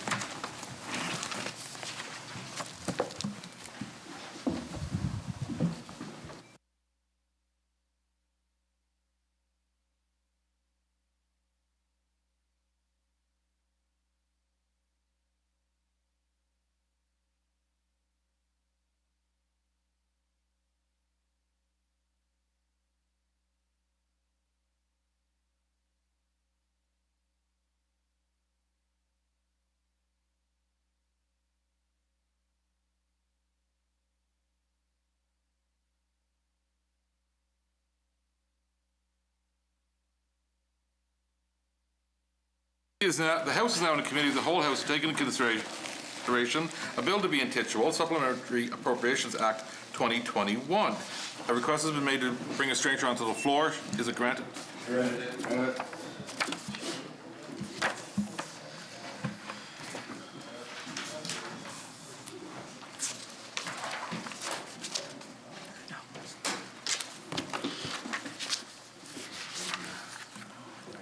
Good evening. Would you please state your name and position for Hansard?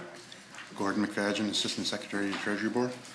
Honorable members, is there any questions on this bill? No. Shall the bill carry? Shall Section A carry? Sorry, Schedule A carry? Yeah. Shall Schedule B carry?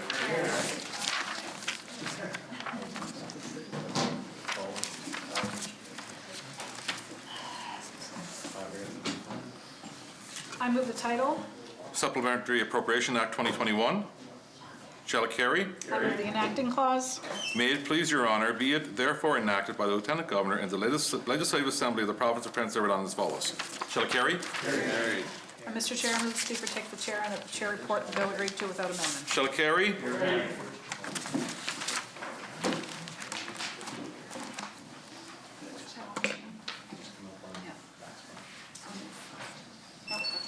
So I'll just say, see unanimously, separate.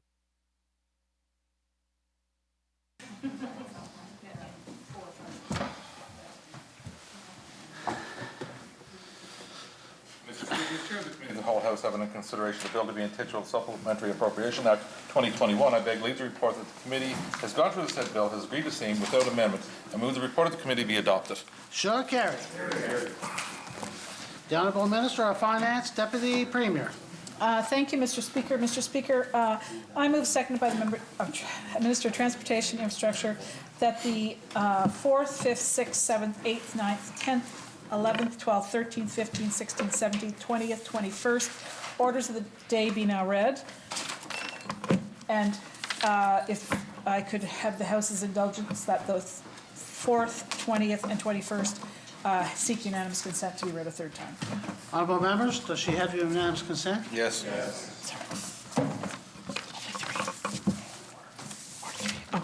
Honourable member, you have unanimous consent. Yeah, orders in order. And also including order number 3. Does she have consent for order number 3? Yes. Honourable member, you have consent. Order number 3, Government Reorganization Act, Bill number 2, ordered for third reading. Order 4, an act to amend the Architects Act, Bill number 3, ordered for third reading.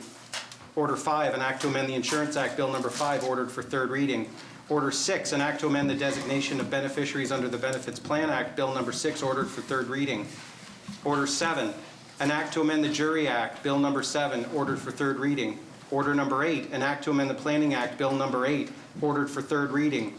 Order number 9, an act to amend the Marriage Act, Bill number 9, ordered for third reading. Order number 10, Missing Persons Act, Bill number 12, ordered for third reading. Order number 11, an act to amend the Change of Name Act, Bill number 13, ordered for third reading. Order number 12, an act to repeal the Blind Workers' Compensation Act, Bill number 14, ordered for third reading. Order 13, an act to amend the Real Property Assessment Act, Bill number 10, ordered for third reading. Order number 14, an act to amend,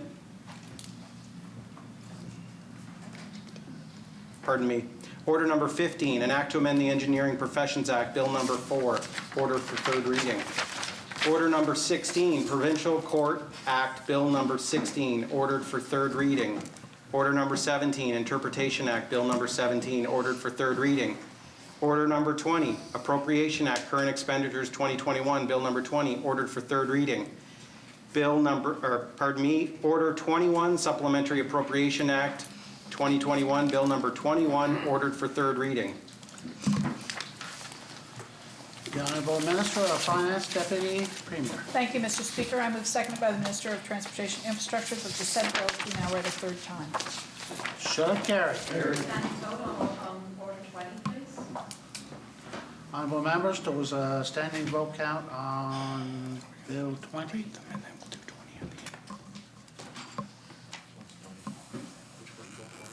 The Appropriation Act.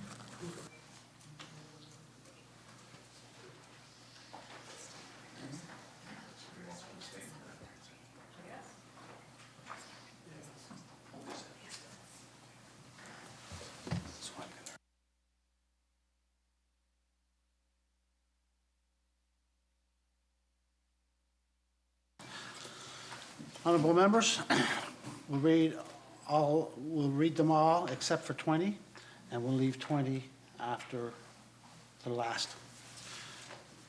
Okay, clerk? Bill number 2, Government Reorganization Act, read a third time. Bill number 3, an act to amend the Architects Act, read a third time. Bill number 5, an act to amend the Insurance Act, read a third time. Bill number 6, an act to amend the designations of beneficiaries under the Benefits Plan Act, read a third time. Bill number 7, an act to amend the Jury Act, read a third time. Bill number 8, an act to amend the Planning Act, read a third time. Bill number 9, an act to amend the Marriage Act, read a third time. Bill number 12, Missing Persons Act, read a third time. Bill number 13, an act to amend the Change of Name Act, read a third time. Bill number 14, an act to repeal the Blind Workers' Compensation Act, read a third time. Bill number 10, an act to amend the Real Property Assessment Act, read a third time. Bill number 4, an act to amend the Engineering Profession Act, read a third time. Bill number 16, Provincial Court Act, read a third time. Bill number 17, Interpretation Act, read a third time. Bill 21, Supplementary Appropriation Act 2021, read a third time.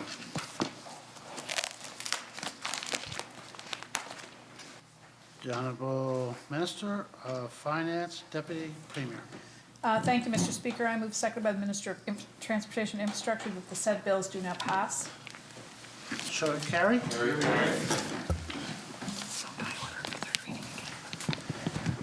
Honorable members, these are bills introduced by leave of the House, read a first time, read a second time, committed to the Committee of the Whole House, agreed to with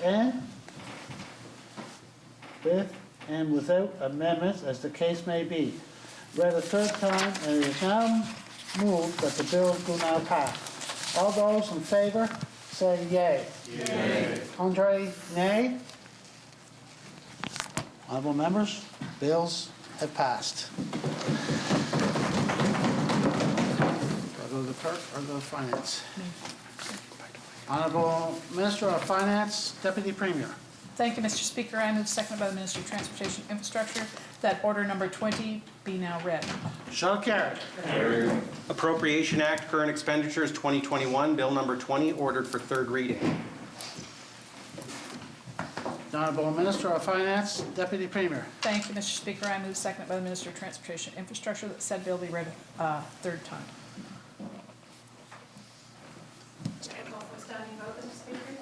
Honorable members, there is a call for a standing vote. Sergeant at Arms, you may ring the bell.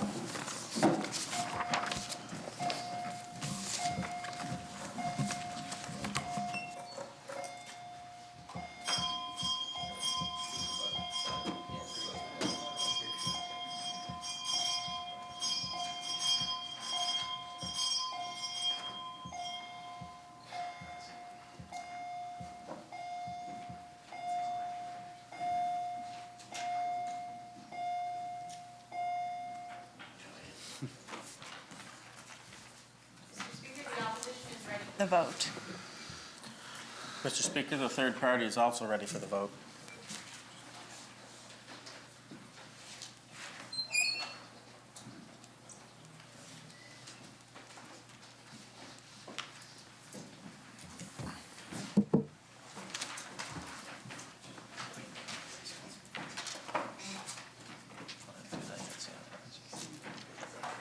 Mr. Speaker, government's ready for the vote.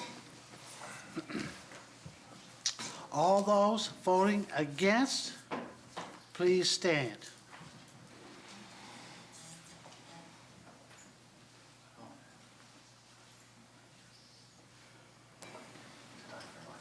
The Honorable Leader of the Opposition,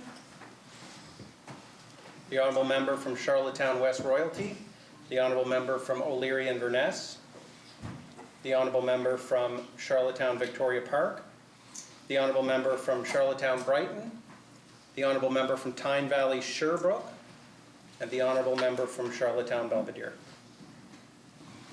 All those voting for, please stand.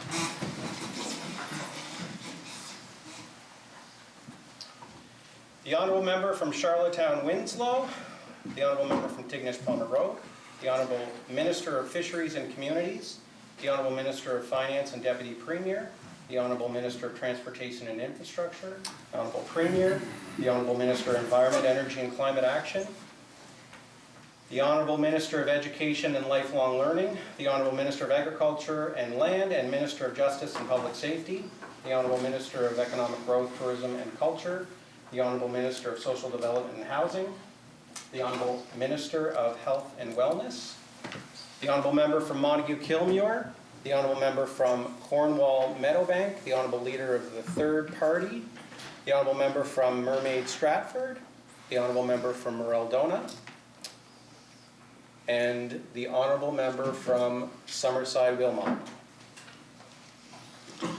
Honorable members, Bill 20 has passed.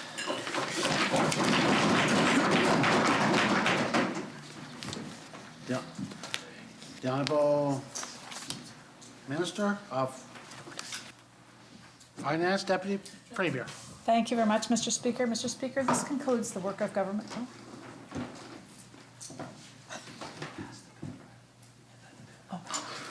Mr. Speaker, I move second by the Minister of Transportation and Infrastructure that said bill do now pass.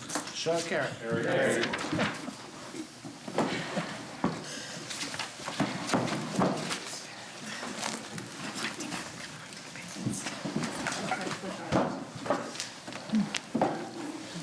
Honorable members, this is a bill by leave of the House, read a first time, read a second time, committed to the Committee of the whole House, reported, agreed to, without amendment, read a third time, and is now moved that the bill do not pass. All those in favour say yea. Yea. Contrary, nay. Bill's passed.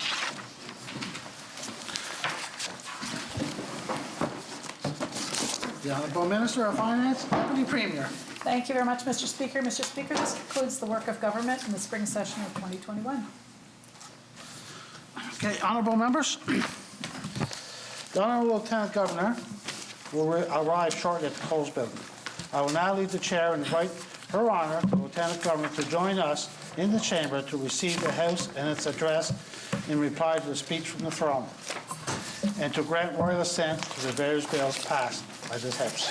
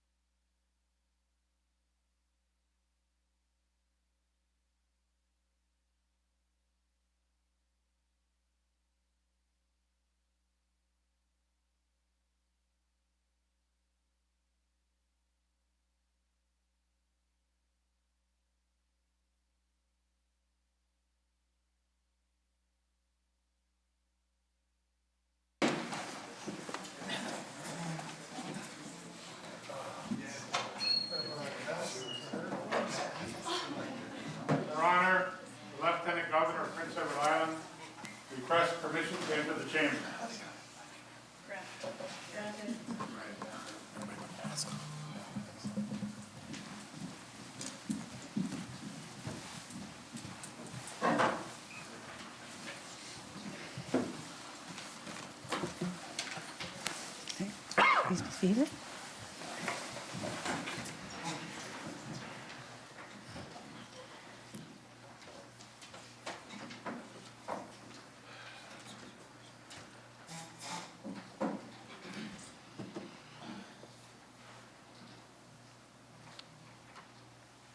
May it please your honor, we, Her Majesty, dutifully and loyal subjects of the Legislative Assembly of Prince Edward Island, at this time in session assembled, beg leave to offer our humble thanks for the gracious speech which your honor was pleased to open and present the session.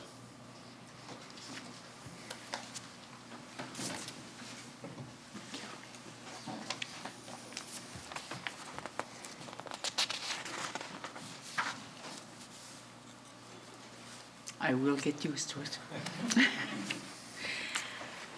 Mr. Speaker and members of the Legislative Assembly, it is a pleasure for me to be with you to receive your address in reply to the speech from the throne with which I opened the present session of the Legislative Assembly.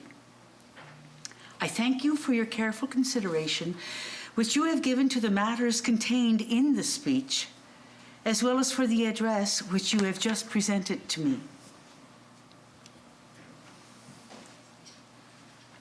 Your Honor, the Legislative Assembly has passed certain bills during this, the second session of the 66th General Assembly, and now begs Your Honor's consideration of the grant of royal assent for the following bills.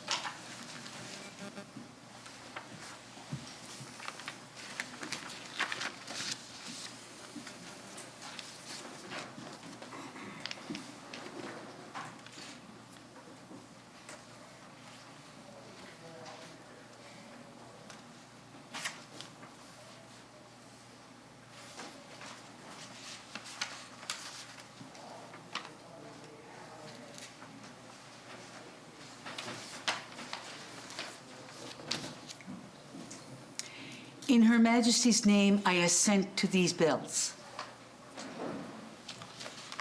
May it please your honor, we, Her Majesty, loyal and dutiful subjects of the Legislative Assembly of Prince Edward Island, in sessions assembled, approach your honor at close of our labors with sentiments of unified devotion and loyalty to Her Majesty's person and government. We do humbly beg of your honor's acceptance of a bill to be intituled Appropriation Act Current Expenditures, thus placing at the disposal of the Crown the means by which government can be made efficient for the service and welfare of the province. Her Honor, the Honorable Lieutenant Governor doth thank Her Majesty's loyal and dutiful subjects, accepts their benevolence, and assents to this bill in Her Majesty's name. I wish to commend all honorable members for the conscientious manner in which you have conducted your deliberations to this point of the second session of the 66th General Assembly of Prince Edward Island. Je tiens à vous exprimer ma reconnaissance pour votre dévouement au bien-être des insulaires, surtout pendant cette année avec ces défis incomparables. On behalf of all islanders, I wish to express to all of you my gratitude and appreciation for your leadership and care in guiding us and helping us to deal with the challenges of this pandemic. Je vous souhaite une saison estivale tout à fait divertissante. At this time, I pray that until the Legislative Assembly again meets, that you all have a safe, healthy, and above all, enjoyable summer. My hope is that peace and freedom for all people shall be more nearly achieved.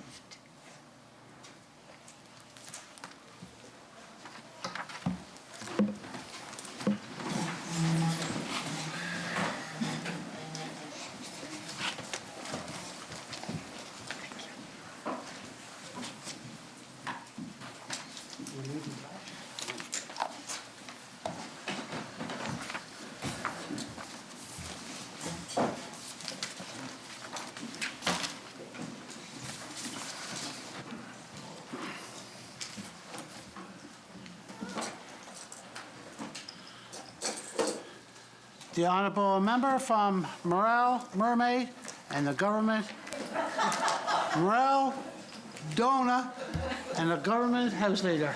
Thank you, Mr. Speaker. Mr. Speaker, I move, seconded by the Honourable Premier, that this House adjourn and stand to the call of the Speaker. Honorable members, just before I call it, I'd just like to just thank everyone, thank all the members, like the respect to show one another and to get the work done for Islanders. And it makes my job a whole lot easier. Actually, it makes it kind of enjoyable to work with each and every one of you. I love it when the house is open because we get to interact every day and see each and one of you every day. So I want to thank you. To the staff, not only the staff on the floor, but the staff behind the wall, the staff across the streets. We put a big shout out to all our staff because they make everything run so smooth, and as the members see it, it runs pretty smooth here for us, honourable members. And thank you for your patience through our renovations, our COVID, and no kitchen. But anyway, I just want to thank all the members because you make it so enjoyable to work with. And Shola Carey. Have a great summer, members. If you're up my way, look me up.